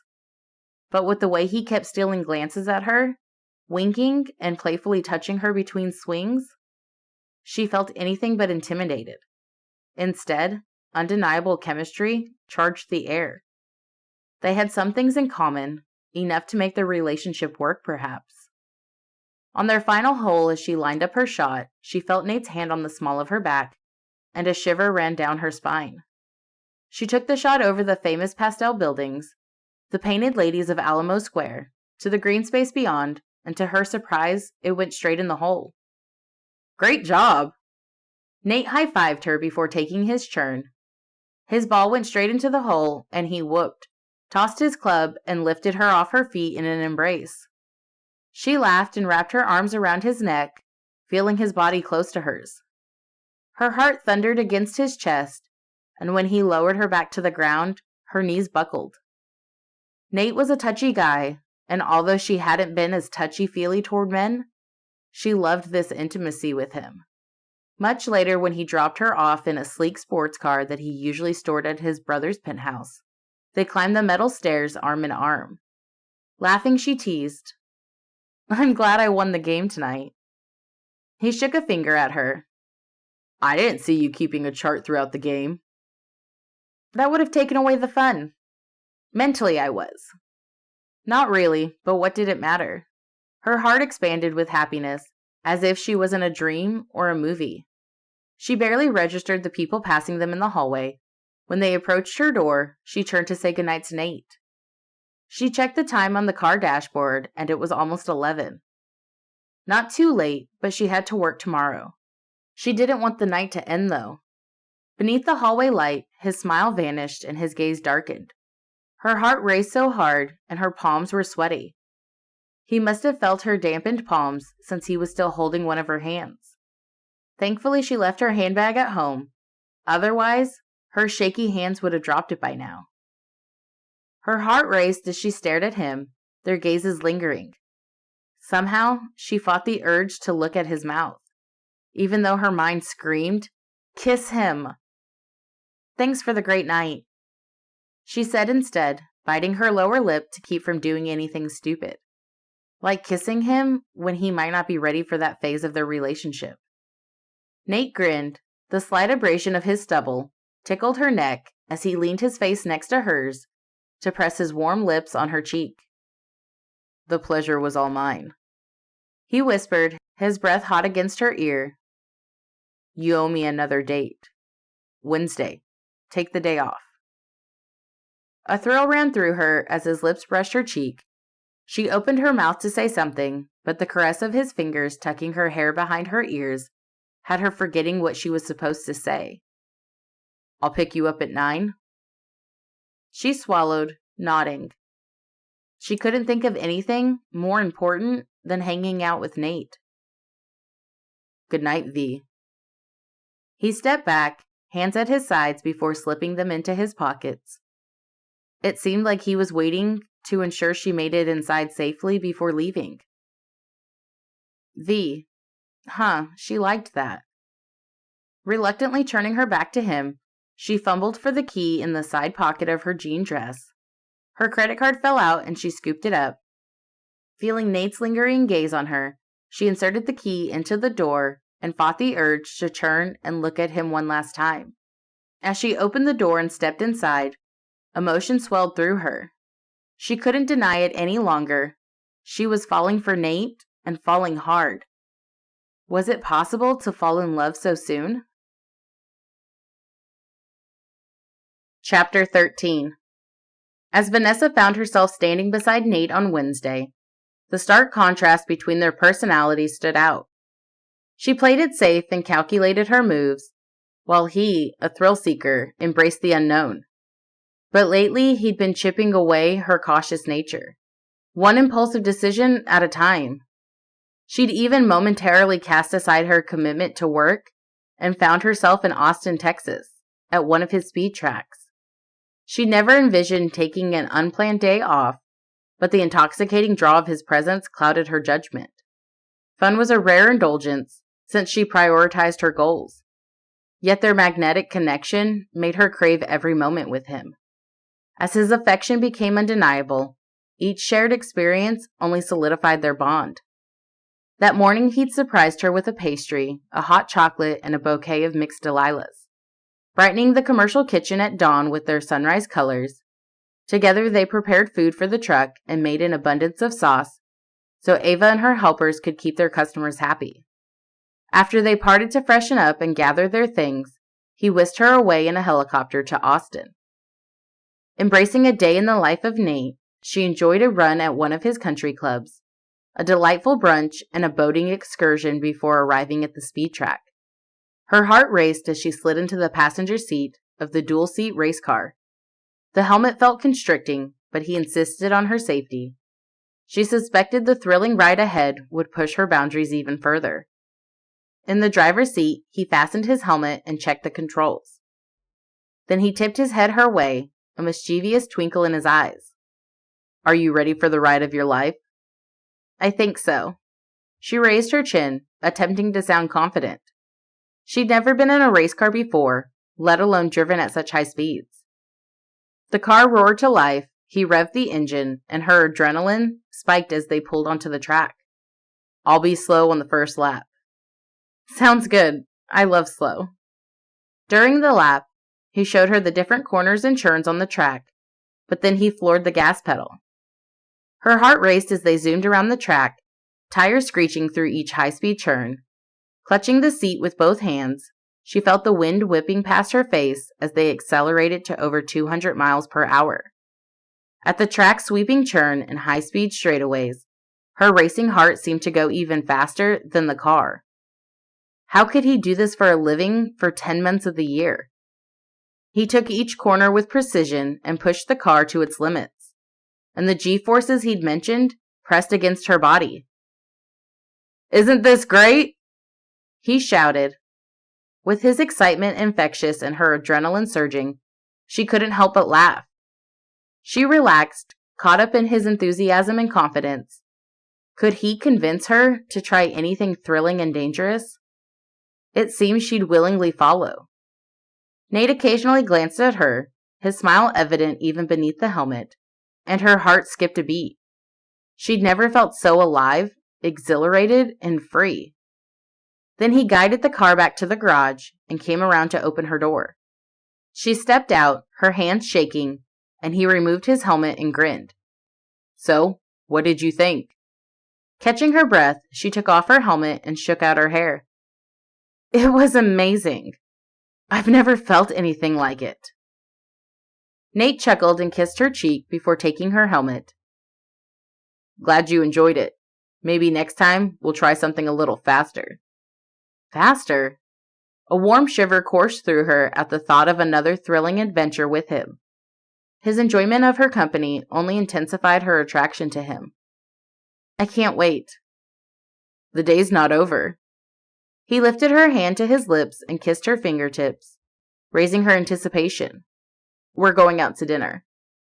She smoothed a shaky hand over her rumpled blouse. "Would it be okay if we stopped at your country club to freshen up and change?" "Sounds perfect." He winked and guided her to a street-worthy vehicle. She'd treat the evening as a real date, and she packed one of her favorite dresses, a figure-hugging emerald green number with delicately beaded straps that added a touch of glamour. Pairing it with stripy high-heeled sandals, she'd feel confident to face whatever environment he took her to. Nate seemed to share her desire to dress up.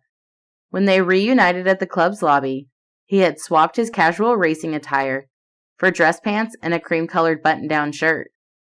He'd rolled up the sleeves, showing off his toned forearms. With his shiny dark hair neatly combed, he had never looked so handsome. Her heart thrilled in anticipation of a sophisticated and romantic evening. Now they sat across from each other on the rooftop of one of his many restaurants. The night air enveloped them, and the city skyline sparkled against the dark sky. The gentle hum of the city below created a soothing backdrop, to the sophisticated music playing in the background. With the place empty except for them, she couldn't help wondering how he managed to cancel all the evening's reservations to have the space ready for them. As they enjoyed the food, which was nothing short of amazing, a cool breeze wafted the sweet scent of roses from their table. The streetlights and lanterns showered them in a dizzying glow, adding to the enchanting ambiance. Everything Nate did seemed to be top-notch, including his restaurants. With their dinner plates cleared, she sipped her Sprite, and he savored his water from a goblet-shaped glass. "Is your Sausalito restaurant going to look like this one?" she asked, admiring the elegant decor. "I try to make each restaurant harmonize with its surroundings." The flicker of LED candles cast a warm glow across his face. Ice clinked in her glass as she lowered it. "You're so invested in racing, and I've seen you have little interest in cooking. But you're passionate about the restaurant business. Why? Are you hoping to switch careers someday?" Nate leaned back, laughing. "I'm way past that. While others can start a career at any age, I'm not wired that way." "So why the restaurants?" "Security. In case I can't race anymore, I need some financials to bounce back to. My family alone could take care of me if it came down to me being unable to work. And then some companies could hire me to model their products. No doubt they would cling to me until years after my retirement. But I like knowing there's more than that backing me. In your position, I wouldn't worry about lacking something." Funny, she thought she was the planner. But even though he lived life on the edge, he'd learned to look ahead and plan. "Do you ever see yourself retiring from NASCAR?" "When and if I have a reason to." His eyes met hers with a smoldering gaze. Her heart gave a skip and she swallowed hard before squeaking out her question. "Like what reason?" "I don't want to start a family with the nature of my career. But if God thinks otherwise, I'll keep the possibility open." Wow.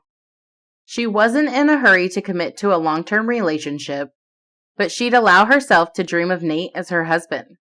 She imagined their kids with amber skin tones. Would they have his blue eyes or her brown? Despite his initial reluctance, he seemed flexible about having a family if God led him in that direction. He cleared his throat, pulling her from her thoughts. "Where will you take your truck when you're not in Sausalito anymore?" Heat tingled up her neck. He probably didn't like her truck parked near his fancy restaurant. And given the appearance of his establishments, it made sense.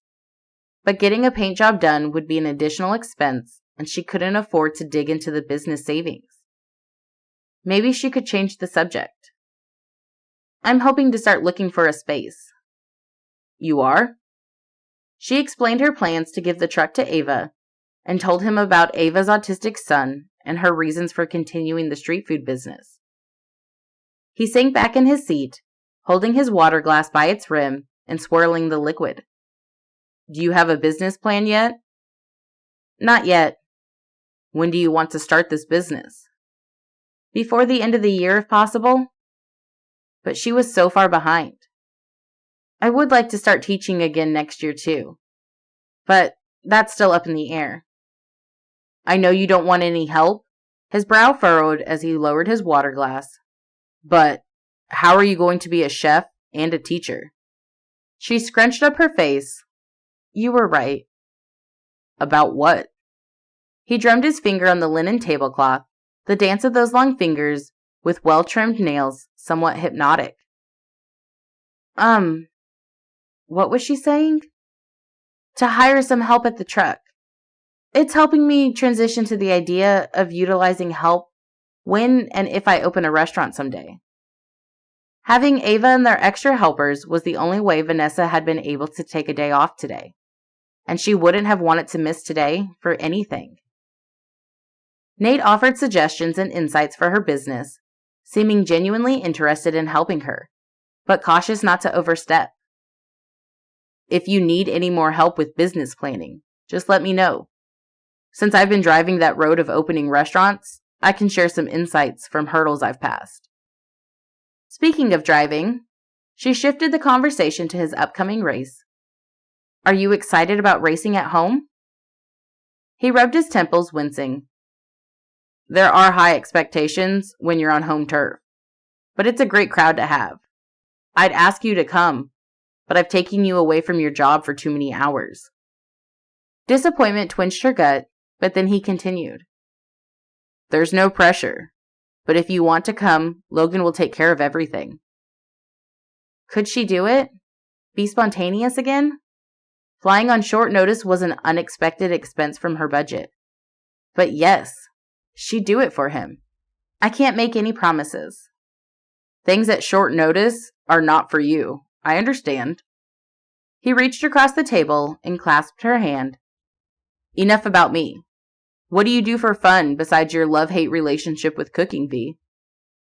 She smiled, her hand trembling in his. Well, I love music and dancing. With her free hand, she gestured to the unseen speakers in the corners, erupting soft background music. I enjoy hiking and exploring new places, shopping, reading, and watching movies whenever I have time. Nate nodded, his thumb making a track across the back of her hand. When you come to visit my childhood home in Pleasant View, we'll have to explore some mountain trails. And when we plan the reunion, we can hit a few trails in Hawaii while we check out vendors. You're doing the reunion on the island? She cocked her head, her heart beating out a heavy thud. What would it be like to go on an adventure with him to his family's island? All my siblings have hosted the reunion in our hometown. This year, I'm doing it at Thanksgiving. No one's ever done our reunion then. I'd also like to change things up and have it on the island. As the night wore on, they talked about their spiritual lives, interests, families, and uncertain future dreams. She opened up in ways she'd never done before. Now, he scooted forward, his eyes never leaving hers. What did you think a day in the life of Nate Stone was like? I'd say it's more fun than a day in the life of Vanessa. He beamed, and his eyes shone beneath the restaurant's twinkling lights. I took it easy on you this time. Next time, it'll be more grueling. There was going to be a next time? Her chest swelled. She doubted she'd experience even the easiest work while hanging out alongside him. He stood and held out his hand. Would you like to dance? When she slid her hand into his, they walked over to the open space on the rooftop. A slow song played, and he pulled her close, wrapping his arms around her waist. His breath tickled her neck. Have I told you how stunning you look tonight? More than once, yes. And you complimented my dress several times on the drive over to the restaurant. She melted into him, her heart racing as she rested her head on his chest, feeling his heartbeat against her cheek. His warmth and the weight of his arms around her waist ignited a chain reaction in her body, with one nerve firing to the next until she was ablaze with weakened knees. He smelled so good, a mix of eucalyptus and something fancy, a scent that would linger long after they parted. They swayed together, lost in the moment and the music. Vanessa wasn't optimistic about love, but he made her want to believe true love existed for everyone, including herself. She didn't want to ruin the moment, but she still needed to know if this was real, before she got burned. She lifted her head to look at him. Why me? She searched his eyes for an answer. Confusion flicked across his face before tenderness and love softened the momentary tautness and stirred a multitude of emotions within her. Maybe she'd better clarify. She tried to recall his previous dates, but couldn't even remember their names. I'm not a model, or a remarkable figure in any way. He moved his hand to caress her cheek, his fingers leaving a trail of warmth before sliding away. Maybe because you're the one person who's going to tell me what I don't want to hear. It wasn't exactly a romantic reason to be together, but with his hands resting on her bare shoulders, she shivered at his touch. You're honest and you're real with me. unlike the women in my previous relationships who see me only as a celebrity NASCAR racer. A mischievous glint appeared in his eyes as his lips quirked to the left, the way they did when he gave her that smoldering look. Or maybe it's because you're crazy about me. The desire in his eyes mirrored her feelings. He leaned in closer, their breaths mingling, their mouths almost touching. Do I need to explain why I want to kiss you? Her heart pounded, barely managing a headshake. She edged closer. Surely, he could see she'd been ready for that kiss since the day he stumbled onto her truck a month ago. Her lips parted, inviting him to kiss her, since she couldn't manage to speak. His lips brushed against hers, tender, passionate, and perfect. Sparks ignited like fireworks inside her as she melted into him. Her feet were wobbly, and her fingers grazed his bristly beard to trace his jaw. They kissed, and their lips mingled. Emotion swelled every cell of her body, and her heart soared. As he slid his hand behind her ears and raked them into her hair, she savored the feel of his strong fingers and cherished the taste of his sweet and warm lips. They were in sync, matching the rhythm of their pounding hearts. When they separated, he kissed the top of her head and smiled, his eyes aglow. Then he rubbed his thumb on her tingling lower lip and whispered in a strained voice, "You're amazing." She was just her, but you're amazing. Breathless, she still clutched his shirt collar. He chuckled and tucked her hair behind her ear, pushing back loose strands and grinning from ear to ear. I love your hair just like this. I like everything about you.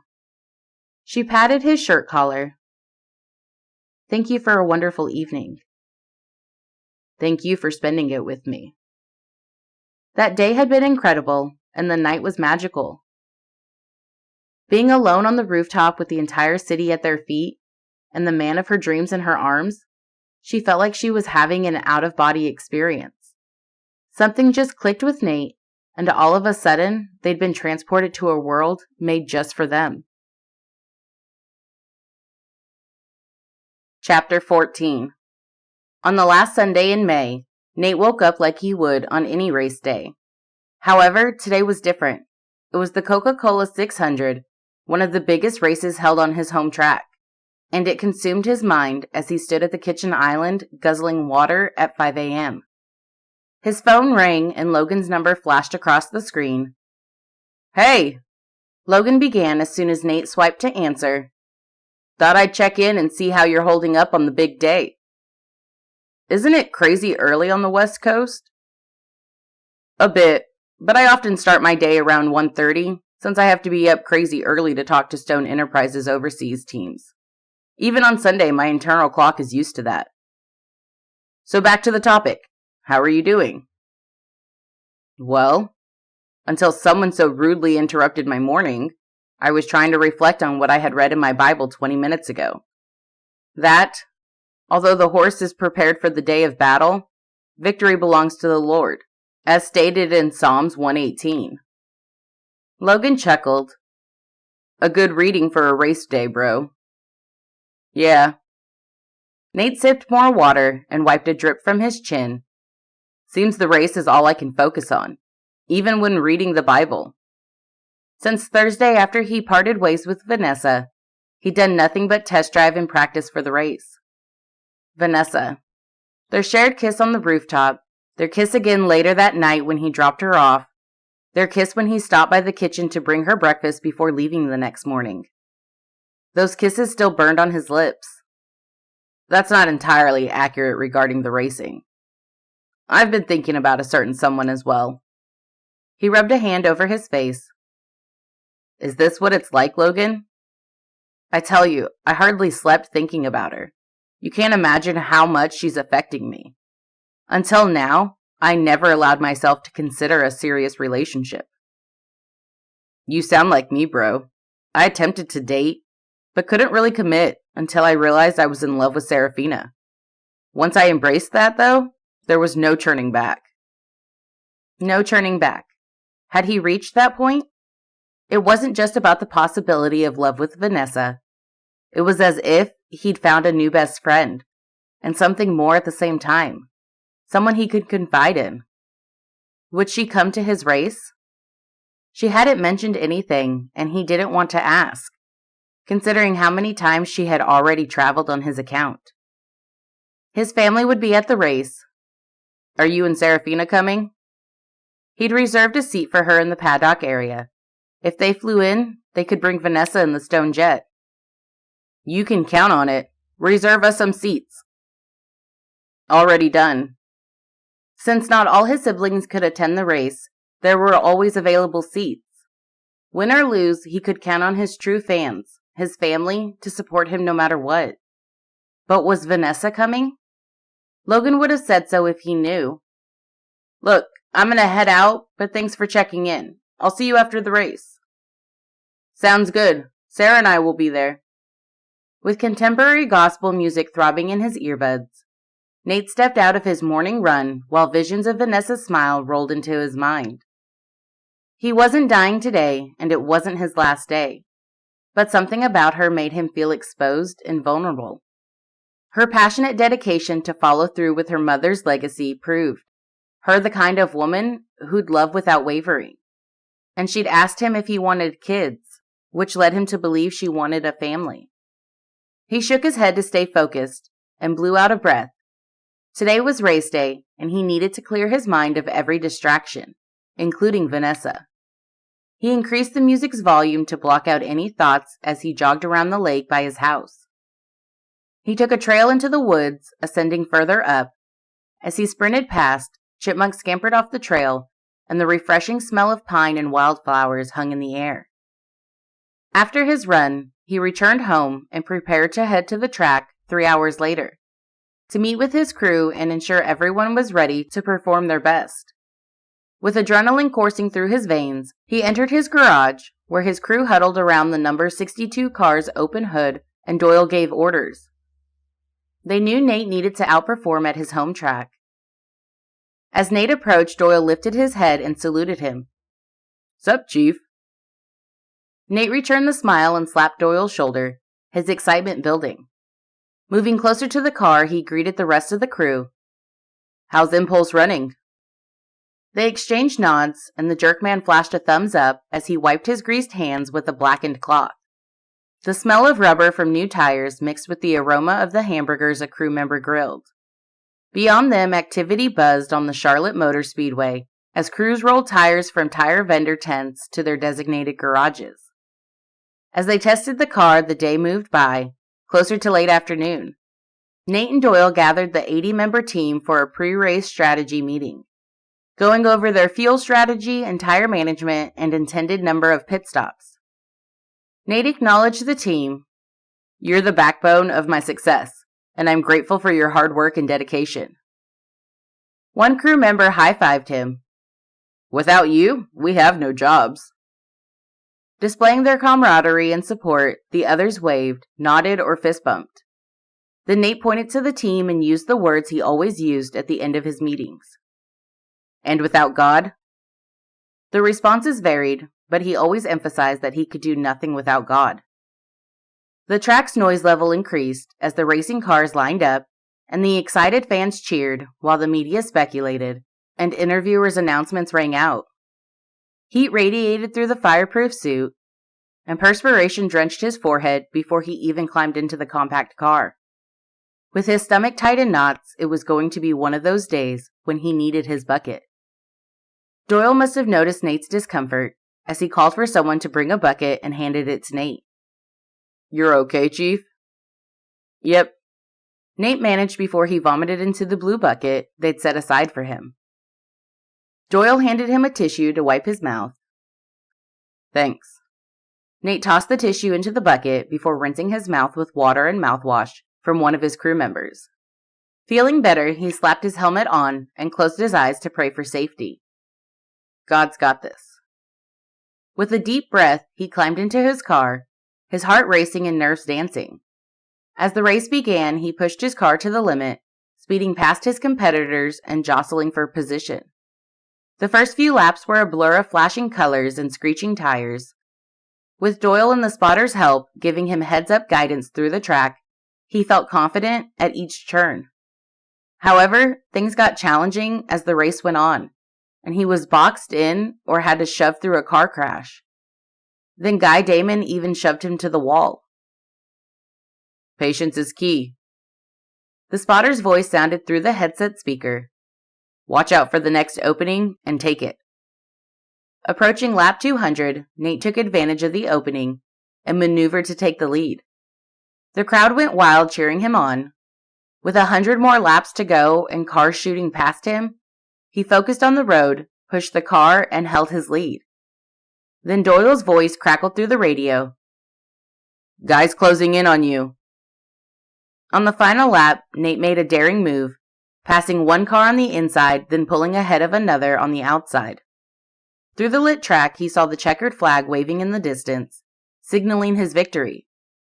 With a final burst of speed, he crossed the line in first place, the roar of the crowd ringing in his ears. Exhausted after almost 4 hours of pushing himself and his car, Nate collapsed back in his seat, and a surge of happiness expanded his chest as he celebrated his victory. Doyle's voice rang through the headset. We did it, Chief! Glory be to God! Nate exclaimed, grateful for his team's help and support and God's grace. As the crowd continued to cheer and applaud, he let out a triumphant yell. He'd done it. He had won the Coca-Cola 600. Breathless and with his heart still racing, he climbed out of his car and removed his helmet. Grinning from ear to ear, he waved to the cheering fans and pumped his fist in the air. His team and fans surrounded him, and elation buoyed him, victory's thrill coursing through his veins. As he looked up into the paddock, through the speedway lights, he saw his mother waving and sighted Logan and Serafina. But Vanessa was nowhere to be seen. And his heart felt unsettled as his gaze roamed the other racers, their teams, and family members with VIP badges. Then his heart skipped a beat. Vanessa was wading through the crowd, waving with a bright smile. His palms started sweating, and his heart thudded like it was going to rip out of his chest. No girl had ever had this effect on him.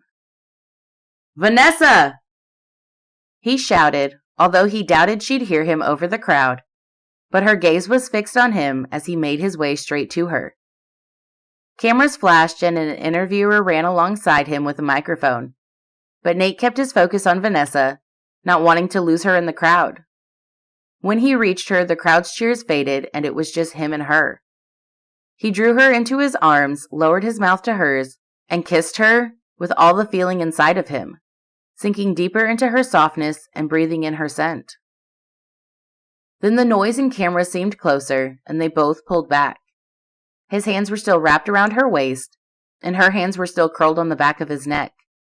She looked up at him breathless, and as the light shone into her eyes, and a longing similar to his reflected clearly in those eyes, he felt like he was on top of the world. Congratulations, Nate. I'm so glad you're here. He gripped her waist tighter. With her, he didn't need to process and strategize what needed to be done. Instead, she elevated his spontaneousness and impulsive side even more. I'm glad too.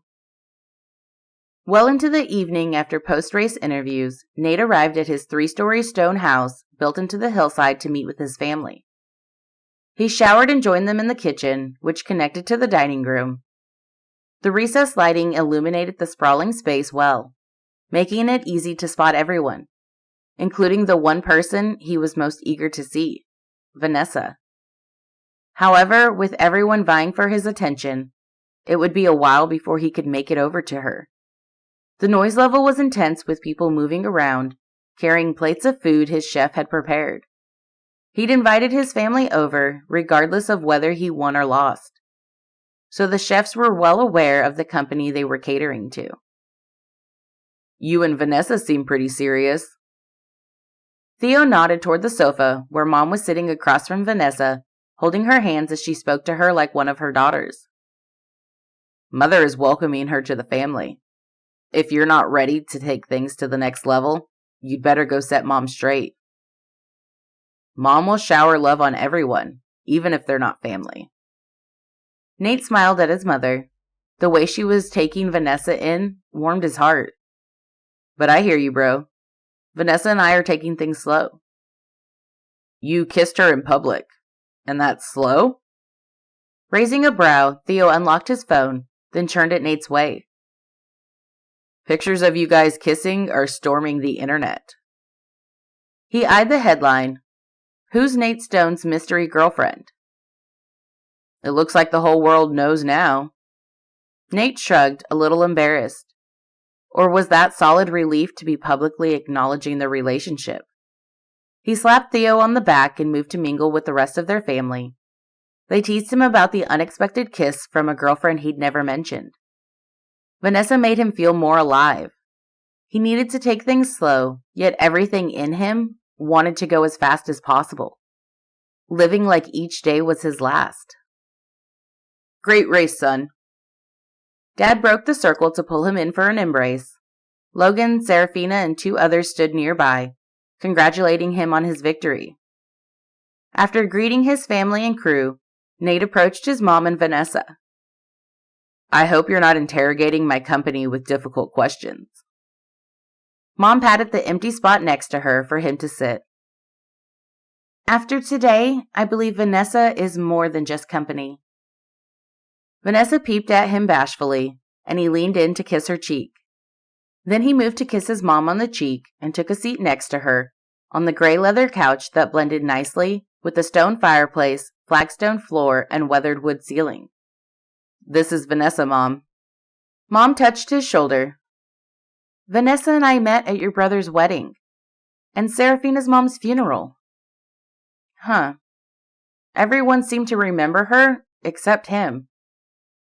I'm so happy for you, my darling. Good job on the race. Mom squeezed his shoulder, then waved towards Vanessa. I was telling Vanessa how wonderful my dashing boy is. Happily, she already knows. Vanessa fiddled with a strand of the hair she'd styled in soft waves over her silky yellow top. I asked Vanessa to join us for breakfast in the morning. Now, Mom, she has to work. Ducking her head, Vanessa tucked her hands in her lap. Your mom said you have 10 bedrooms? Yes, he confirmed.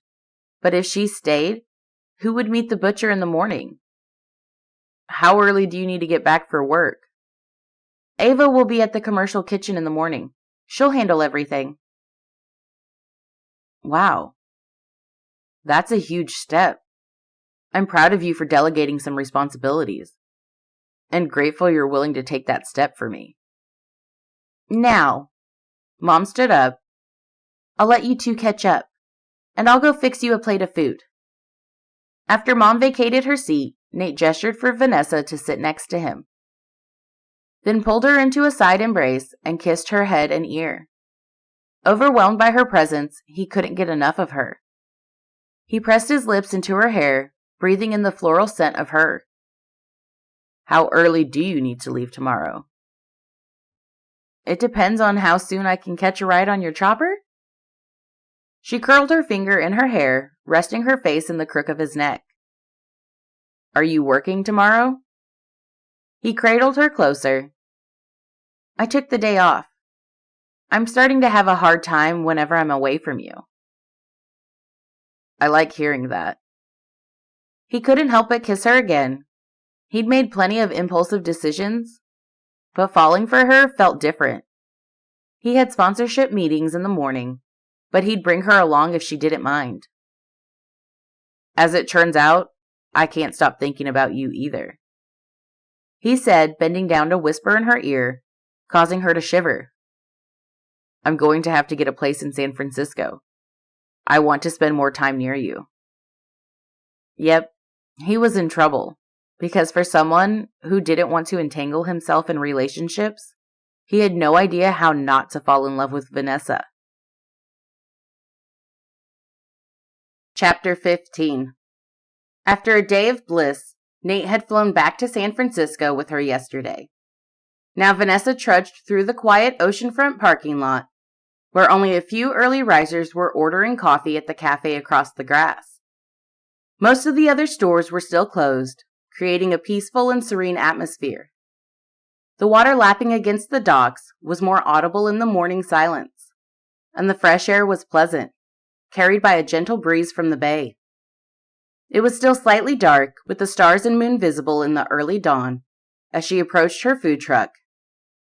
It sure had been nice having a long-term parking spot she could trust to keep her truck safe overnight. Maybe it was hard to see clearly, but the truck seemed to have something unusual. With a growing sense of unease, she quickened her steps. Her eyes narrowed as she tried to make out the small object taped to the door. Now her steps became slower and more hesitant. The early morning light cast a soft glow, and a light breeze carried the scent of cooking oils and spices from her truck. Something wasn't right. She squinted to make sense of what she was seeing. A padlock secured the door, and the piece of paper taped above it fluttered on the breeze. Her heart sinking, she took a deep breath and stepped closer. The bold red font on the message almost mocked her. Your food truck is in violation of city regulations. It has been impounded and will be removed within 24 hours. She couldn't be reading that right. After all her hard work on the legacy she was trying to keep alive, she couldn't lose it all now. With trembling hands, she reached into her hoodie pouch and retrieved her phone. She struggled to steady her fingers as she fumbled with the buttons, found the flashlight option, and shone it on the paper before her.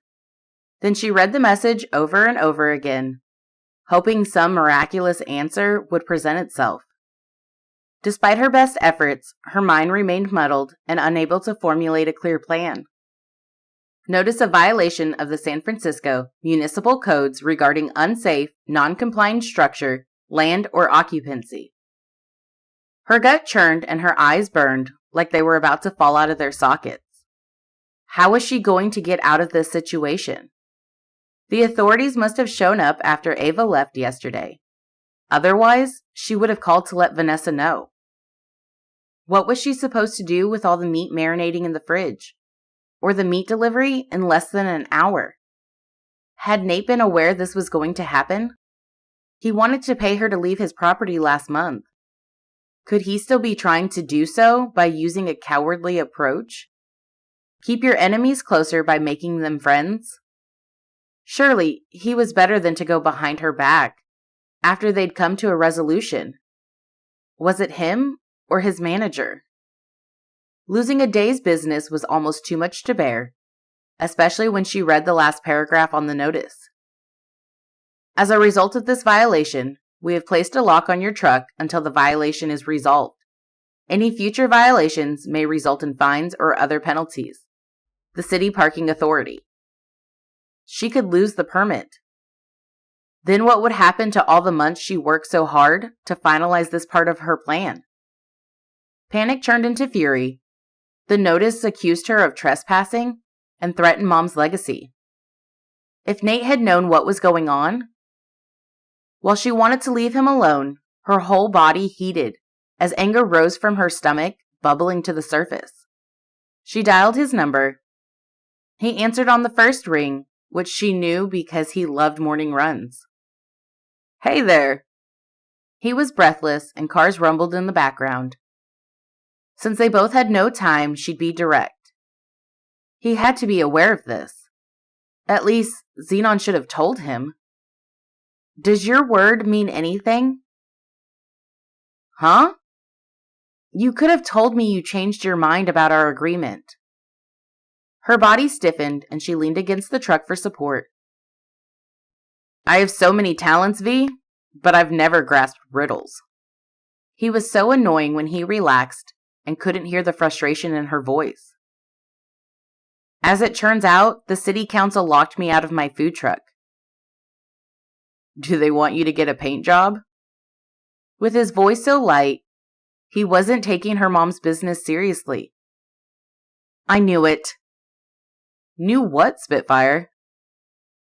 Good, he was calling her Spitfire. Perhaps he sensed her irritation?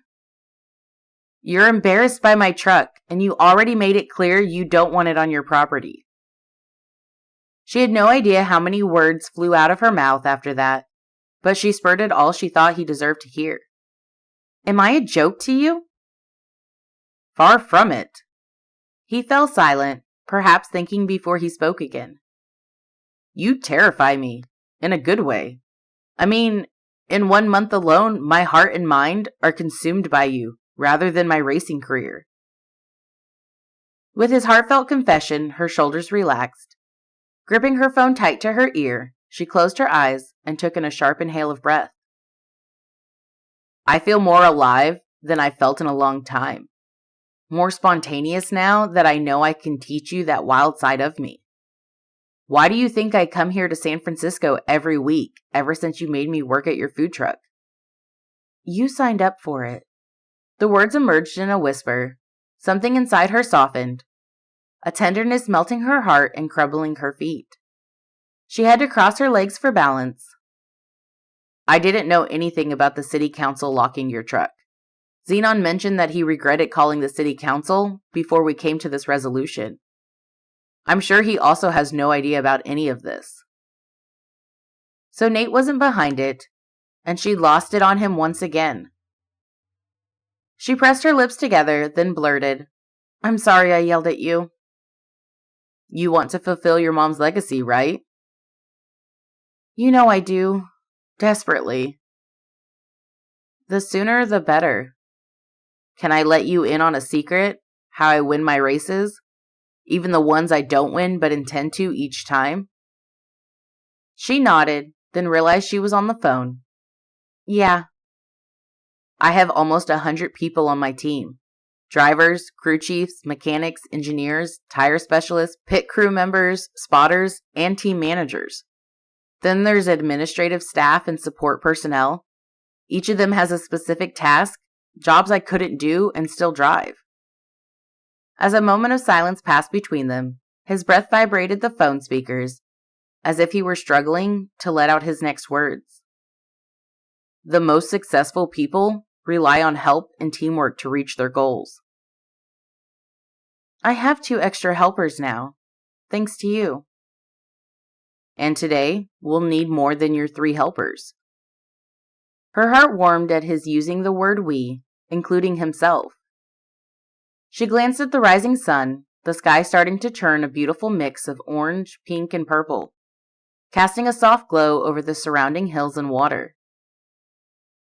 Today, we'll be working on getting the truck up and going, which could be another week. She had to point out that reality. That was if they didn't tow the truck before she resolved this. Your truck will be unlocked by the end of the day or early tomorrow. He was way too confident for his own good. And how are you planning to do that? Have you forgotten that the name Stone means something in San Francisco? Nate's oldest brother Eric founded Stone Enterprises, where Logan Stone was CEO. They played a vital role in the city and community. Besides the many charities they sponsored, they offered jobs and supported a hospital for the underprivileged and anyone who couldn't afford to pay for health care. They maintained friendships with the mayor and those on the city council. Okay. She pushed from the truck. She'd better get going now that the sun had risen. I need to meet with the butcher. One missed delivery with him, and she'd be calling to pay extra to have him deliver meat to her again. I'll meet you in Sausalito at 10. She had to remind him that until the truck opened, there was no business today. Right now, I need to figure out what to do with the food I marinated last night. I rephrase. Keep cooking as usual. I'll meet you at the kitchen with a truck to transport your food. I don't understand. Today, I want the whole world to know that my girlfriend is a food truck chef who's yet to become a teacher. I also want them to know I fell for Vanessa Douglas, not her spray-painted food truck. Her cheeks lifted as she smiled. Tears burned in the backs of her eyes at the tenderness and genuineness of his words, and she was unable to keep her voice from shaking. Did you just call me your girlfriend? That is if you're not embarrassed to have me as your boyfriend. It's the other way around, Nate. She let out a shuddered breath. What was happening to her? They'd only gone out for a month. He was like her wildest fantasies and dreams come true. I'm so honored. On that note, Miss Douglas, we get off work at 4, and I'm taking you dancing so we can celebrate. Yes, yes. Her heart expanded with a joy that surpassed all previous emotions she'd experienced. I'd like that so much. See you in a few. She opened her mouth to respond, but her mouth hung open in silence. Nate Stone had asked her to be his girlfriend. After ending the call, she darted to the grass and outstretched her arms, letting out a happy screech and spinning around and around before she fired off a text to Serafina as she returned to her car. Vanessa. Nate just asked me to be his girlfriend. Serafina. What? Is that why he's on the phone with Logan this early? Was he telling Logan about their next step in the relationship too? Vanessa. We'll explain. Going dancing tonight. Serafina. I want to hear all the details tomorrow. Vanessa. Totally. She'd love nothing more than to talk about her new love life and all the mushy feelings she had for Nate. With her heart so full, could it burst from happiness? Was that what being in love felt like? It had to be, because she was in love with the most handsome man in the world. She drove her Sienna back to the kitchen, not caring if she worked that day or not. She just wanted to go shopping and plan for their date. But when Nate said he'd wanted to make today great and let the whole world know she was his girlfriend, he hadn't been kidding. This morning she hadn't imagined the extent to which he'd go to make this day memorable. Now, 4 tents had sprung up on the parking lot, and music mingled with the chatter of people crowding the area around the food truck he'd rented and parked next to Mama D's barbecue truck. Not that they needed the trucks today with the 4 grills they had going, each with someone flipping sausages, steak, or chicken. Ava, coming up beside her, nudged her. You sure were coming in for a surprise. What did you think when you showed up and people were setting up tents and getting grills ready? Vanessa pressed a hand to her heart. One truck had delivered fine meats while a minivan deposited helpers, all dressed in purple t-shirts matching her apron. As if that hadn't been enough, banners with Mama D's barbecue and the crown symbol hung over the truck, blocking the violation notice and lock. I have to say gratitude didn't even come close to how I felt. She reached into the cooler and grabbed a bottle of water, taking a sip as she watched Nate. Lately, she found herself drawn to him more and more. Just thinking of him made her heart race and her face light up with a smile. Whenever he was around, energy and excitement surged through her. Shading her eyes, Ava followed her gaze. He sure looks content interacting and signing autographs for those in line. Amazing how relaxed a celeb like him can be doing this. Lean and toned in the t-shirt Vanessa had given him, he pointed people toward the tents, perhaps explaining where they could grab the menus he'd had some graphic design company print on short notice. The cameras followed him, capturing the scene. An interviewer put the microphone in front of a guy in line. It was hard to know what the interview was asking the customer, though. Ava snagged a water bottle of her own and uncapped it. I'm sorry about this morning. I can only imagine how you felt. I can't even remember how I felt. Waving the thought off, Vanessa snickered. The horror vanished when Nate met me at the kitchen with a rented truck. All he insisted on was that we made plenty of barbecue sauce for the day, and I didn't know what to think. Makes sense. It's the best and most common recipe served with all your meats. They grinned at each other, then sang out, The sauce is the boss. When Vanessa recapped her water bottle, Nate's gaze found hers and he waved, his broad smile for hers alone and leaving her knees weak and her heart beating faster. As if to hold her up, Ava slid an arm around her waist and hugged her tight. I guess if you had any fears that he was embarrassed by your food truck or business, all those vanished today. So true. Vanessa let out a contented sigh, hugged her assistant back, then slid free. We'd better get to the tent and start serving. They met Nate there, her handing out the sauces and manning the cash box, and him handling the credit card transactions for those whose cards didn't have a touchless option. The customers didn't appear to mind waiting in line while answering the interviewer's questions. Sweat soon beaded her forehead, so she lifted her arm to swipe her forearm across it. Nate continued to chat as he accepted card transactions, answered people's questions, and sometimes leaned in to kiss her forehead and praise her talent. Vanessa basked in the warmth of his presence and savored every moment they shared together. Not familiar with the spotlight, she felt a heat of embarrassment, but being with him in front of some stunning women who could be better suited as his dates made her squirm with excitement. She handed out change as fast as she could, the metal box clicking when she closed and opened it. And all she could do was listen to people chatting in line, whispering about Nate's love for his girlfriend. When did he break up with Giselle? The hushed voice had Vanessa observing the two women under her eyelashes. Giselle was the model Nate had posed with for GQ magazine in early spring. That's her, another woman said, but Vanessa kept her attention on her task as she thanked the man she handed the change to. The rich, smoky scent of grilled meat filled the air as people walked toward her with their food in hand.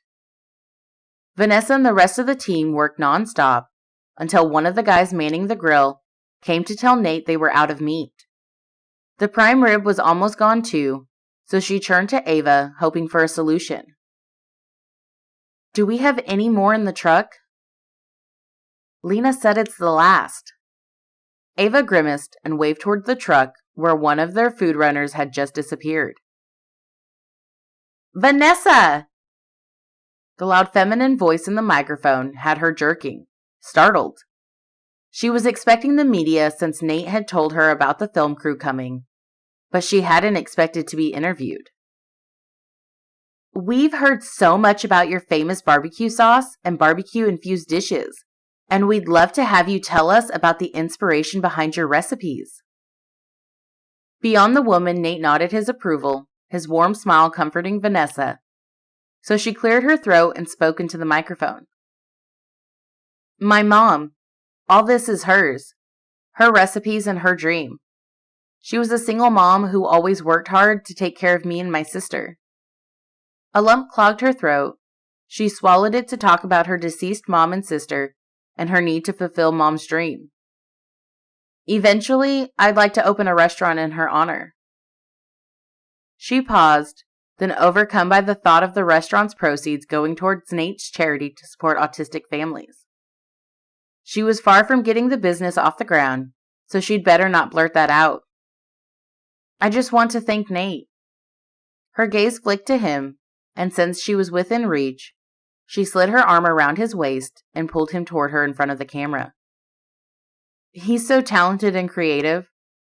Without him, we wouldn't have been able to host all of you here. And Nate! The interviewer moved the microphone. You're building a restaurant next door. How's that going to play out when the steakhouse opens in September? Nate's cheeks rubbed against Vanessa's as he leaned into her, his arm snaking around her waist. Vanessa and I aren't worried about business coming in the way of what we have. She cringed over his genuine confession. She was the one constantly losing her mind whenever something minor happened. As their helpers cleaned up the trash after the event and loaded the grills in a pickup truck, Vanessa walked toward Nate while he waved off the guys taking the grills. So much love for him swelled through her that she ran toward him, throwing her arms around him and kissing him with all the love radiating inside her. He laughed, scooped her up, and swung her around. What's that for? You surprised me so much today. She'd give him the whole world if it were at her disposal, but he pretty much had everything he needed. It doesn't look like our relationship is a secret anymore. She giggled, unable to contain her amused tones. Besides him kissing her senseless at his race, the media had now hosted an event featuring Nate and Vanessa, putting their relationship in the spotlight. He kissed her again. I hope you're okay with that. I wouldn't want it any other way. A couple of hours later, after she washed the barbecue scent from her skin and changed, Nate picked her up from her apartment, and they stepped out on the sidewalk. With their arms around each other's waists, they walked toward the limousine. Like he'd promised, the city council had removed the lock and notices from her truck. Amazing how easily things got accomplished when you knew the right people. That applied to having the servers and cooks he pulled together today. He helped her into the limousine, and as it joined the traffic, she tipped her head back against the plush seat, letting out any lingering tension. I can't believe what you did today. Where'd you hire all those workers on such short notice? Actually, everyone who worked today was a fan. They volunteered the moment I posted a need for help on my social page. Wow, I never imagined. She peeked at him. I don't have social media. I never wanted it. Now, I'm tempted to join so I can check out your page. He threaded his fingers through hers, then brought them to his mouth. Anything you want to know, just ask. She cuddled against his side, his warmth radiating into her, his fancy eucalyptus scent soothing her as they rode to their dinner reservations. Dancing promised to put a wonderful end to a perfect day. Shortly later, they swayed to the music, moving in sync in a ballroom. Glittering chandeliers and the soft glow of candles bathed them. His eyes sparkled and gleamed with a silent appreciation that said she was the most beautiful woman in the room. Happiness surged through her when he tugged her closer and whispered against her hair, "You look beautiful tonight." Her dance shoes clicked against the marble floor as she swayed with him, her heart racing against his. He looked so handsome in his black tuxedo. You're the most handsome man I know. Nate laughed, the sound rumbling like a race car. He bent down and nipped a kiss against her lips, then teased. Flattery will get you anything, V. As their bodies continued to move as one, she lost herself in the moment, her mind free of any worries, any stress. All that mattered was the man in her arms, the music in her ears, and the warmth in her heart. She lifted onto her tiptoes and trailed her hands down his face to his shoulders and chest, his heart thundering beneath her fingers. You know, I was thinking. He broke the comfortable silence between them. We should take that planning trip to Hawaii soon. Planning involved going to his family's island to spot out vendors for the November family reunion. She nodded. He could tell her to quit the food business, and she'd do as asked. She hadn't had time to calculate the day's earnings, but she'd never had as big of a crowd as he'd accumulated today. I can't wait. And she couldn't. It had been fun at Serafina's wedding with all the activities the island offered and the many homes on the property. They'd each have personal space, which she needed to think about their future and what it entailed. Chapter 16. Nate stood in awe, taking in the breathtaking scenery spread out beyond the great room of the secluded island's main house. The lush tropical shrubs and crystalline turquoise waters caught him with a rush of adrenaline. Is there anything I can get you, sir? Hannah, one of the employees, brought him back to reality. I'm good, thank you. He replied with a nod. Don't worry about dinner. We won't need it with the short notice of our arrival. Yesterday, he'd been thrilled to finish his race in second place, especially since Vanessa came to support him. After his obligations, they flew to Hawaii for a much-needed break, and he would make the most of their 3 days on the island and ensure they created lasting memories. He'd already made dinner plans, so as soon as she arrived, they could leave. That was if she wasn't facing jet lag. He stifled a yawn himself. Fortunately, she'd agreed to stay in the 7-bedroom house he was staying in, where Hannah also lived. Vanessa, thoughtful as always, didn't want to burden the employees with additional housekeeping by opening a separate house. Footsteps echoed on the hardwood floor, and he turned in time to catch her smile. The sunlight danced on her brown skin, accentuating the white feather pattern on her yellow summer dress and the feathery white earrings seeming to float from her earlobes.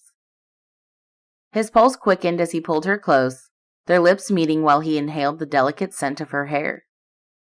"Are you ready to go, my love?" Her fingers traced his stubble before she bestowed another tender kiss, her gaze meeting his. "Do I need to bring my purse?" Recalling her recent reluctance to carry it after a theft, he assured her, "You won't need it tonight." She wouldn't need it during their upcoming island adventures either. "We're checking out some hula dancers, just like you wanted." The excitement in her eyes enhanced his own. They left the house arm in arm, exchanging greetings with the workers, maintaining the vibrant, flowering shrubs. Surrounded by the exotic bloom's aroma and the lively birds' chatter, they strolled along a path enveloped by a leafy green canopy that sprinkled dappled sunlight onto the ground. "I love this place." She squeezed his hand. "Last time, I couldn't stop staring at you, wishing you'd notice me and end my longing." His chest swelled. "I never caught you stealing glances. You must have been a master at it."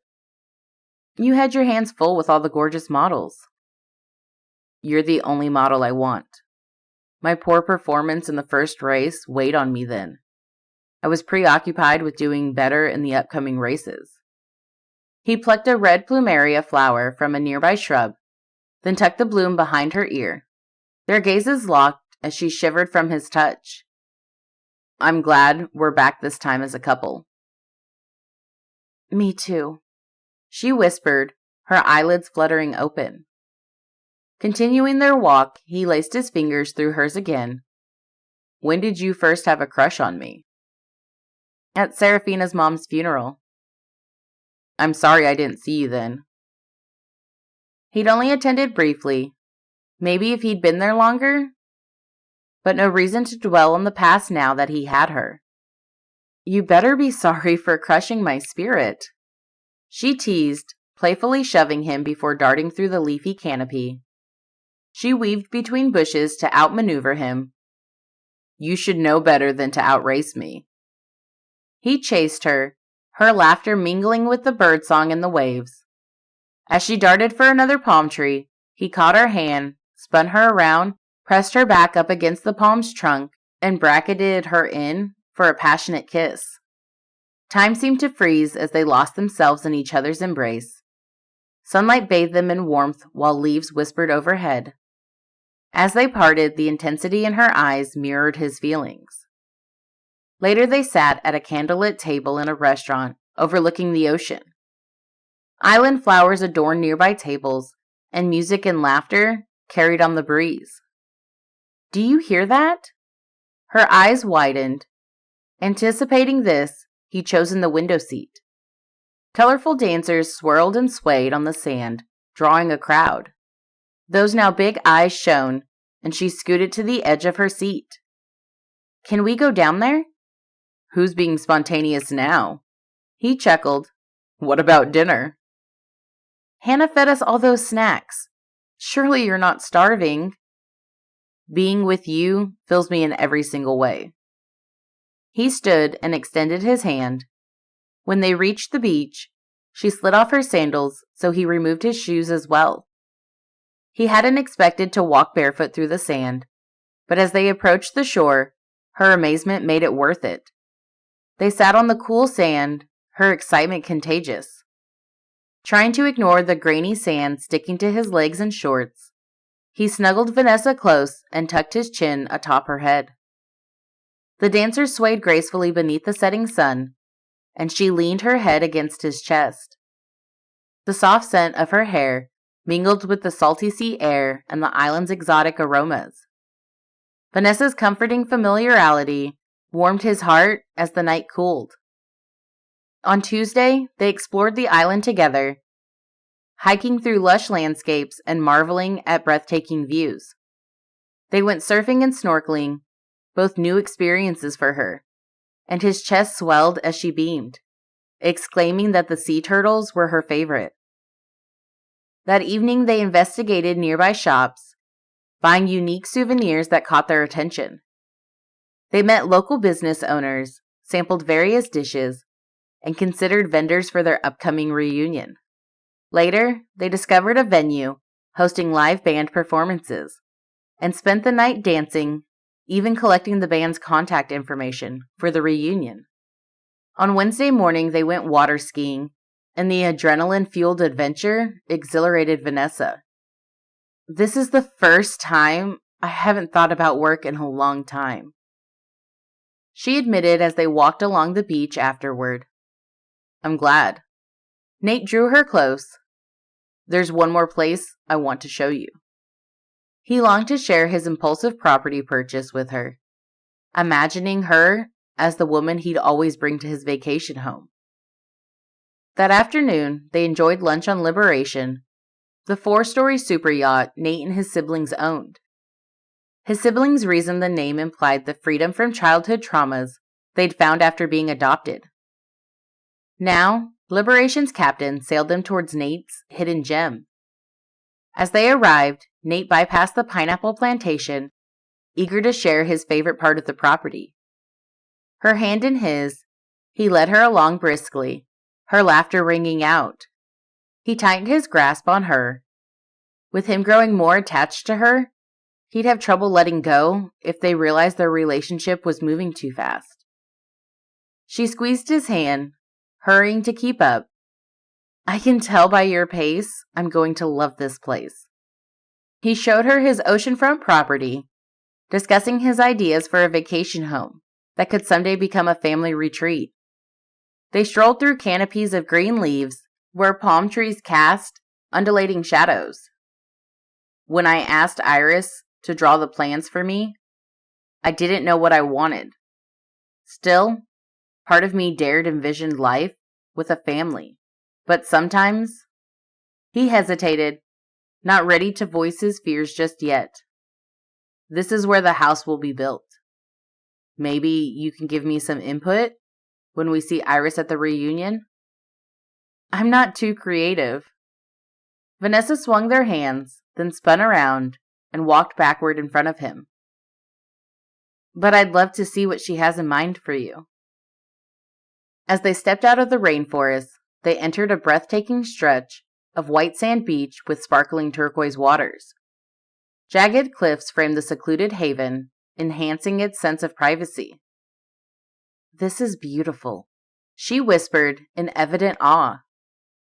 Indeed it was, and she was. And she was the one woman he wanted to share this scene with. I want to feel the sand. She let go of his hand to remove her sandals, and he followed her lead. Once they were both barefoot, they rejoined hands and strolled over stingingly hot sand to the water's edge. They waded into the clear waters, savoring the sensation of soft sand beneath their toes and gentle waves against their skin. Look! Vanessa gasped, pointing into the distance. A pod of dolphins leaped out of the water, their sleek bodies shimmering in the sunlight. She clapped a hand over her mouth, as if afraid her awestruck squeal would scare them away.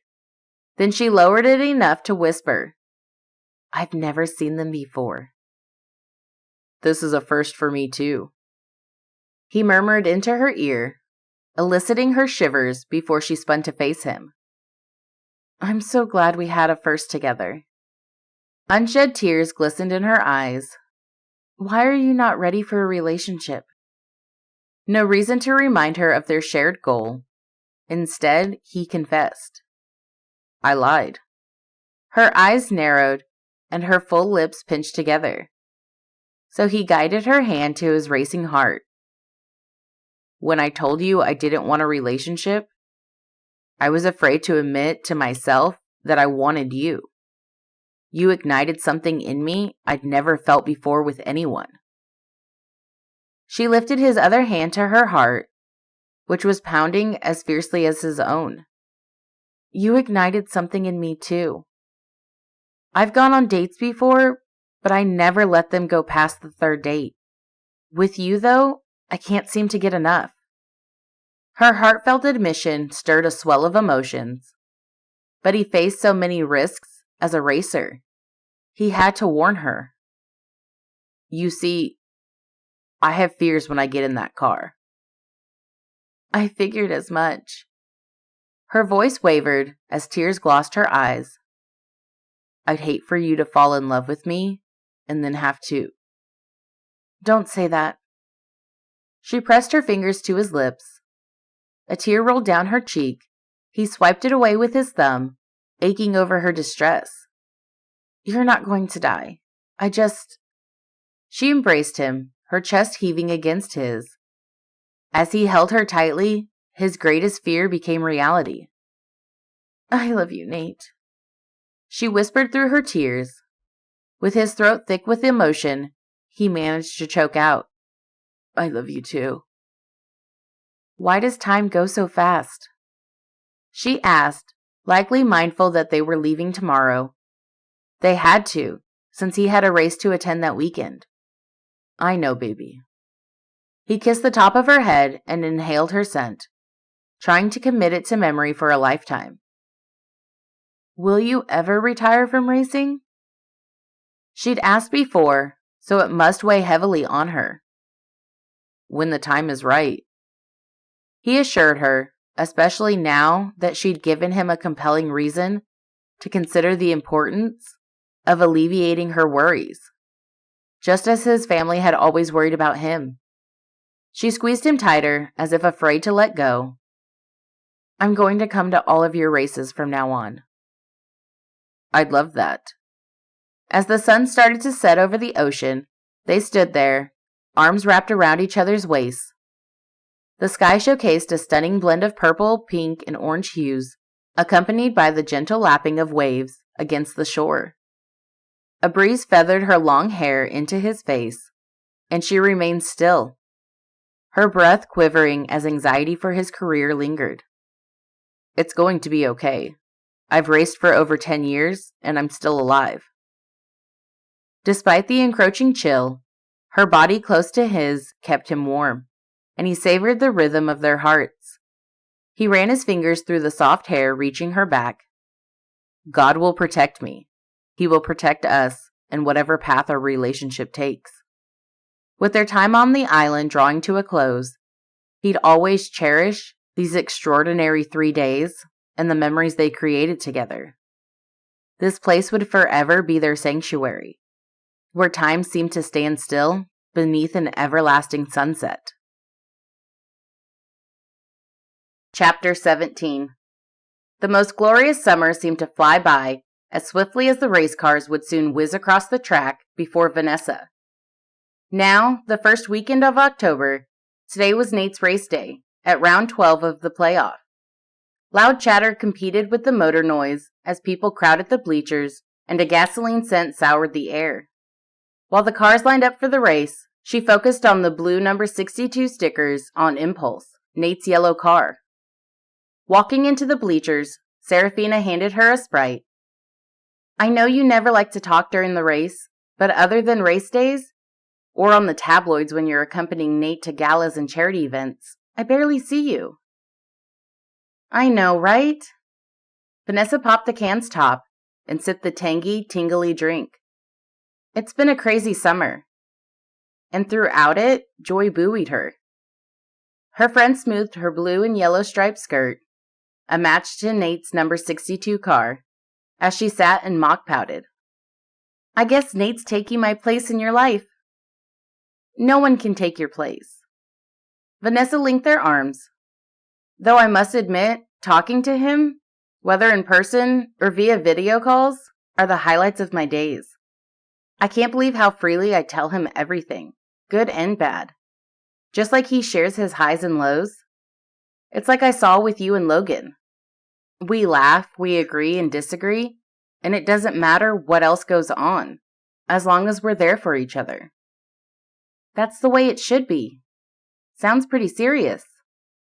Despite the heat, a shiver ran through her. It was serious. Each passing day added another image to the future she pictured with him.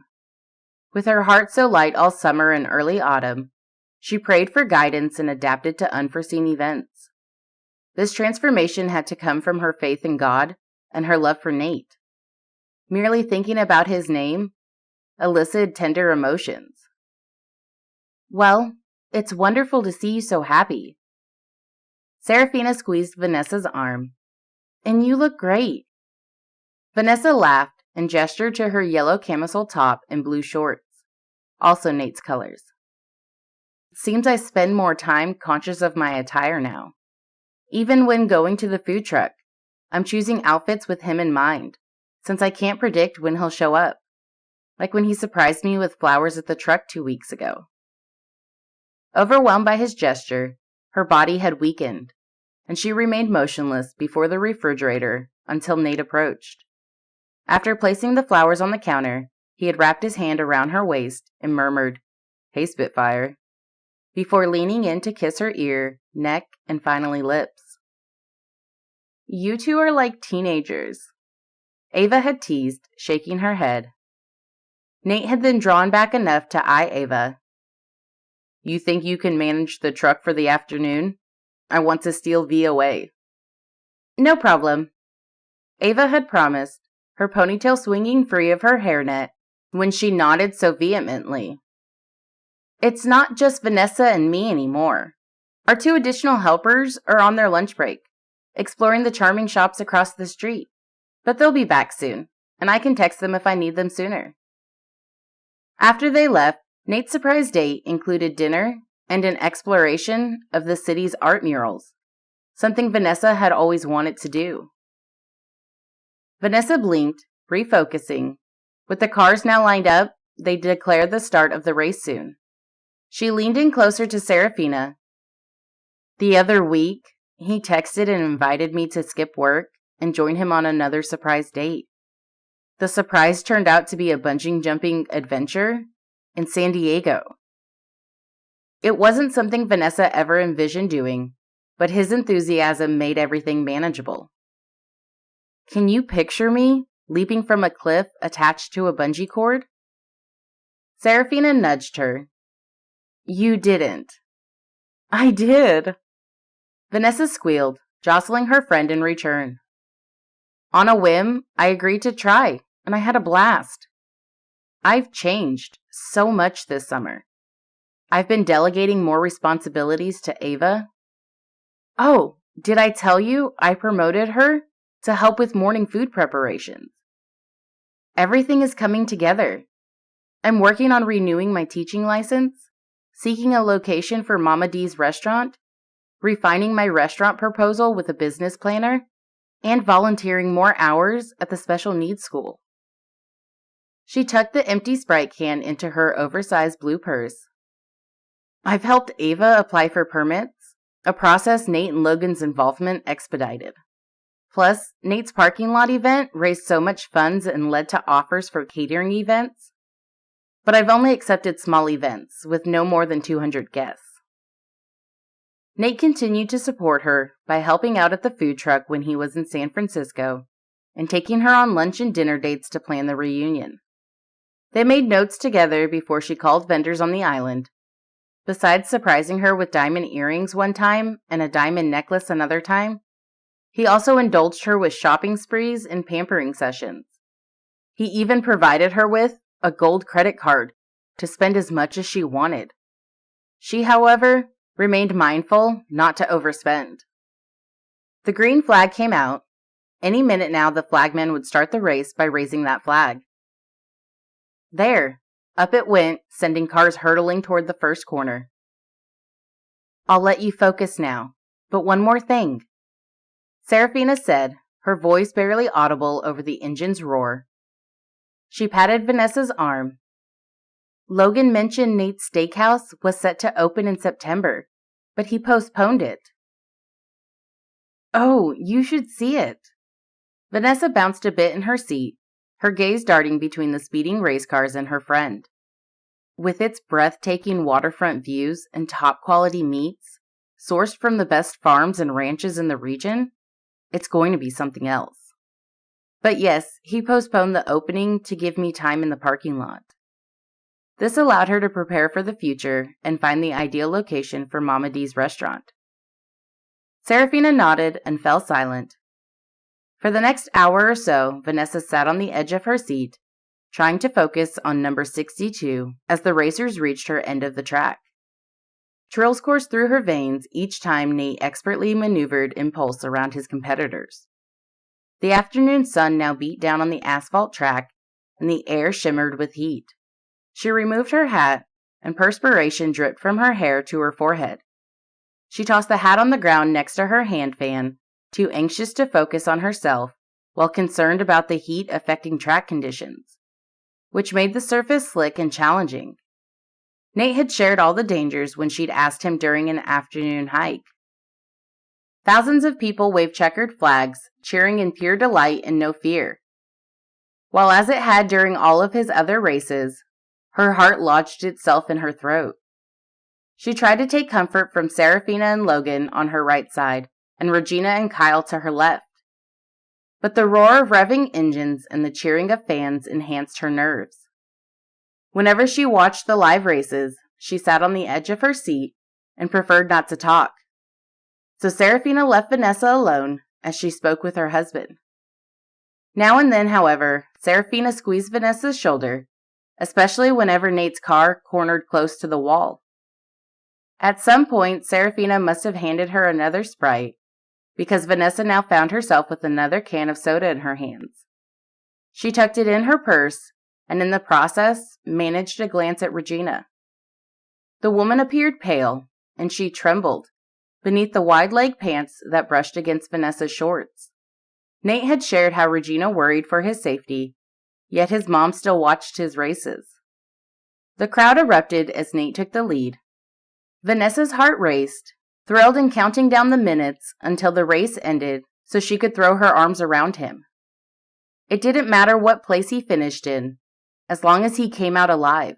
He'd won in her account. Since he'd confessed his fears, she realized the risks the racers hid from their fans when they came out of their cars beaming.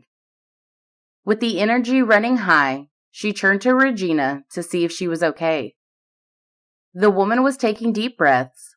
Her eyes were closed as she gripped her husband's arm, as if only waiting for the race to be over before opening her eyes. Kyle stayed focused on the race, fanning his wife now and then with a hand fan. Compassion for the elegant woman touched Vanessa. Nate hadn't been kidding when he said his mom had the hardest time watching his races. The season was almost over, thankfully. In 1 month, it would be the Cup Finals, and they'd have 2 months off from worrying. Unfortunately, in August, he'd finalized a contract for the next season, something most racers needed to secure sponsorship deals. Could she hope next year would be it for him? Either way, Regina needed comfort now. Vanessa touched Regina gently. There are only 3 more laps. Screeching tires and crunching metal had Vanessa whipping her neck and gaze back to the track. Nate's car slammed the rails and she sprang to her feet. The announcer's voice rocketed over the crowd. "That's Nate Stone in number 62 spinning out of control, folks." The car rammed into the wall, the impact deafening. "My son!" Regina cried out. "Oh no!" Serafina screeched, grabbing Vanessa's hand and holding it tight. Sweat drenched Vanessa's body, and horror closed off her lungs. Her heart sinking, her eyes filling with tears. The crowd gasped. Unable to see clearly, Vanessa focused on one of the giant screens while the crash unfolded. The next minutes blurred as the ambulance approached the field, and she and Nate's family jogged toward the scene in a frenzy of panicked uncertainty. "Oh dear God, please!" She cried out, her hands to her head when they neared. Nate lay lifeless on a stretcher while medics rushed him to the ambulance. Logan ran ahead of them and spoke to one of the uniformed men. Tears blinded Vanessa's vision Serafina pulled her into an embrace. Nate is going to be okay. I hope so. Mother! Logan called out. Regina had collapsed, and Kyle shouted for medics. Since it was such a big race, they had enough medics on site. Some hurried over to tend to Regina, and she regained consciousness. Trapped in the nightmare scene, Vanessa could scarcely breathe. Come on. Serafina tucked Vanessa under her arm and turned her around. Logan's driving us to the hospital. Somehow her feet moved. Serafina helped her into a van and buckled her seatbelt before scooting in beside her. Her hot breath pressed against Vanessa's hair as Serafina whispered, He's going to be okay, over and over again. Stay calm, everyone. Kyle spoke. We don't know the extent of Nate's injuries. Or if he will ever wake up. Vanessa swallowed down the words.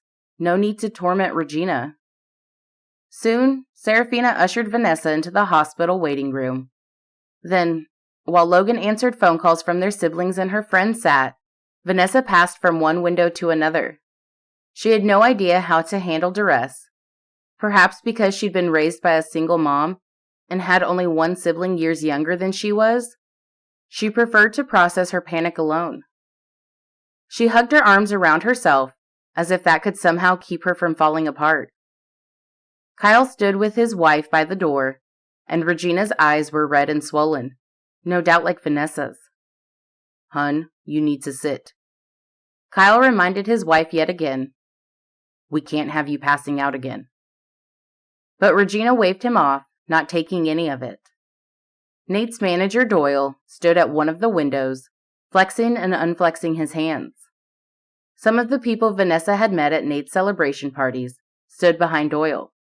Jay, Nate's assistant, had left the room earlier. Vanessa tightened her arms around herself, stifling the cry trying to climb up her throat. If anything happened to Nate, how could she pick up the pieces to live again? Then Serafina was at her side, rubbing her arms, easing Vanessa's tight hold. Soft hands gripped hers, and somehow, Vanessa found herself facing her friend, looking into caring brown eyes. I can't do this, she whispered. I survived after my mom and sister died, but I can't handle another loss. You're not going to. Serafina squeezed her hands, trying to keep Vanessa's focus, but it was wandering. I don't care if I ever have my dreams achieved or not. I just want to start a life with him, now, today. Vanessa let herself ramble, probably not making any sense, but what did it matter? What's the point of careers if you have no one to share your success with at the end of the day? No one to tell about your struggles or joys. We're not losing Nate. Serafina gripped Vanessa's chin, forcing her to meet her gaze. But her friend's face was a blur. I know you can hear me, Vanessa. I need you to listen, to focus. We're not losing Nate. Do you hear me? We are not losing Nate. Say it. After her friend repeated her demand, Vanessa forced out the words. We're not losing Nate. Say it again, Serafina insisted. Each time Vanessa complied, the word sounded less like a question. Soon, she let Serafina guide her to a chair. Then they sat there, their arms entwined, Vanessa's head on Serafina's shoulder. Serafina's whispered prayers wove an invisible lifeline, even as those words she'd made Vanessa say firmed in her mind. We're not losing Nate. Vanessa repeated every time her mind spun out of control, like number 62 had. Hours passed, each one an eternity of waiting. Vanessa jolted with every announcement on the intercom, her panic rising as she imagined they were calling doctors to rush into Nate's room. Finally, a doctor emerged, his furrowed gray brows doing nothing to ease her already anxious heart. I'm Dr. Madden. What happened?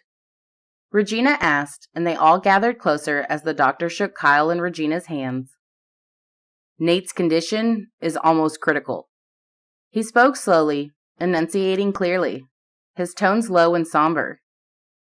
He sustained several injuries, a concussion, broken bones, and...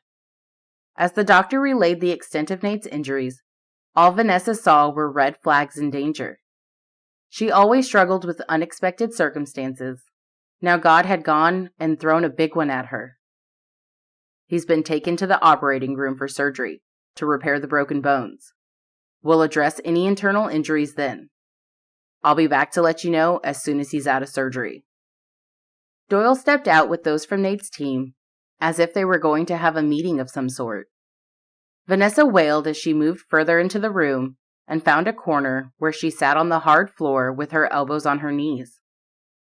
Sobs shook her. Their time in Hawaii rushed back. The spark in his blue eyes when she learned to surf, the genuineness in his smile when they ran into the ocean, the delight in his voice when he described his plans for his property, his affection and his vulnerability when he confessed his fears. All of it stirred an ache so intense her head hurt. She shuddered, hot tears searing her face. A hand touched her. Swiping at her tears, she looked up at Serafina, Regina, Logan, and Kyle. Nate will be okay, sweetheart. Regina wiped away tears from her own eyes. Let's pray. Kyle held out both hands, lines etched deep around his blue eyes. As Vanessa's tears subsided, Serafina knelt next to her again, holding her hand. God, you have amazing plans for Nate. Kyle bowed his head. We trust that those plans don't involve death, not yet at least. We're putting our trust in you and seeking your mercy on Nate. But Lord, we also need your mercy on our worried hearts.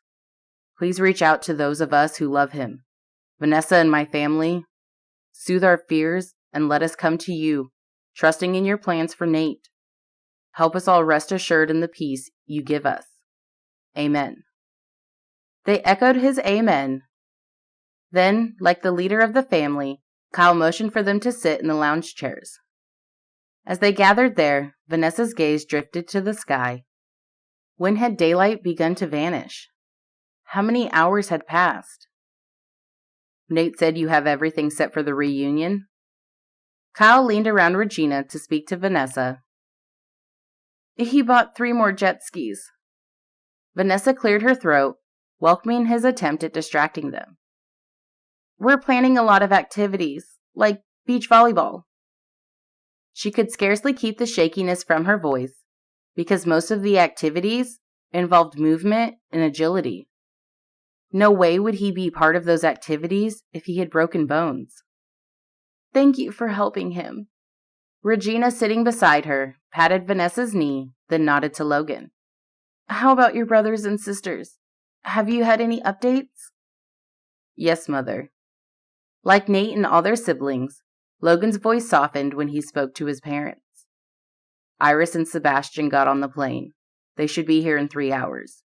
Theo will arrive tomorrow. Wade is on his way. As Logan continued naming their siblings, it seemed like the entire crowd would be arriving soon, or sometime tomorrow. Vanessa tipped her head onto Serafina's shoulder again. You okay? Serafina whispered, while the others talked. Vanessa closed her eyes, her face already near her bestie's ear, so she whispered back. A bit overwhelmed. They're all so amazing. It must have been something else growing up in such a big, blended family. Tell me about it. Serafina, an only child, laughed. Despite their diverse backgrounds, they all come together to support each other in times of need, creating a strong and loving bond that carries them through even the most challenging situations. It's been amazing to be grafted into their family.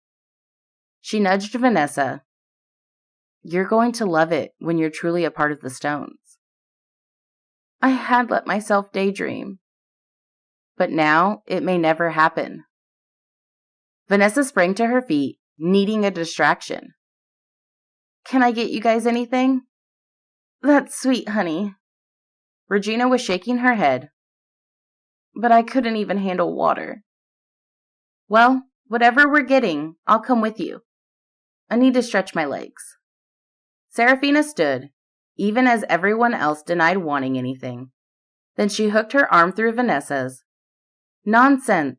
It's past dinner time, so we'll bring back some food for everyone. We'll force ourselves to eat. Then when Nate wakes up, we'll be ready to give him our undivided attention. They strolled down the sterile hospital corridors. All the hallways looked the same, so Vanessa could have never found her way back. But even 2 hours later, the food remained untouched. Perhaps it would get eaten sometime later. Then Dr. Madden strode into the room. Folks.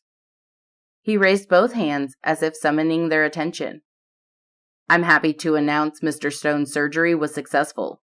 He's regaining consciousness and will be allowing one person at a time to visit him. Regina rubbed Vanessa's back. You go ahead and go in first, honey. Everything in Vanessa leaped to take a step forward, but she shook her head. Nate's mom was just as eager to see her son. I'll go after you. When Regina returned almost 15 minutes later, a smile softened the worry lines on her face. Thank you, Lord. She pulled Vanessa into a hug and tweaked the words that had become the day's hopeful refrain. Nate is fine. Relief washed over Vanessa. Her knees buckled and her heart soared. Happy tears streamed down her face as she embraced Regina, her sweet jasmine fragrance enveloping her. When they released each other, Vanessa, desperate to see Nate, practically sprinted to his room, her steps echoing on the tile floor. She pushed open the half-open door with a trembling hand, then took a deep breath, and hesitated before stepping inside, her heart pounding. Nate lay there with a network of wires hooked to his arm and gauze wrapped around his elevated hand. The heart monitor's steady beep and the medical equipment's gentle hum provided an odd sense of reassurance. We're not losing Nate. Even as her heart broke at his bruised and broken body and swollen face, something inside her kicked back with a surge of gratitude for his survival. Thank you, Lord. His eyelids fluttered open as he must have sensed her presence. A weak smile tugged at the left side of his mouth, then wincing slightly, he shifted his head on the pillows. He whispered her name, his voice barely audible but affectionate. A lump formed in her throat as she reached for his hand, connecting with the warmth of his skin and sensing the steady pulse of life beneath her fingertips. I thought I smelled your lovely scent. His breathy words drew her closer, and his warm smile reassured her. Oh, my Nate. She pressed her free hand to her chest, then leaned in, and oh so carefully wrapped her arms around him, mindful of the IV.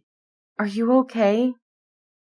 Hi, sweets, he murmured, planting a gentle kiss on her cheek. She savored the warmth of his lips against her skin, then eased out of the embrace and took a seat on the bed next to him, close enough to reach out and touch his scruffy jaw.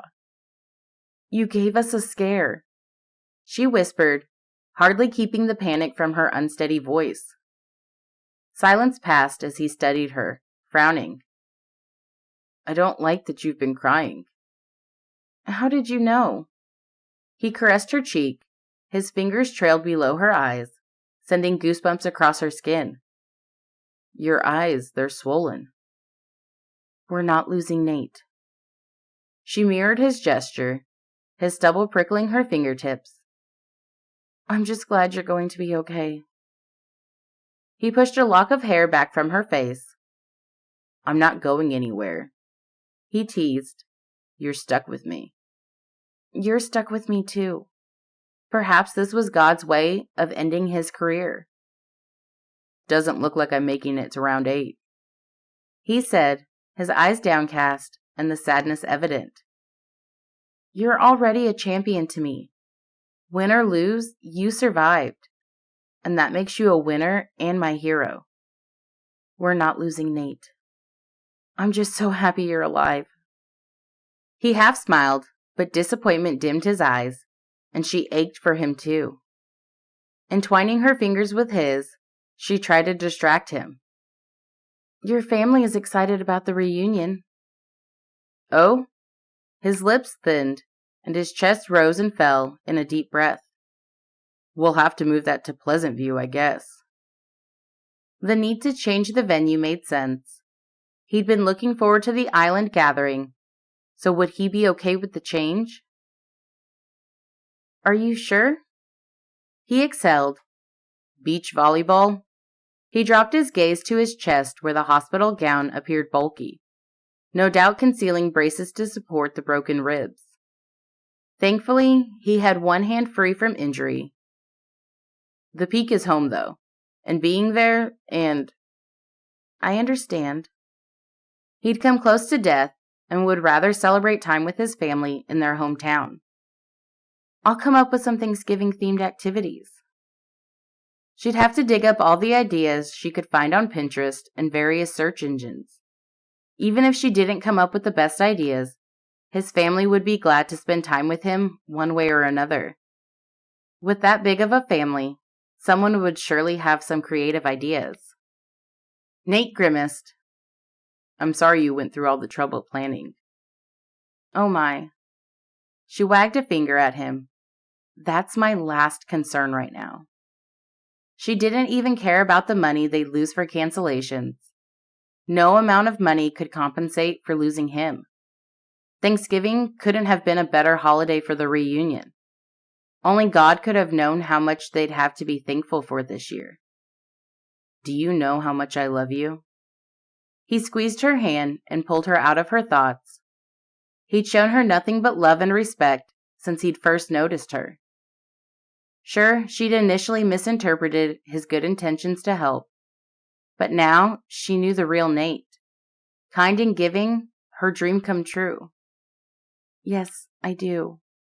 I love you too, she whispered, leaning in to place a tender kiss along his jaw and the left corner of his mouth, the one he quirked so often, pouring her emotions into each touch. Then he tilted his head and caught her lips with his. When he initiated a deeper kiss, pulling her closer, she savored their connection.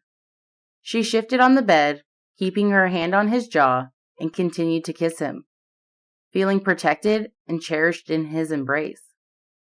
They pulled apart slowly, their tired smiles reflecting each other's happiness. I was thinking. He spoke softly. Really thinking about us. You had time to think while under anesthesia? With their fingers entwined, he lifted her hand to his mouth and kissed her fingertips.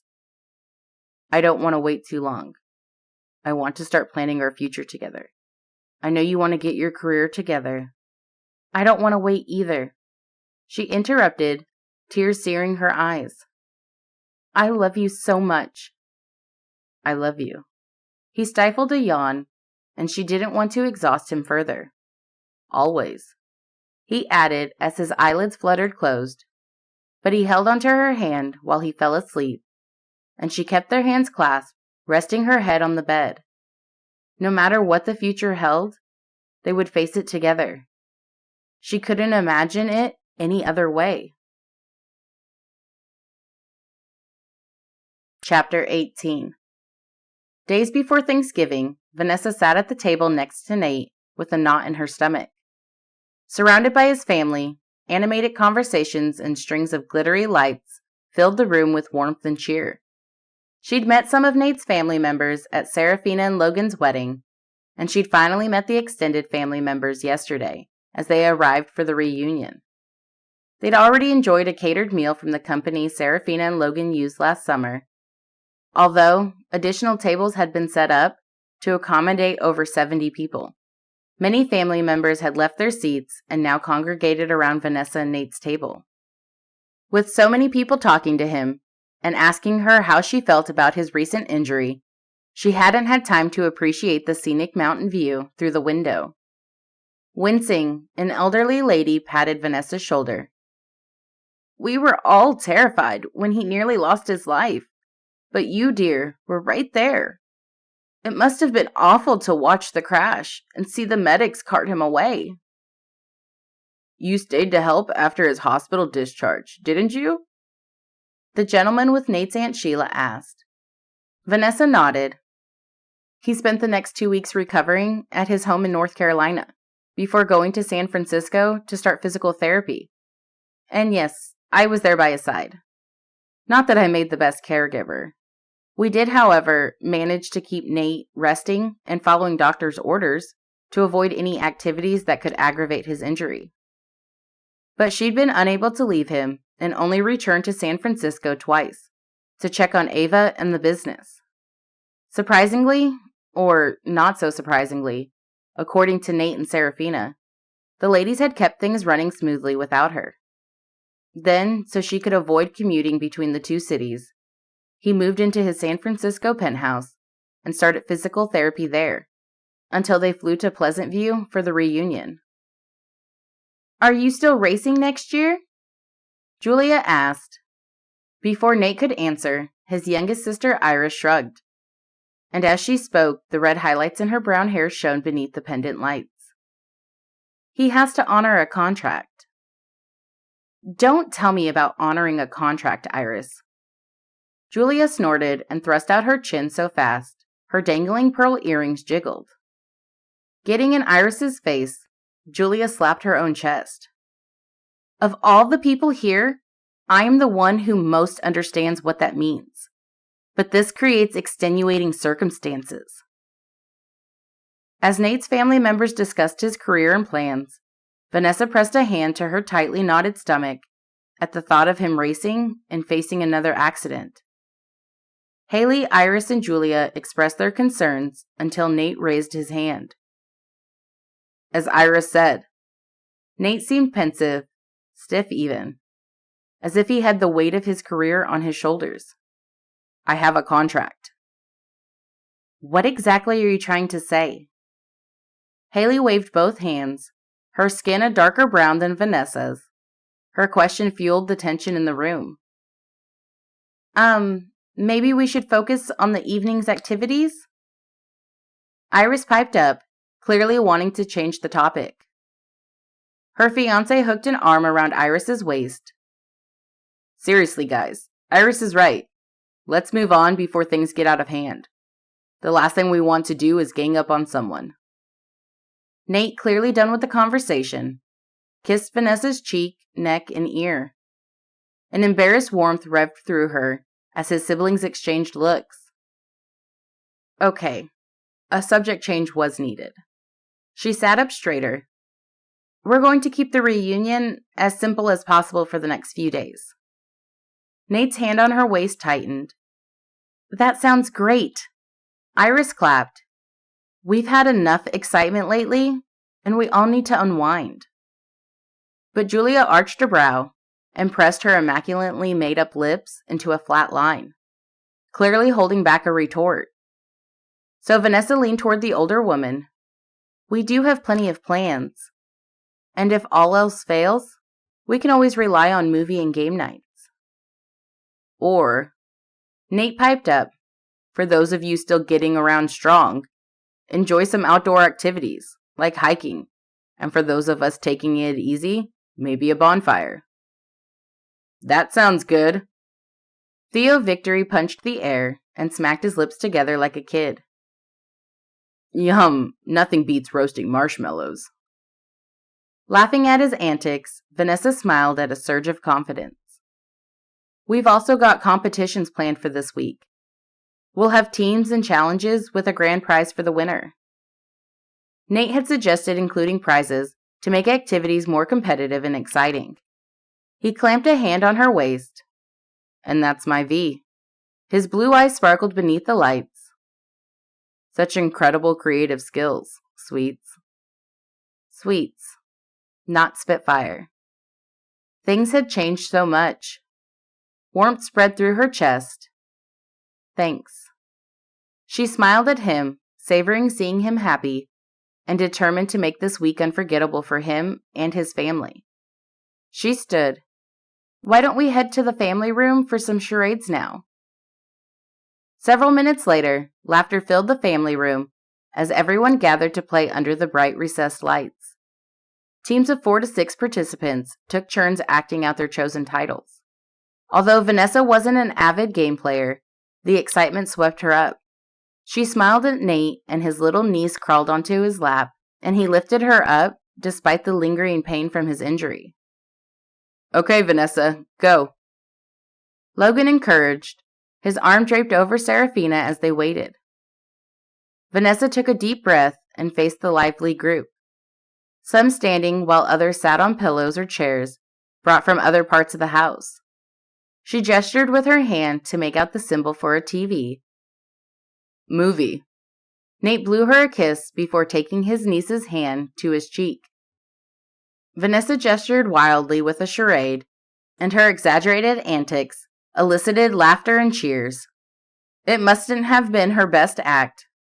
Several people blurted out movies as she kept trying to get the right response until Nate shouted out, The Greatest Showman. Yes! She gave a fist bump and moved to sit next to him. Great job, babe. He rested a hand on her back. Great teamwork. She responded, pleased he remembered one of her favorite movies after they watched it during his early recovery days. The game continued for hours, so everyone could take turns acting out a movie, book, or TV show title. Even Nate's parents took turns and clearly enjoyed spending time with their kids and family, including Nate's aunts and uncles and grandparents. With the warm atmosphere of family camaraderie infectious, Vanessa settled in, growing comfortable around his relatives. At some point during the game, soft and tiny fingers crawled on her arm, and when she looked, Nate's niece, probably 3 to 4 years old, Vanessa couldn't remember, was holding on to her. Hey, sweetheart. Vanessa spoke through the noise, doubting the girl could hear her, but in response, she climbed onto Vanessa's lap. The girl's amber skin tone was a mix of her mom's brown skin and her dad's light skin tones. You're a natural. Nate's warm breath tickled her ear as he shifted, draped his arm over her shoulder, and kissed the top of her hair. So are you. After all, he'd carried the girl and lovingly interacted despite his lingering pain. Holding a child with Nate sitting close, Vanessa couldn't help but imagine a future with him and their own family. In the hospital, he'd said he wanted to make adjustments to the relationship, but they hadn't talked about what that meant, since getting him better had been their priority. However, on a recent shopping trip with Serafina, Vanessa had tried on rings and daydreamed about what might lie ahead. As the night came to an end and Logan announced the winners, Vanessa's heart felt light over getting to know Nate's family and enjoying the next day's activities with them. She could see herself becoming part of them, and Nate had said he didn't want to wait. What had he meant? When would they bring it up again? Chapter 19. The next morning, Nate stepped out of the elevator into the quiet family room. White sofas and scenic mountain photos contrasted with the empty space where just last night his family had gathered for a lively game. He was about to meet Vanessa for their morning walk. While he longed to get back to his daily runs, a walk would suffice until he fully recovered. As he took a sharp exhale, he grimaced at the pain around the rib brace. In 3 weeks, he should be rid of it, provided the doctor agreed. Despite the dislocated, sprained, and torn ligaments in his left hand, it had recovered well. His lower back, too, had only suffered minor injuries, allowing him to enjoy morning walks. His heart skipped a beat when he saw Vanessa standing in the main room, with her back to him as she studied the family photos along the wall. She wore a form-fitting running outfit, black leggings, white tennis shoes, and a vibrant neon pink zip-up hooded sports jacket. The outfit accentuated her muscular legs and toned arms, while her dark curly hair pulled back into a high ponytail would surely highlight her striking features and slim neck if she were facing him. The morning light streamed through the kitchen windows, casting a radiant glow on her rich brown skin. He didn't want to startle her, and she must have heard him approaching. As he neared, she spun around with a vibrant smile that warmed and melted his heart. Morning, sweets. He leaned in to kiss her, and her hands found his back as she returned the kiss with minty freshness. Did you sleep well? She asked once they broke away. Hand in hand, they strolled down the hallway and out the front door. Given the circumstances, not bad. Deep sleep had eluded him since the accident, and nightmares of the crash still haunted him. The pressure of returning to racing and constant inquiries from the media compounded his stress. A retreat to his childhood home provided a much-needed escape. Although his injuries could have been worse, he remained concerned about his family and Vanessa. As they strolled along the sidewalk into the gardens, the morning sun rose over the mountains. The once blossoming flowers of summer had faded away, and the shrubs lining their path stood leafless.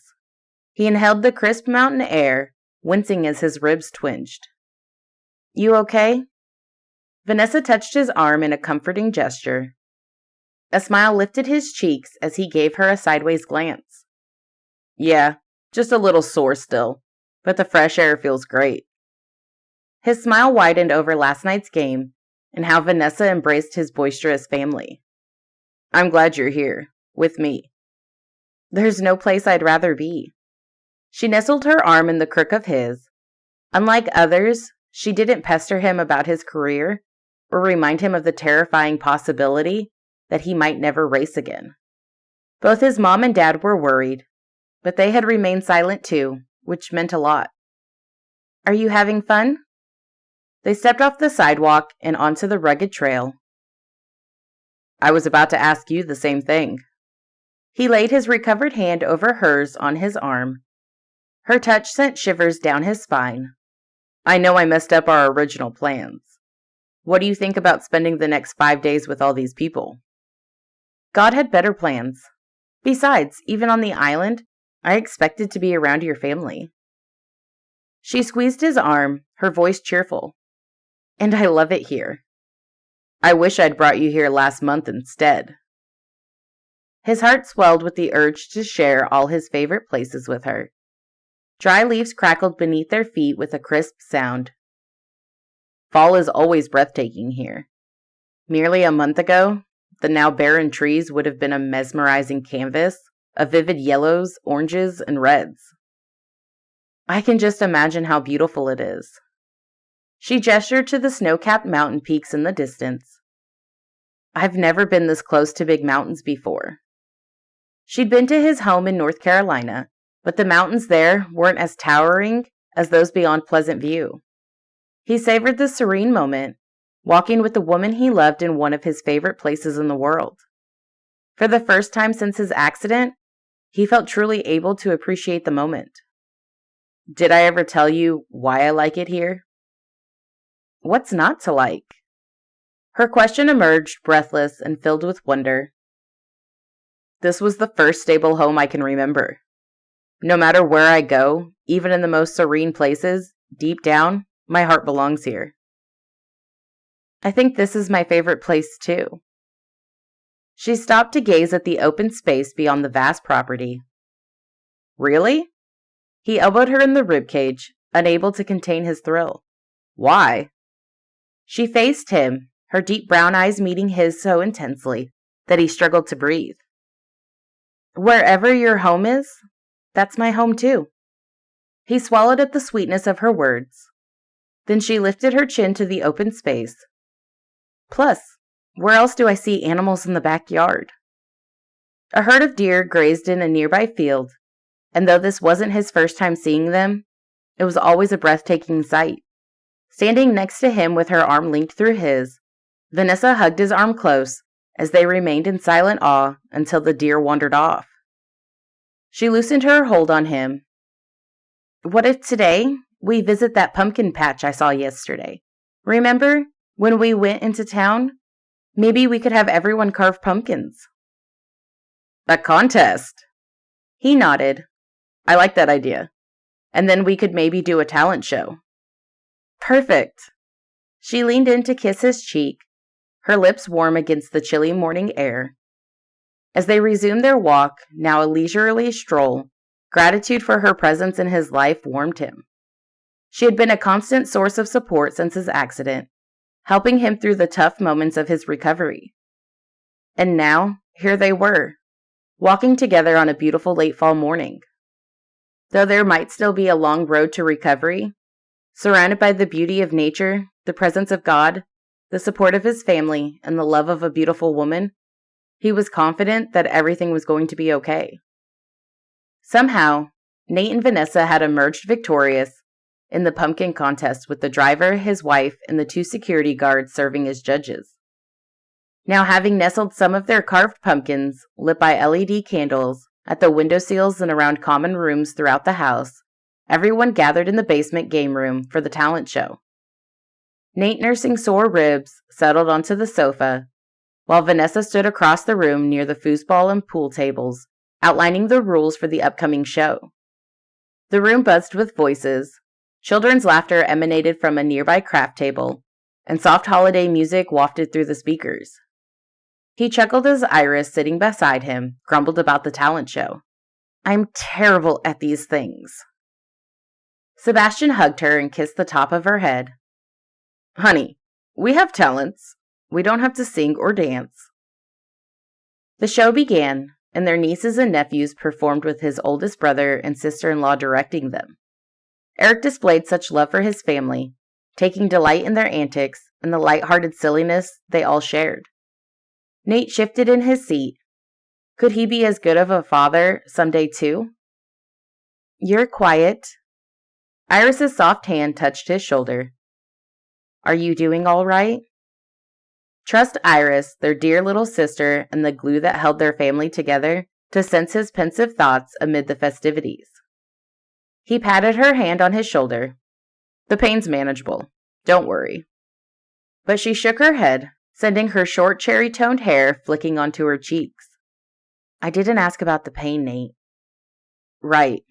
One could never divert Iris's attention, so he shifted to face her fully. "I guess I'm thinking about my career and the decisions I face." He often confided in Iris, knowing he could trust her to keep his confidence, even if Julia never seemed to think so. "If I continue racing, I might never provide the stable home I crave for my own family. But if I walk away, I'll be forever haunted by the fear of cars and motorsports, unable to enjoy a pastime I once loved." She squeezed his shoulder, seeming to sense how the admission consumed him with sadness. "I can't imagine facing such a decision. Have you talked to Mom about it? I mean, really talked to her." "She and Dad have been so good about giving me space on this. And she doesn't want me racing." But she's always been supportive, despite her personal feelings. And she is a counselor, after all. If you don't want to approach her, my advice would be to pray about it. He nodded. Prayer was always the best way to go about things. Anything. His gaze roamed the game room, taking in the posters and pictures, showcasing each family member's favorite memories. And his own prized memorabilia. A signed photo of Jim Crew, the legendary NASCAR driver who inspired him with his perseverance. Iris must have followed his gaze because she slid her hand from his shoulder to wrap around his waist. "That must be a poignant reminder of the dilemma you face." It was indeed. Just how could he grapple with the balance between his dreams and the sacrifices they demanded? Sebastian leaned in to say something to Iris, and she redirected her attention as the talent show progressed with a delightful array of talent showcased. Singing, juggling, and card tricks. Then Vanessa approached, her dark eyes aglow as she stood over him and beckoned by crooking a finger his way. "Everyone, it's now Nate's and my turn to dance." Although he'd felt fine earlier, he couldn't pinpoint why he was experiencing pain tonight. Attempting to mask his discomfort, he hoped the dance's gentle movement wouldn't strain his still recovering body. Perhaps sensing his unease, Vanessa reassured him with a tender smile. "Just a slow dance." As Elvis Presley crooned, "Can't Help Falling in Love," Nate rose from the couch and began swaying to the music, basking in her warm embrace. His family clapped along, their joyous energy accentuating the moment.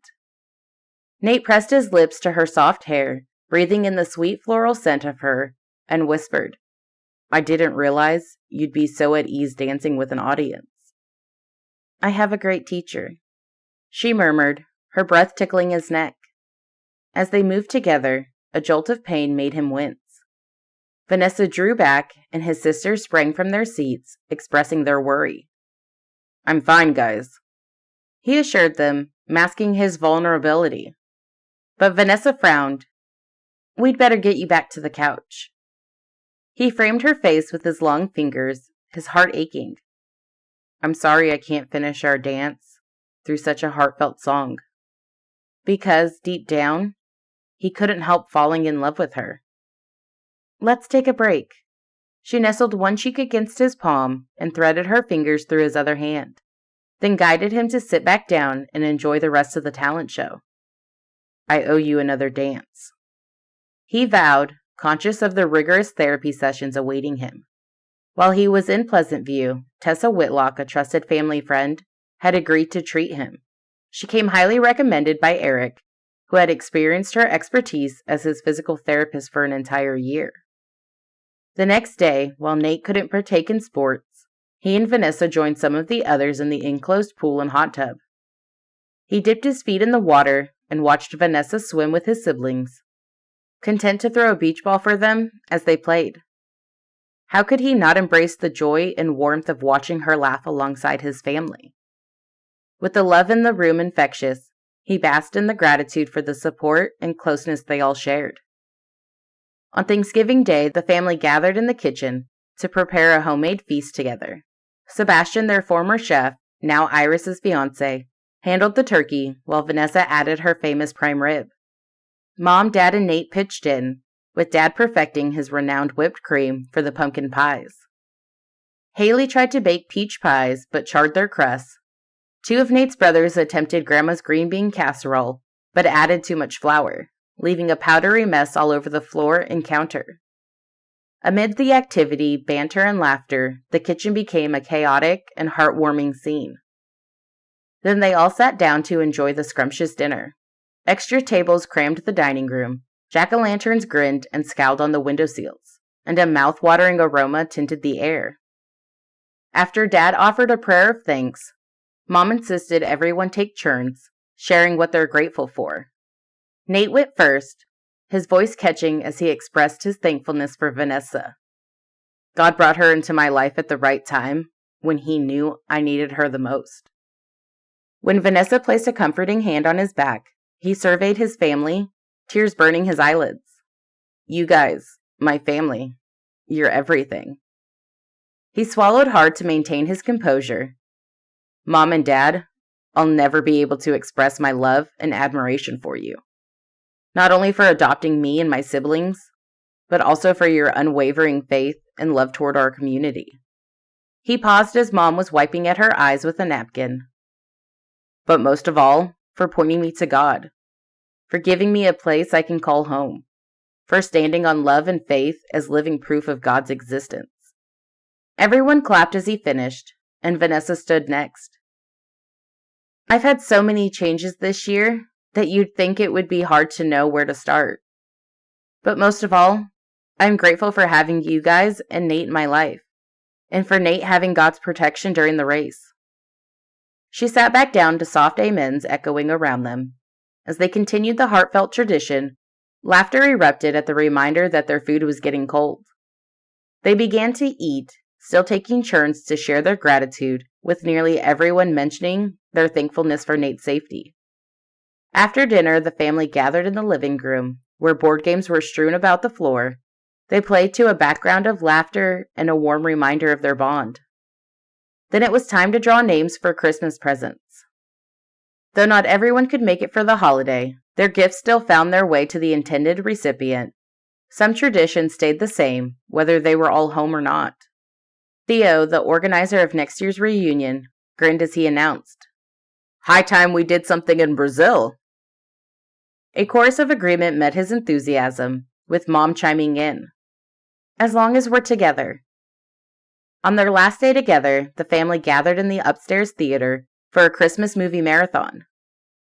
As the films played, Vanessa and Nate sat close, their hands entwined. With each passing movie, more family members trickled out, until only the two of them remained, lit by the dim glow of the on-screen credits. "We're the troopers," Nate whispered, pressing a gentle kiss to her fingertips. She smiled, and her voice emerged soft. I haven't worked in days, so I'm barely tired. It's been nice having a break. I'm glad I decided to delay the launch of my restaurant. He rubbed her fingers. But what about you? How's the search going for a place to launch your restaurant? You'd be the first to know if I'd found somewhere. I'm keeping you updated on all my realtor meetings. She leaned her head on his shoulder, and he nuzzled her curly hair, loving how she included him in her life and decisions. Then she let out a low, heavy breath. I should be getting my teaching license in the mail within the next 2 weeks. Which brings me to the question of applying to schools in California or seeking a license in another state. She must be seeking clarity on their future plans. Where would you like to teach? He secured her in his arms, leaving the decision to her. A silence stretched between them, filled only by their breathing. If the doctors clear you? At her cautious tone, he had a sinking feeling about where the conversation was headed. Are you going back to racing? He could pretend everything was fine and make the realistic decision to end his career now, especially since he also had to worry about Vanessa now, whenever he climbed into the compact race car. But horrific memories of his sudden finale with the motorsport would always loom in the shadows. Afraid to look at her, he ducked his head as he responded. I plan to go back. But why? A shiver coursed through her as she kept her head resting on his shoulder. It's dangerous. I'm aware of that, obviously. He gestured to his injured body. But now is the worst time to quit. Racing is what I love to do. I can't give it up because of fear and worry. She lifted her head from his shoulder. The credits had ended, but the home theater screen held enough light to illuminate her worried face. I'm not just worried about your survival. Her voice rose on the last words. She took a deep breath and steadied herself. Every time you race, I'm terrified you're going to end up with a traumatic injury or something worse. I can't live like this, always wondering if you're going to make it through the day by the end of your race. His heart ached. She truly cared and worried about him, just like his family. He'd asked Mom to stop watching his races, but she wouldn't listen. Would Vanessa? Taking her hand in his, he softened his voice. That accident was unusual. The heat was too much that day. He lived for overcoming uncertainties in his career. It's not that there's a lot of extreme accidents lately. NASCAR has made significant safety improvements over the years to reduce the risks of injury to drivers. They have energy-absorbing walls and improved seatbelts and harnesses. Not that he could downplay the inevitable risks. Racing is a dangerous sport, and as you witnessed, injuries can occur despite these safety measures. You don't have to be a driver to face injuries, though. There are risks in everything, including her catering and teaching jobs. But the thrill of it all is to overcome our fear of the unknown. You don't understand. She yanked her hand out of his and crossed her arms on her chest. I can barely handle the unexpected issues of where I'm parking the truck the next day, or where I'm teaching, or where our future lies. Now I have to worry about your life. You're reckless, impulsive, and all those things. How do you expect me to handle that? Or not knowing if I'm ever going to spend the rest of my life with you or not? Spitfire was back, her snapping at him after he'd done his best to explain why he couldn't quit his career blew a gasket inside him. Laying out facts made more sense now. I understand that you're scared, V. He inhaled slowly to put the brakes on his anger. He'd quit soon, but I can't give it up right now. I'm sorry. She shook a finger at him. If you're going to retire, why not do it now? You have enough investments and businesses to keep you in the billionaire charts. How much is enough for you? It's not about the money. Okay, that was a cool bonus to his already fun hobby. Then what is it?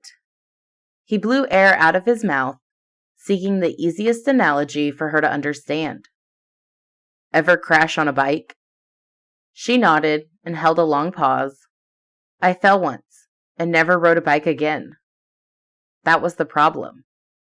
If you quit after a fall, then you always have apprehension about the task. You get bad memories of the sport you love. He reached for her hand, but she slapped his grasp away. So he tried to stay calm. When I was 10 and went skiing with my dad, I fell. It was pretty bad, and I was horrified after stumbling into a tree.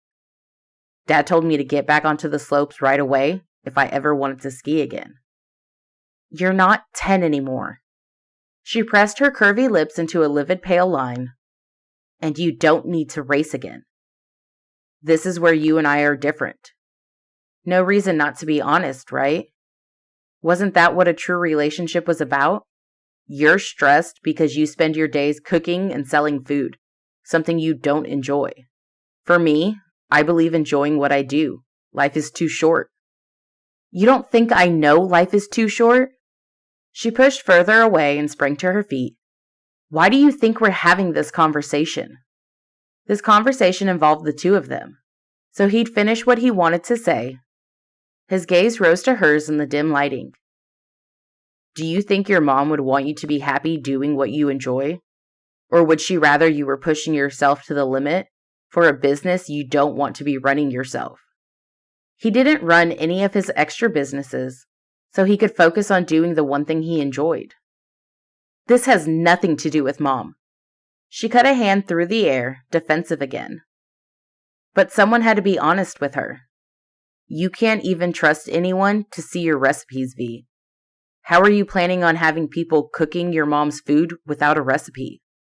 For your information, Ava has seen my recipes. For the paste, maybe. How about the other recipes you haven't used in the food truck? The meals you intend to have on the menu when your mom's restaurant opens. Are you confident to reveal them to the strangers you'll be hiring? You know what? I'm done. She threw her hands in the air, confusing him until she confirmed. I've lived in fear most of my adult life. My mom and sister died suddenly. Since then, every single day, I'm caught off guard by circumstances I didn't expect. That was life in general, particularly his own life. But he kept that detail to himself, since she was unreasonable right now.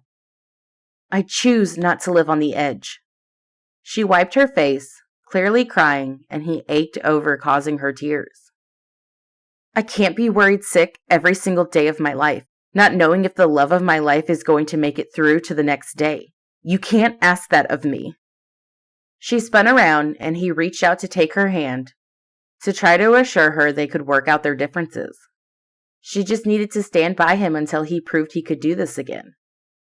But she snatched her hand away and stormed from the theater.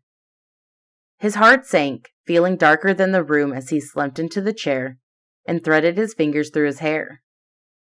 It was going to be okay. It had to be. Was he making the wrong decision to race next season? He'd prayed about it some more, but racing also depended on a doctor giving him a clean bill of health. Tomorrow morning they'd go for a walk and talk it through. He shouldn't have said anything about her mom's legacy as a way to support his explanation. Chapter 20. Vanessa walked through the empty restaurant space with the realtor, scanning every inch of the room as she tried to envision the place filled with food and people. Large and open with a rustic charm, the space boasted high ceilings and wide windows that let in plenty of natural light. Exposed brick walls and vintage light fixtures gave it a cozy, welcoming feel. It didn't feel as cozy when she glanced through the window to the cloudy sky, though. Lately, there'd been fewer sunny days, as clouds matched her gloom since she'd returned from Nate's family reunion. What would Mom want her to do? And why had Vanessa thought starting a restaurant was a good idea when she wasn't going to work there? You can't trust anyone with your recipes. Nate's words had taunted her since she left Pleasant View 2 days after Thanksgiving. Almost 7 weeks ago. Time went by so quickly, except for when your heart was in shambles. Every moment, every breath, every painful hour felt like an eternity. When he'd met her downstairs for their usual walk in the morning after their misunderstanding, She was dressed with her luggage in tow, ready to head to the airport. She'd not even bothered to talk to Serafina when she booked an early flight. After browsing her phone for Uber, she'd found no results for a ride that early. Nate eyed her luggage and didn't ask why she was leaving. Instead, he lifted his soulful blue eyes to hers and offered to have the chopper ready for her. But she just needed a ride to the airport, so without further questions, he'd had their family driver take her. Nate had sat in the back with her for an awkwardly silent ride. "I shouldn't have said anything about your mom." Sincere apology laced his parting words. "She would be proud of however you chose to honor her. Take care of yourself." A lump now formed in Vanessa's throat, like it did whenever she thought of that morning. The way he looked at her, and the heartbreak behind his eyes. She wanted to call him so many times, but she'd made things between them seem final. Now, in mid-January, she hadn't heard from him yet. She'd shipped a Christmas gift to the Peak, to one of Nate's brothers, and had received a necklace from his sister. Part of the Christmas gift exchange they'd drawn names for on Thanksgiving. But the closest she'd seen Nate lately was on TV.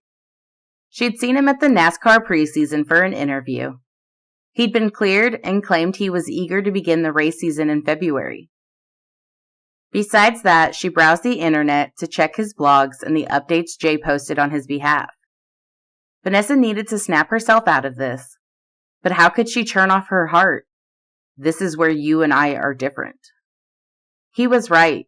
They were different. But they also complemented each other.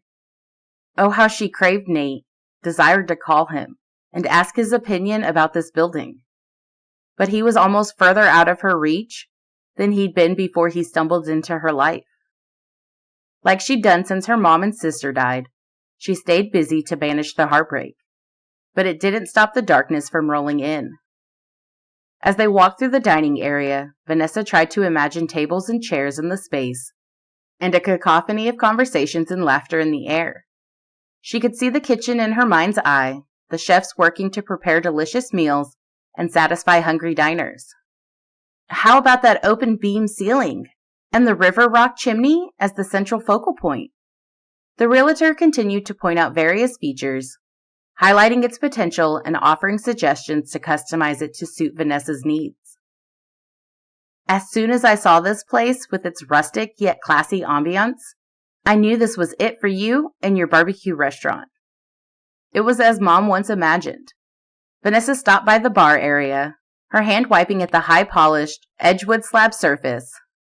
She wouldn't sell alcohol, but she could use this space for those who wanted a faster dining experience. The realtor smiled, more excited than Vanessa. This space has so much potential. Vanessa's mind wandered back to Ava. She didn't want a restaurant. But what if Vanessa could help her with startups for her food truck business? She'd need a steady location, like a market with only a few vendors, where each sold something different so she wouldn't have to worry about facing competition. The only positive thing about Vanessa's separation from Nate was the time to think back on her life and the years she'd invested in the street food business since Mom died. Ava had crossed her mind the last 3 weeks more often than not. Ava was a single mom with an autistic son who needed help. What if God had sent her into Vanessa's life for a specific reason? Sure, Ava utilized Nate's charity organization for counseling and support for herself and her son, but she also loved cooking. Running a restaurant was a lot of work. Another reason one needed to be passionate about food and hospitality in general. Vanessa's heart stirred as she dragged her fingers over the counter until she made it to the corner and around. While the place felt right for Mama D's restaurant, it didn't feel right to follow through with her plan, her dream. Everything about the outcome was off. It was as if everything she thought she wanted had shifted off center. Nothing made sense. Mom's dreams didn't make sense. Do you think your mom would want you to be happy doing what you enjoy? Or would she rather you were pushing yourself to the limit for a business you don't want to be running yourself? How in the world had she expected to run 2 jobs at once? For the first time, she knew what she wanted. So, the realtor asked. Vanessa nodded several times, her chest light. Then she shrugged. It's nice. But... The woman's brows furrowed. You were so enthusiastic last month. And this place is everything. More than everything. You described wanting. I'm gonna hold off. What do you mean?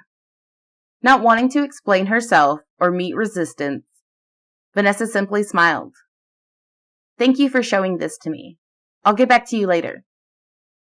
After she handed Ava all of Mom's recipes, Vanessa would write her a check for startup costs. As they walked out, both lost in thought, confidence in her decision buoyed Vanessa. Although she should be sad she'd spent hours and years chasing the wrong dream, it all felt right now that she decided to help Ava. As a single mom with a son who needed help, Ava faced similar challenges to those Vanessa's mom had experienced. The last thing Vanessa's assistant needed was added stress while trying to nurture and provide for her family. Vanessa's mom would have appreciated that kind of help. And even if nobody had offered it to her, it was Vanessa's privilege to extend support to someone else. With building anticipation, she pulled out her phone as soon as she got in her car. Nate was the first person she wanted to tell. She looked at his name in her contacts and shivered as a sudden intense emptiness made her take a sharp inhale of breath. Instead, she called Ava and asked if they could meet in 2 hours at the coffee shop near the school where Ava's son attended. The location wouldn't be out of the way for Ava, who didn't currently have a vehicle. Although Ava was on Vanessa's insurance to drive the food truck, it was in the shop for a transmission and some other issues. As Vanessa walked toward the shop, Ava approached, her hair a shade of green now, and leaned in for an embrace. You sounded urgent on the phone. Sorry, I didn't mean to worry you. Vanessa eased away. It's nothing bad. Let's get a drink while I explain. What can I get you? When they entered the coffee shop, it enclosed them in a warm hug of cinnamon coffee-scented air, and beverage pictures on the windows and menu board presented a variety of options. I'm fine. Ava waved away her offer. Although Vanessa didn't want anything either, it was common courtesy not to sit in someone's establishment without ordering. She ordered soft drinks, a Sprite for herself, and a berry-flavored slushie for Ava.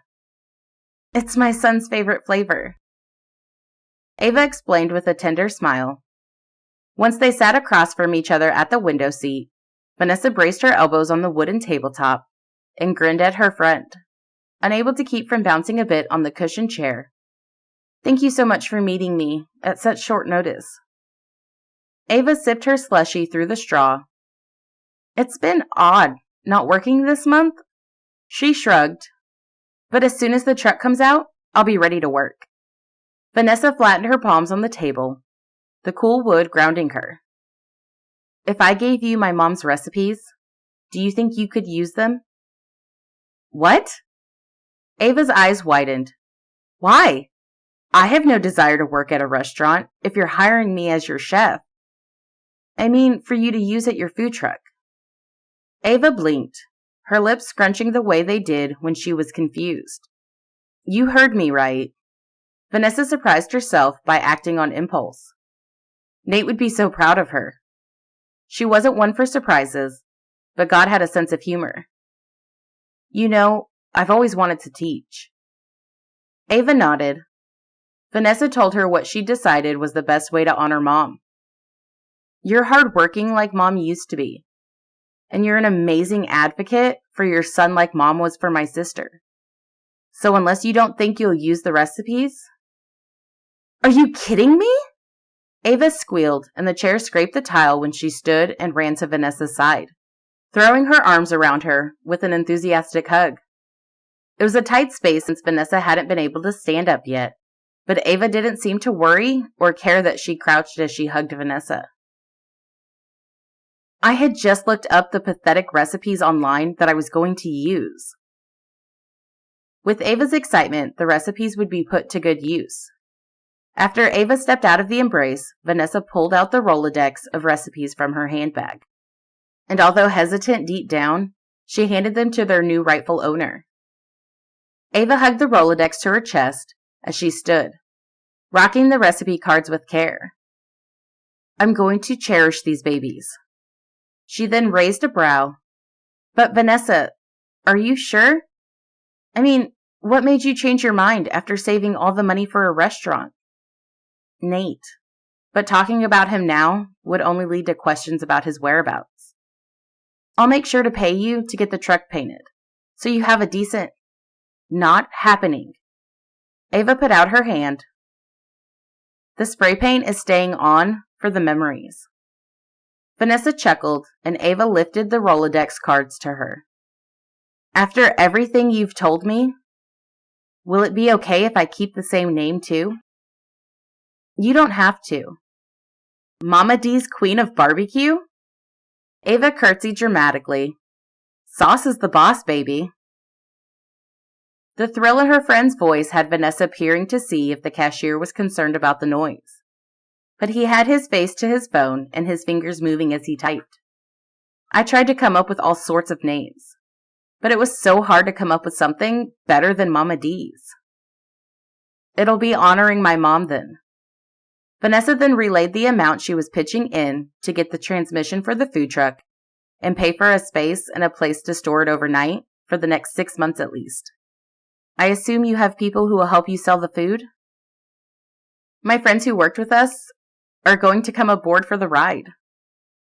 As Vanessa listened to Ava's excited thrill over the food business, she had no doubt she'd done the right thing. She left the coffee house with a weight lifted off her shoulders. She wanted to talk to Nate, to thank him for his unwelcome advice. Advice that hadn't seemed right at the time, but that, when she'd later considered it and prayed over it, had helped her make a logical decision. Being a business owner while she taught would still have meant she was running 2 jobs.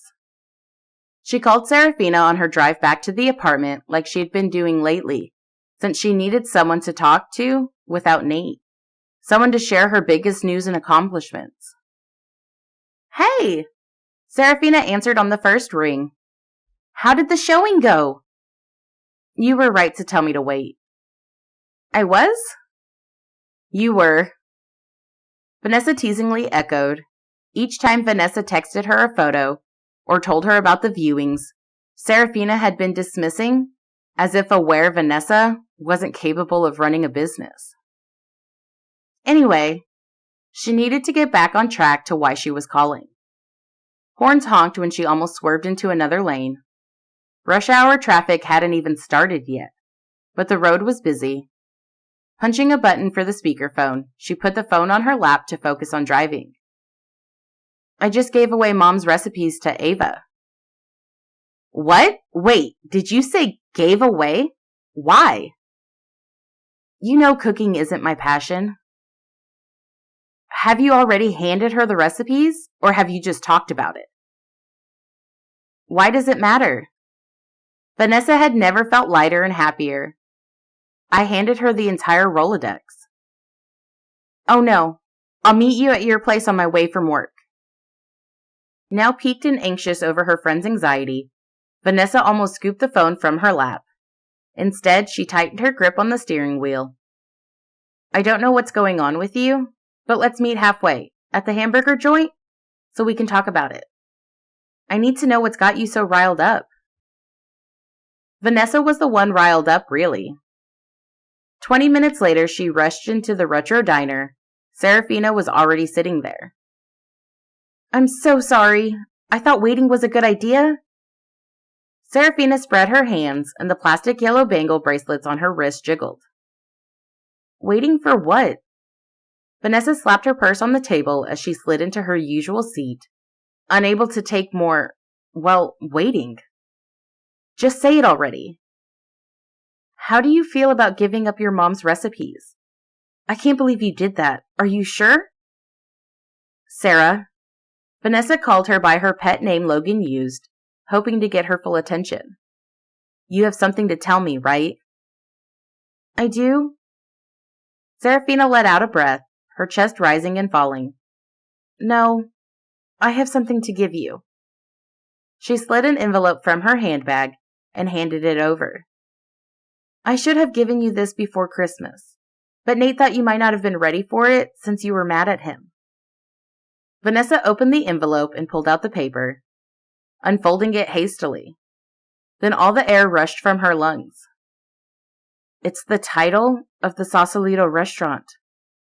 In her name. She gasped in a gulp of air, and her heart started racing. What does this mean? A sad smile curved her friend's lips as Serafina reached across the table and touched Vanessa's hand.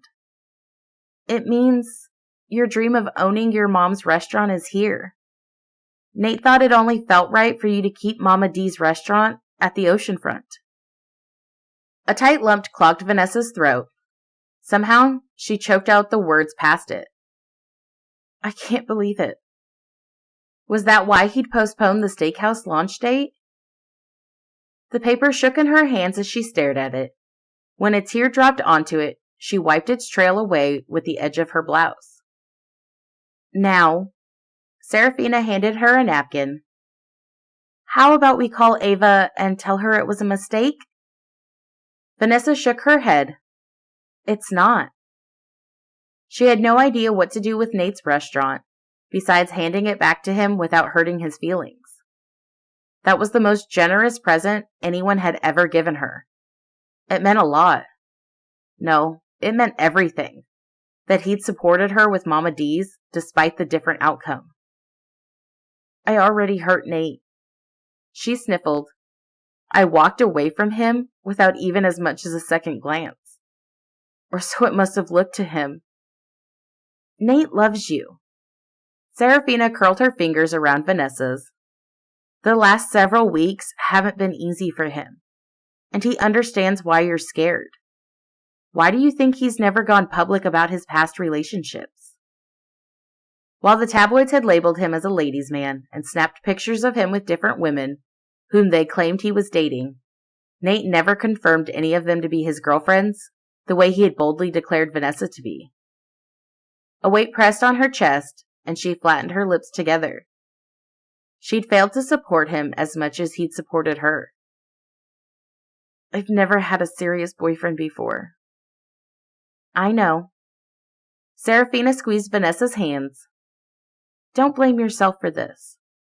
I'd be as scared as you are if Logan was a car racer.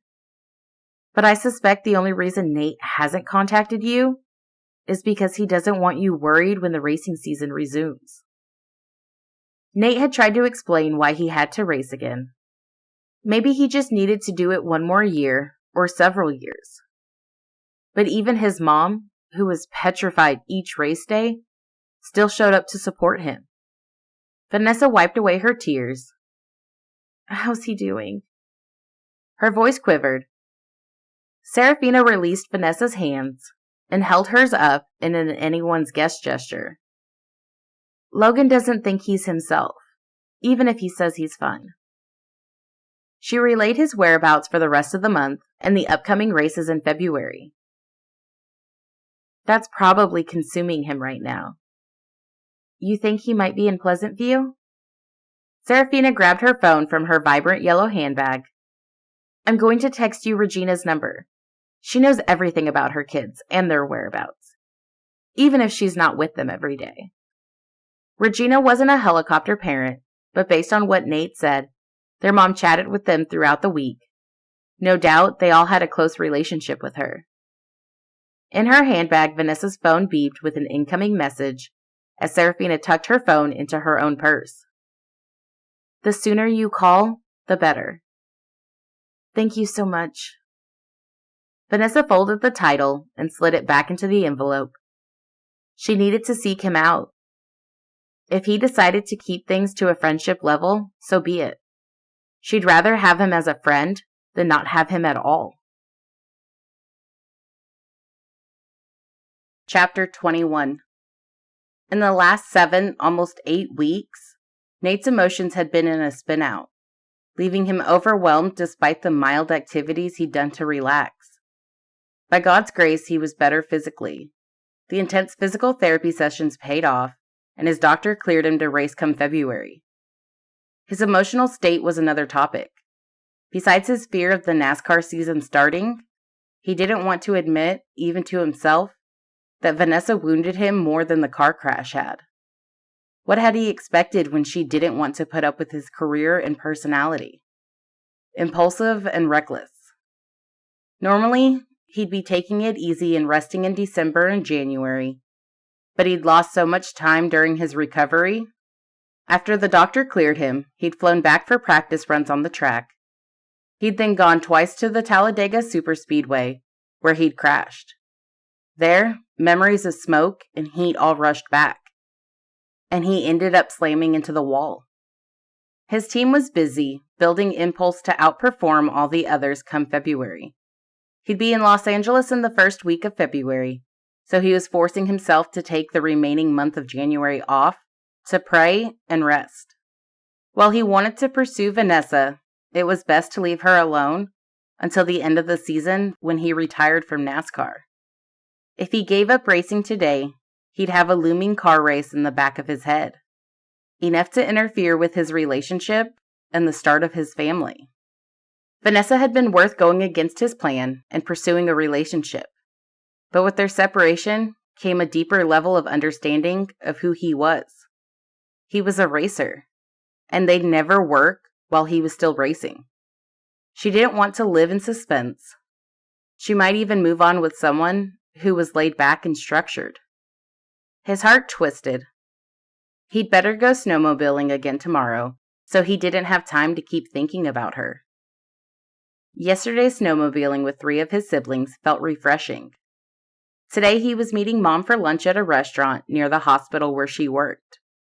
As he entered the restaurant, the greeter recognized him from the times their family met Mom here. "Mr. Stone?" "Saul, you look younger and younger each year." Garlic and bread flavored the air, and Nate smiled as he shook the man's hand. "That's kind of you." Saul grinned. "Your mom is already here." He led Nate to a private room, passing ornate mirrors and familiar photos of their small town. "This place always smells so good, and it never changes." Nate spoke over the moody classical background music. The idea of things remaining unchanged held more appeal than it used to, just like the idea of coming home to a family. "How is your family, Saul?" "I'm a new dad." Saul beamed. "My wife and I welcomed our first baby 2 months ago." "Wow." Nate slapped the guy on the back. "That's gotta be amazing." "Nothing like it. But there's your mom, so I'll leave you 2 alone. Jordan will be your server today. He'll be over later." "Sounds great, thanks." Nate then moved toward Mom sitting by the window with the hospital in the foreground against the mountain backdrop.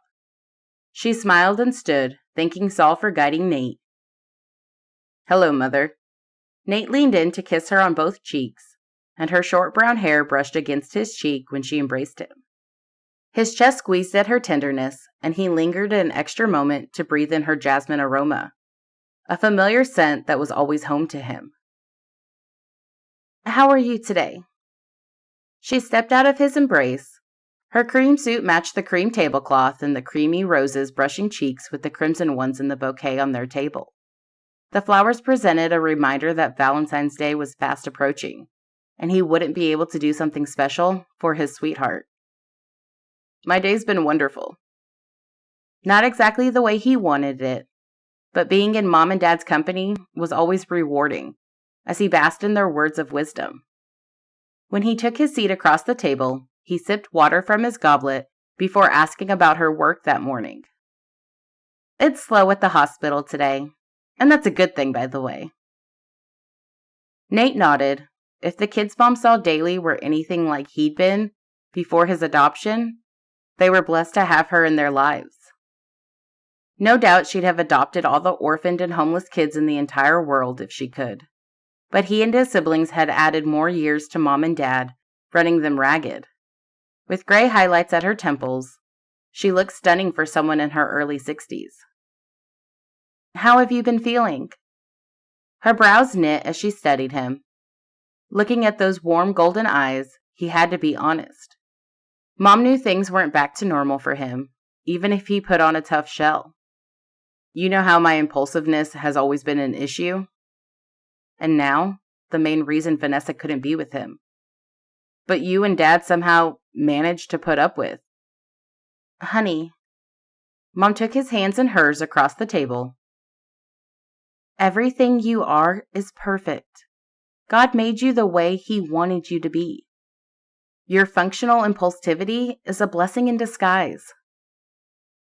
Like me crashing all those cars when I drove almost 200 miles per hour on a mountain road? On their private property, he'd almost killed himself once when he slammed into a boulder. That's the reckless part. But you're older and not reckless anymore. She squeezed his hands.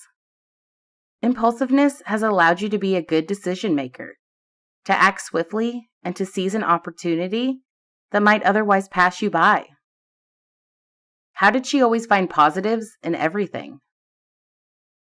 If your dad and I had kept you from pursuing your passion, you could have snuck around and done it the wrong way, an unsafe way.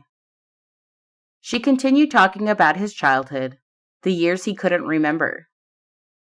Your biological dad always dreamed of racing cars and spent hours watching NASCAR races on television. He just never succeeded at pursuing that dream. Probably because he had to take care of Nate and Grandpa. A half smile quirked his mouth. Vague memories about zooming car engines still echo in the back of my mind. At some point, when you settle down to start a family, you should reconsider your career. He snorted out a laugh and reached for his menu. It'll be a long time before I start a family. When I told you and Dad my reasons to race this year, you two understood. But Vanessa? He shrugged and forked his fingers through his hair. It was hard to make her understand, yet somehow, I still feel I need her blessing to race this season. We're expecting someone to join us. No wonder Mom hadn't ordered yet. He glanced up, setting the menu aside, and almost knocking the silverware wrapped in a black cloth napkin as he frowned at the table for two. Who? Vanessa called 2 days ago and wanted to know if she could come by the house to see you. Not that he was a teenager anymore, but it bothered him that Vanessa called Mom instead of calling him. She didn't plan on staying the night, so I invited her to join us for lunch. His heart started thudding. Mom, you shouldn't be initiating our get-togethers. This isn't good for either of us. She hates that I'm racing, and her coming is... She's scared for you, because she cares deeply. But that doesn't mean she's not in love with you, baby. Mom cupped a hand to his cheek. Just give her some time to adjust to the idea of dating a race car driver. I'm terrified every time you climb into that car. Your dad is too. He just doesn't talk about it. He knew his parents' fears, but Vanessa met me when I was racing. Yet she gave up as soon as... Honey. Mom patted his cheek, and her tender gaze seeped into his. Understanding and wisdom flowed in with it. One of your greatest strengths is that you're always able to find peace and strength from within. You rarely let anything beat you down. Admiration carried in her voice. The reason why you have so many fans, even racers who interact with you for less than 3 seconds, is because you have a way of capturing their attention. God has given you the ability to be flexible and accepting no matter what the situation is. As her words wrapped around his chest and squeezed his heart like a hug, a lump formed in his throat. If Vanessa had given up on you, she wouldn't be flying halfway across the country to find you. She would have called you instead. Mom was right, and just then, in his peripheral vision, he saw people walking toward them. She was here. Raising his head, he locked eyes with Vanessa as Saul pointed her toward them. She clutched her red handbag to her shoulder. Her curve swayed beneath a royal blue long-sleeve dress, and her shoes clinked against the tile. While they stared at each other, she smiled and sent his heart into somersaults, as if in slow motion. As she approached, he pushed back the upholstered chair and rose, meeting her in one long stride. Spitfire. He struggled to breathe. Hi. She rose on tiptoes and hugged him. With the way she wrapped her arms around his waist so tightly and rested her face on his chest, she'd clearly missed him as much as he'd missed her. His throat felt like he'd swallowed metal as he secured her slender figure in his arms, savored the warmth of her against him, and breathed in the subtle flowery scent of her.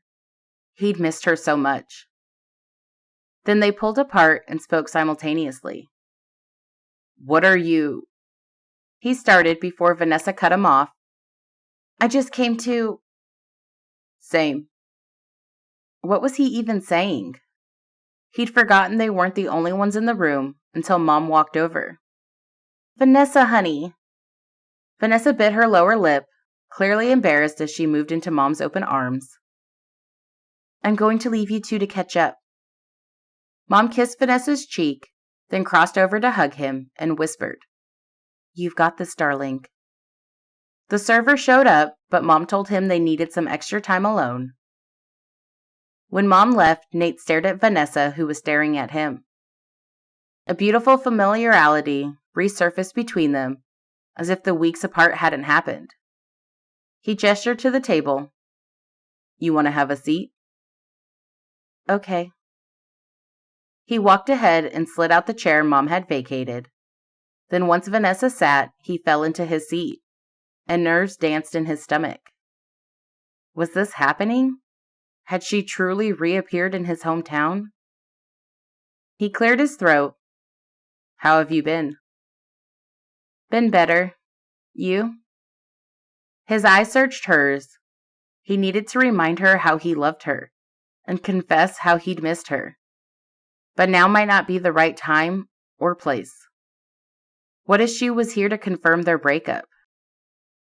I found out some billionaire gave me a restaurant.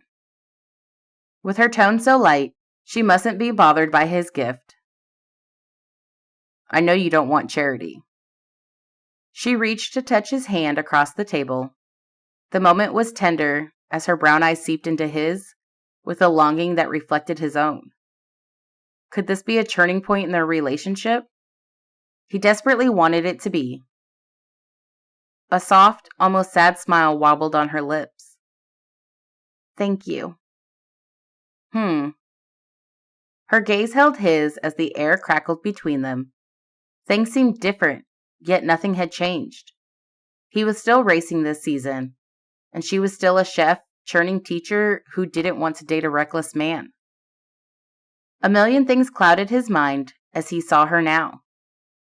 He longed to touch her, pull her into his arms, and kiss her senseless. Funny, he'd always thought romantic love was a fantasy. He'd never thought it was possible to care for someone this way. He'd known they couldn't be together, and it would never work out. But seeing her opened a wound. Now his heart ached for what it couldn't have. About the restaurant. Her voice broke through his thoughts. Of course she was going to turn it down. He'd known that all along. He pressed his lips together as a sentimental ballad crooned in the background. I was thinking we could keep the steakhouse instead. Yep, she was turning down his gift. What a snub. After paying the bills and employees, we could use the proceeds for the autism expression? Did she just say we? So why wasn't she accepting his gift? Have you found a building for your restaurant yet? This time, a full smile rounded out her cheeks, pressing them up by her glowing eyes. Ava is going to carry on Mom's legacy with the truck. She's even going to keep the name Mama D's.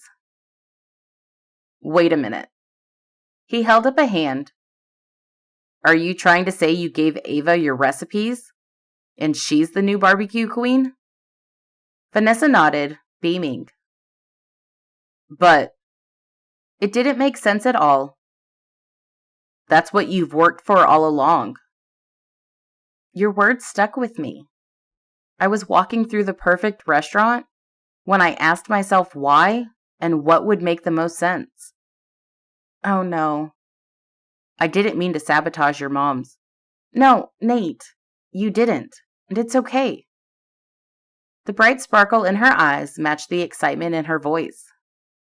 I became so obsessed about fulfilling a dream that I blocked out everything, even God's voice, because I was confident I had to carry on Mom's legacy.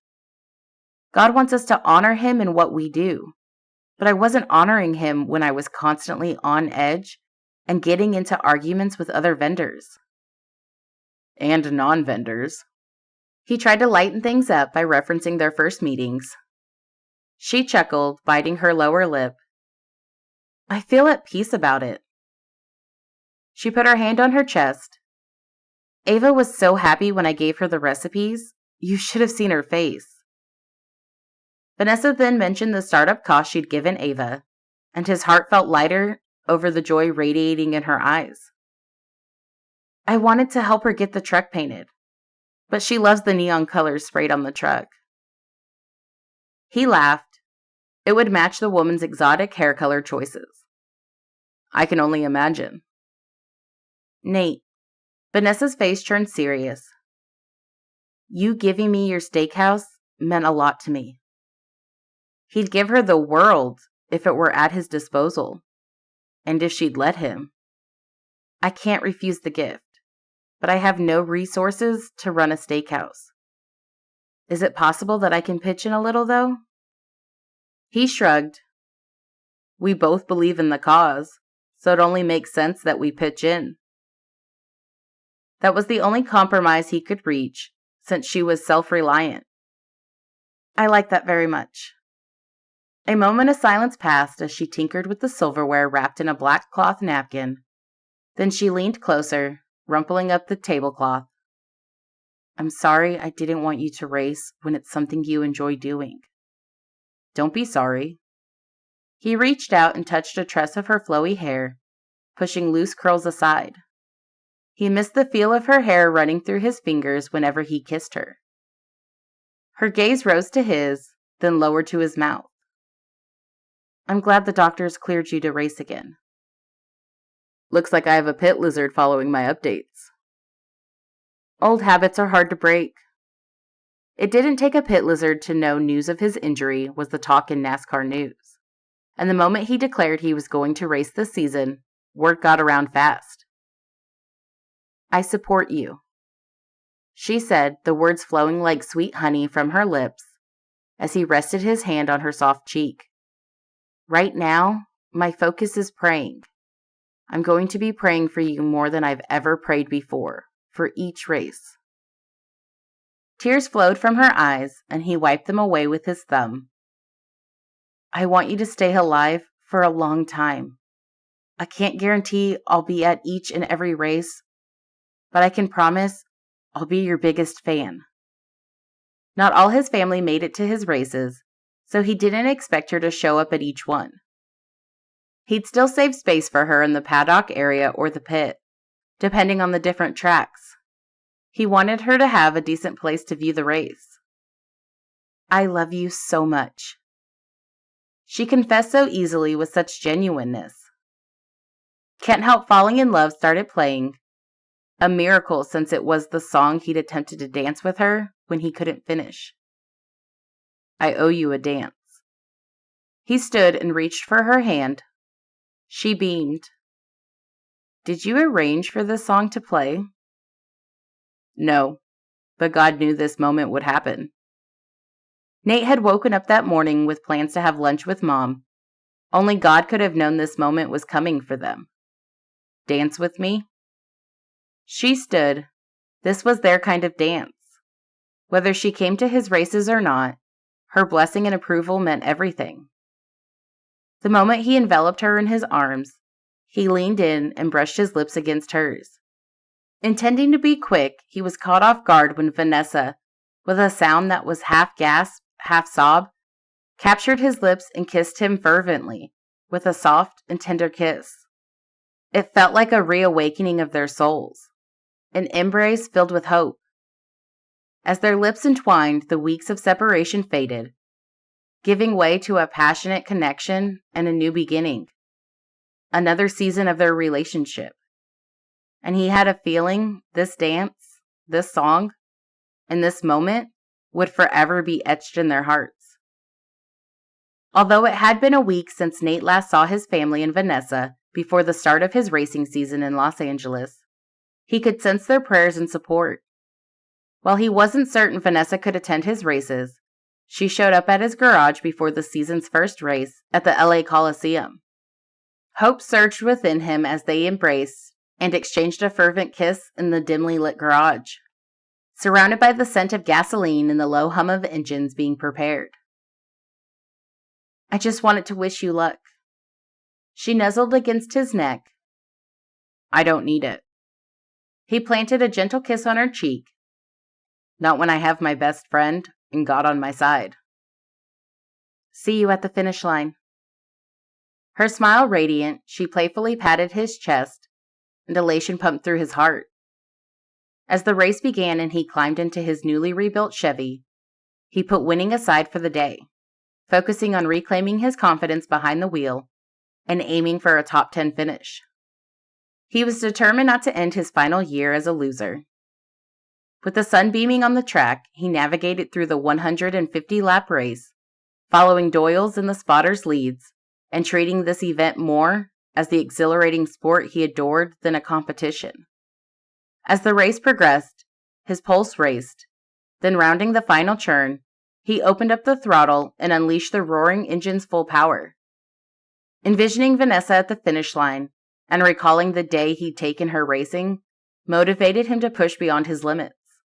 Cheers erupted from the stands as he climbed out of the car, his gaze seeking Vanessa amid the ecstatic crowd. With her beaming smile guiding him to her, he sprinted over. Their gazes met before he scooped her into his arms and kissed her with all the love that swelled in his heart. The crowd's cheers grew louder, but at that moment, they were the only two people who mattered. As he geared up for the Daytona 500, the most awaited race of the season, he saw Vanessa nearly every day over the next 2 weeks. Serafina had provided him with Vanessa's ring size, and he now carried an engagement ring in his pocket, seeking the perfect moment to propose. Although he felt certain he and Vanessa shared the same vision for their future together, marriage, he feared he might be rushing things. But in times like these, his spontaneous nature helped him make such significant decisions without overthinking. As he sped around the Daytona International Speedway, his nerves threatened to overwhelm him. His hands shook and his heart raced while he struggled to keep pace with the other drivers. The injury's lingering effects weighed him down, draining his energy and confidence. His only solace was the presence of his family and the knowledge that, wherever Vanessa was, she was either praying for him or watching the race. "You're a bit slow, Chief." Doyle's voice cracked through the radio. "This is no different from the museum race last week." "I don't know." Nate huffed, feeling the pressure not to let his team down. "It's..." "Hey, you." A familiar feminine voice interjected, warm and reassuring. He hadn't expected her to show up, since she'd been nervous about the big race. His family had been the only familiar faces before he'd addressed his team. "Doyle was kind enough to call me in." "V." Nate's heart leaped. "I didn't think you'd come." "I'm afraid I'm all in, not just halfway," she said, and somehow he maintained his focus on the track while taking in her comforting words. "You've got this, baby. I love you." "I love you more." Renewed inspiration and energy coursed through him. He wouldn't waste his team's hard work on this race. He'd overcome setbacks, and if this was his final year, he'd make it count. As the sun dipped low in the sky, casting a warm glow over the track, he drove with fierce determination, pushing his car harder and harder. His fearful discouragement dissipated, replaced by exhilarating joy. After hours of intense racing and rapid pit stops, he crossed the finish line, the crowd erupting in cheers and applause. Finishing first was a familiar experience, but following last year's poor performance, he felt more grateful than ever for this victory. As the winning car Impulse would be displayed for a year at the Daytona 500 Experience, a museum and gallery adjacent to the Daytona International Speedway. At sunset, he climbed out of his car, removed his helmet, and joined his team in a celebratory huddle. He scanned the nearby crowd, anticipating Vanessa's approach. Cheers swelled, checkered flags waved, and enthusiastic announcers boomed across the airwaves. Nate paid no attention to the interviewer trailing him with a microphone. Then he spotted her sprinting toward him, beaming. He reminded himself to breathe as her name escaped his lips like the roar of an engine. The moment she was within reach, she flung her arms around him and gripped his neck tightly. "Oh, Nate!" Her skin soft beneath his hands as he brushed stray strands of hair from her face, drinking in the sight of her. "We won." "I'm so proud of you, baby," she whispered, her voice quivering. Before he knew it, he was cradling her face and kissing her deeply. The world around them faded, leaving only the pounding of his heart and the sensation of his fingers tangled in her hair. She kissed him back, her hands gripping the sides of his fireproof suit, pulling him closer and filling his heart to the brim. "Fantastic performance by Nate Stone today." The announcer's voice boomed through the microphone, seemingly louder and closer than ever. Nate pulled away from their passionate kiss, both of them breathless. Vanessa's eyelids fluttered open, her gaze met his, and he was struck by the joy welling up inside him. A feeling so intense, he'd never experienced it before.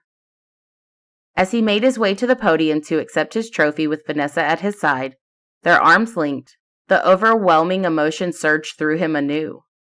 Ignoring the interviewer's questions, he patted his jumpsuit pocket and felt the small box he'd stashed away before the race. Time to seize the moment. He grabbed the microphone to address her. His heart raced, charged with adrenaline and nerves as he prepared to do something he'd never anticipated doing so publicly. Something that, less than a year ago, he'd never imagined he'd be doing at all.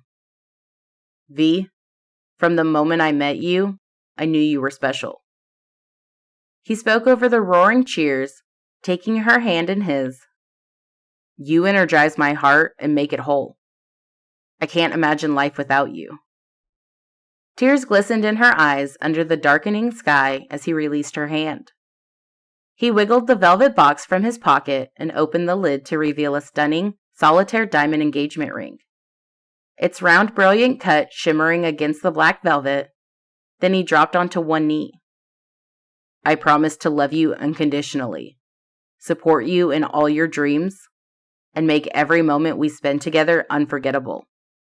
I love you more than anything. I want to wake up each morning with you by my side." Vanessa gasped, her hand flying to her mouth as tears streamed down her face. "Yes!" she exclaimed, even as he asked, "Will you marry me?" Although the eruption of cheers drowned out her response, he read her lips and she confirmed her answer when she knelt in front of him. So he handed off the microphone and slid the ring onto her finger, the solitaire sparkling in the floodlights. "I love you with all my heart." She spoke shakily, her words brimming with promise. He took her hand, helped her up, pulled her into his arms, and kissed her with complete reverence. Winning the Daytona 500 in his final year of racing was a bittersweet achievement, but nothing compared to Vanessa agreeing to marry him and embark on a lifetime of adventures together. Epilogue. Fairy lights shimmered, casting a warm glow on the waterfront terrace, where the scent of lush flowers and candle centerpieces created a romantic atmosphere. The cascading white and gold fabric swaying above them seemed to dance with the Aegean Sea beyond the wall of open windows.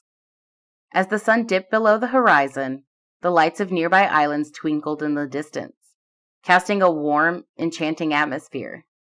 Nate could almost still taste the salty air from the outdoor ceremony earlier today. With Vanessa's hand in his, they watched the couple on the dance floor. Iris and Sebastian swayed to the melody of All of Me by John Legend. Their connection was evident in the adoring way they looked at each other, a blush tinting Iris's cheeks, and their heartfelt vows, which had brought many to tears, lingered in the air. Even Dad, who was known for never crying, had glistening eyes under the late evening sky. Vanessa's sniffles echoed Seraphina's beside her. Nate squeezed Vanessa's hand. She was beautiful in a one-shouldered green dress that hugged her in all the right places. The diamond studs shimmered to complement the glossy hair, falling in soft waves over her shoulders. With the day's joy infectious, he surveyed the guests at their table, all arrayed in formal attire. Theo and Wade, both sporting huge grins, seemed captivated by the dancing couple. Nate's attention then shifted to the head table, where his parents held some of their grandchildren. Among the other members of the wedding party, Sebastian's friends, Leo and Nico, sat with Iris's friends. Liberty and Tessa, the latter of whom had been Nate's physical therapist during his recovery in Pleasant View. Their laughter mingled with a celebratory atmosphere. In the corner, Nate's two sisters shared a table with his brothers Rohan and Owen, while Eric's family and friends sat nearby. So many loved ones had traveled to Athens to celebrate Iris and Sebastian's union, where this nearby seaside location choice could honor Sebastian's Greek heritage. Nate's thoughts turned to his racing team that weekend. As it wasn't a qualifying race, he entrusted the 6 drivers from his team to represent them on the track. Comic most likely had a chance to finish in the top 10. The DJ announced the father-daughter dance, and Nate refocused on the festivities. Iris and Sebastian chose to have their first dance before dinner, and while that was unusual, nobody seemed to mind, especially since trays of delectable appetizers had been circulating throughout the photo shoot following the ceremony. No wonder the couple had decided to hold off on dinner. As the evening unfolded, conversation and laughter mingled with the lingering aromas from their feast of fresh seafood, grilled meats, and vibrant salads. The newlyweds moved from table to table, making time for each guest. "What a serene setting for a romantic scene," Wade commented. His gaze flickered to the window, and excitement for his upcoming film in Greece lit up his eyes. Vanessa waved to the scene. "I couldn't agree more. The historic buildings overlooking the ocean?" Her voice trailed off, her hand finding Nate's as he drew her closer. Thoughts of their wedding plans lingered between them as they stared at each other. Even though they hadn't discussed their plans, it topped his priorities. Vanessa's too, since she'd hinted each time she pointed out her favorite honeymoon destinations. Logan tilted his chin toward Theo. "Speaking of buildings and hotels, did you confirm about your uncle?" A tick twitched in Theo's jaw. His recent discovery of a deceased blood relative must be weighing on him. "What am I supposed to do with a stinky hotel?" "Maybe you could sell it?" Seraphina leaned forward to sniff the irises, lilies, and gladiolus, creating a vibrant centerpiece. "I like Sarah's idea." Logan draped a hand over his wife's shoulder. "But, Theo, before you make any decisions, you should find out why a formerly 5-star hotel and resort is failing." "I've seen pictures of that resort online." Nate chimed in. "From a business perspective, investing in it and bringing it back on the map would be a good move. What do you think, Vanessa?" Theo included her, seeming genuinely interested in her opinion. "It was your uncle's, so I'd keep it." She chuckled to herself. "But you're asking someone who spent years chasing the wrong dream for the sake of carrying on somebody else's legacy." Nate cupped a comforting hand on her shoulder. "Which makes your opinion the most important one." Back to teaching part-time, Vanessa appeared to be loving every moment of it. When his racing career crossed the finish line at the end of the season, she wanted to make North Carolina their home, where she could teach. She'd already researched the requirements for getting her teaching license for that state. They would retire in Pleasant View someday and have a house built there. For now, she was staying at her San Francisco apartment, and he was living in his penthouse whenever he wasn't traveling. He'd keep the lease until the end of the racing season. Living close to the track in Charlotte, he might consider mentoring or becoming a consultant. But he was far from committing to anything other than spending time with his girl and taking her on the adventures he'd been dreaming of, but had no time for. As they talked about their plans, Wade slapped Theo's shoulder. "Take 2 weeks off and work virtually. It's the 21st century. You don't have to be physically present to work. If you want to learn about your dead uncle and revive the hotel, what better way than to go undercover?" "You mean like a private investigator?" "Like an undercover boss." Vanessa and Serafina spoke simultaneously. Nate had seen the show with Vanessa during his recovery days. He chuckled. "Means you go clean the bathrooms, take out the trash, and do all the messy work." Theo grimaced and eyed Logan, then Wade, to confirm Nate's words. Logan nodded, and Wade grinned. "Now that would make a great TV show." "It is a TV show." Vanessa wagged a finger at them. "Theo doesn't know that." Wade struck the table. "But you should totally do it." "Seriously, bro, they're right." Nate encouraged him. "For the sake of wanting to know what your relative was like." Theo rubbed his well-trimmed beard.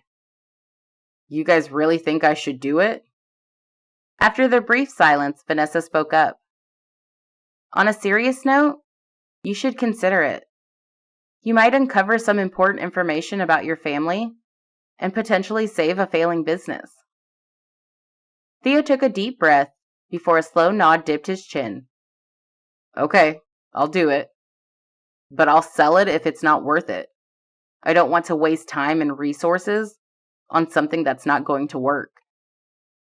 Nate smiled, proud of Theo's bold decision. "We'll support you every step of the way." Logan braced his elbows on the table and rested his chin on his clasped hands, eyes bright. "And I can help you with the business aspect. We'll make sure it's a success." Wade raised his glass in a toast. "To Theo's new adventure and to my new TV show." Wade must be teasing about turning Theo's uncertain adventure into a reality TV show. However, an undercover mission involving a media mogul and a potential TV show in the making promised excitement. Later, after a night of dancing, the bouquet toss took center stage. Nate's gaze followed Vanessa as she leaped for Iris's bouquet the moment it was tossed. The radiant happiness illuminating her face as she scooped up the bouquet signaled their wedding was just around the corner. It was an enchanting night filled with love and laughter. His tender gaze met Vanessa's, and his heart swelled with adoration for the woman of his dreams. The promise of their future together seemed to shimmer in the air as they lost themselves in the magic of the night. The end. Next in the Billionaire's Reunion, a genuine disguise. When love blossoms between a hotel maid and a billionaire in disguise, will the unveiling of his secret identity unite them or break them apart? Whitney never imagined working at a hotel would be her dream job, but it helps her support her recovering addict mother and sister, while saving for her much-needed heart valve replacement. Her mundane routine takes an unexpected turn when a charming new employee joins her team, bringing fresh enthusiasm to her days. Theo Stone, a self-made billionaire, has come a long way since his humble beginnings as a South American baby adopted by a family in the States. When he unexpectedly inherits a struggling hotel from a long-lost uncle, selling the property seems like the logical choice. However, his brothers persuade him to go undercover as an employee to better understand the hotel's issues. Theo agrees, not expecting to fall for the captivating team leader, Whitney. As Whitney and Theo grow closer with each room they clean, the secret he's concealing begins to feel more like a betrayal. But when the truth about Theo is finally revealed, can their love survive the shock? And will they both find the strength to overcome the challenges that lie ahead? A Genuine Disguise is book 4 in the standalone series. Fall in love with the Billionaire's Reunion Christian romance series while catching up with the Big Stone family as they reunite in their scenic small town. There's several seasons of love and adventure in this spin-off series, following Eric Stone's siblings from the CEO's companion in the Caregiver series. With each family member taking a turn to coordinate a family gathering, there's plenty of laughter, tears, and happily ever afters. You don't need to have read the Caregiver series first to enjoy this series.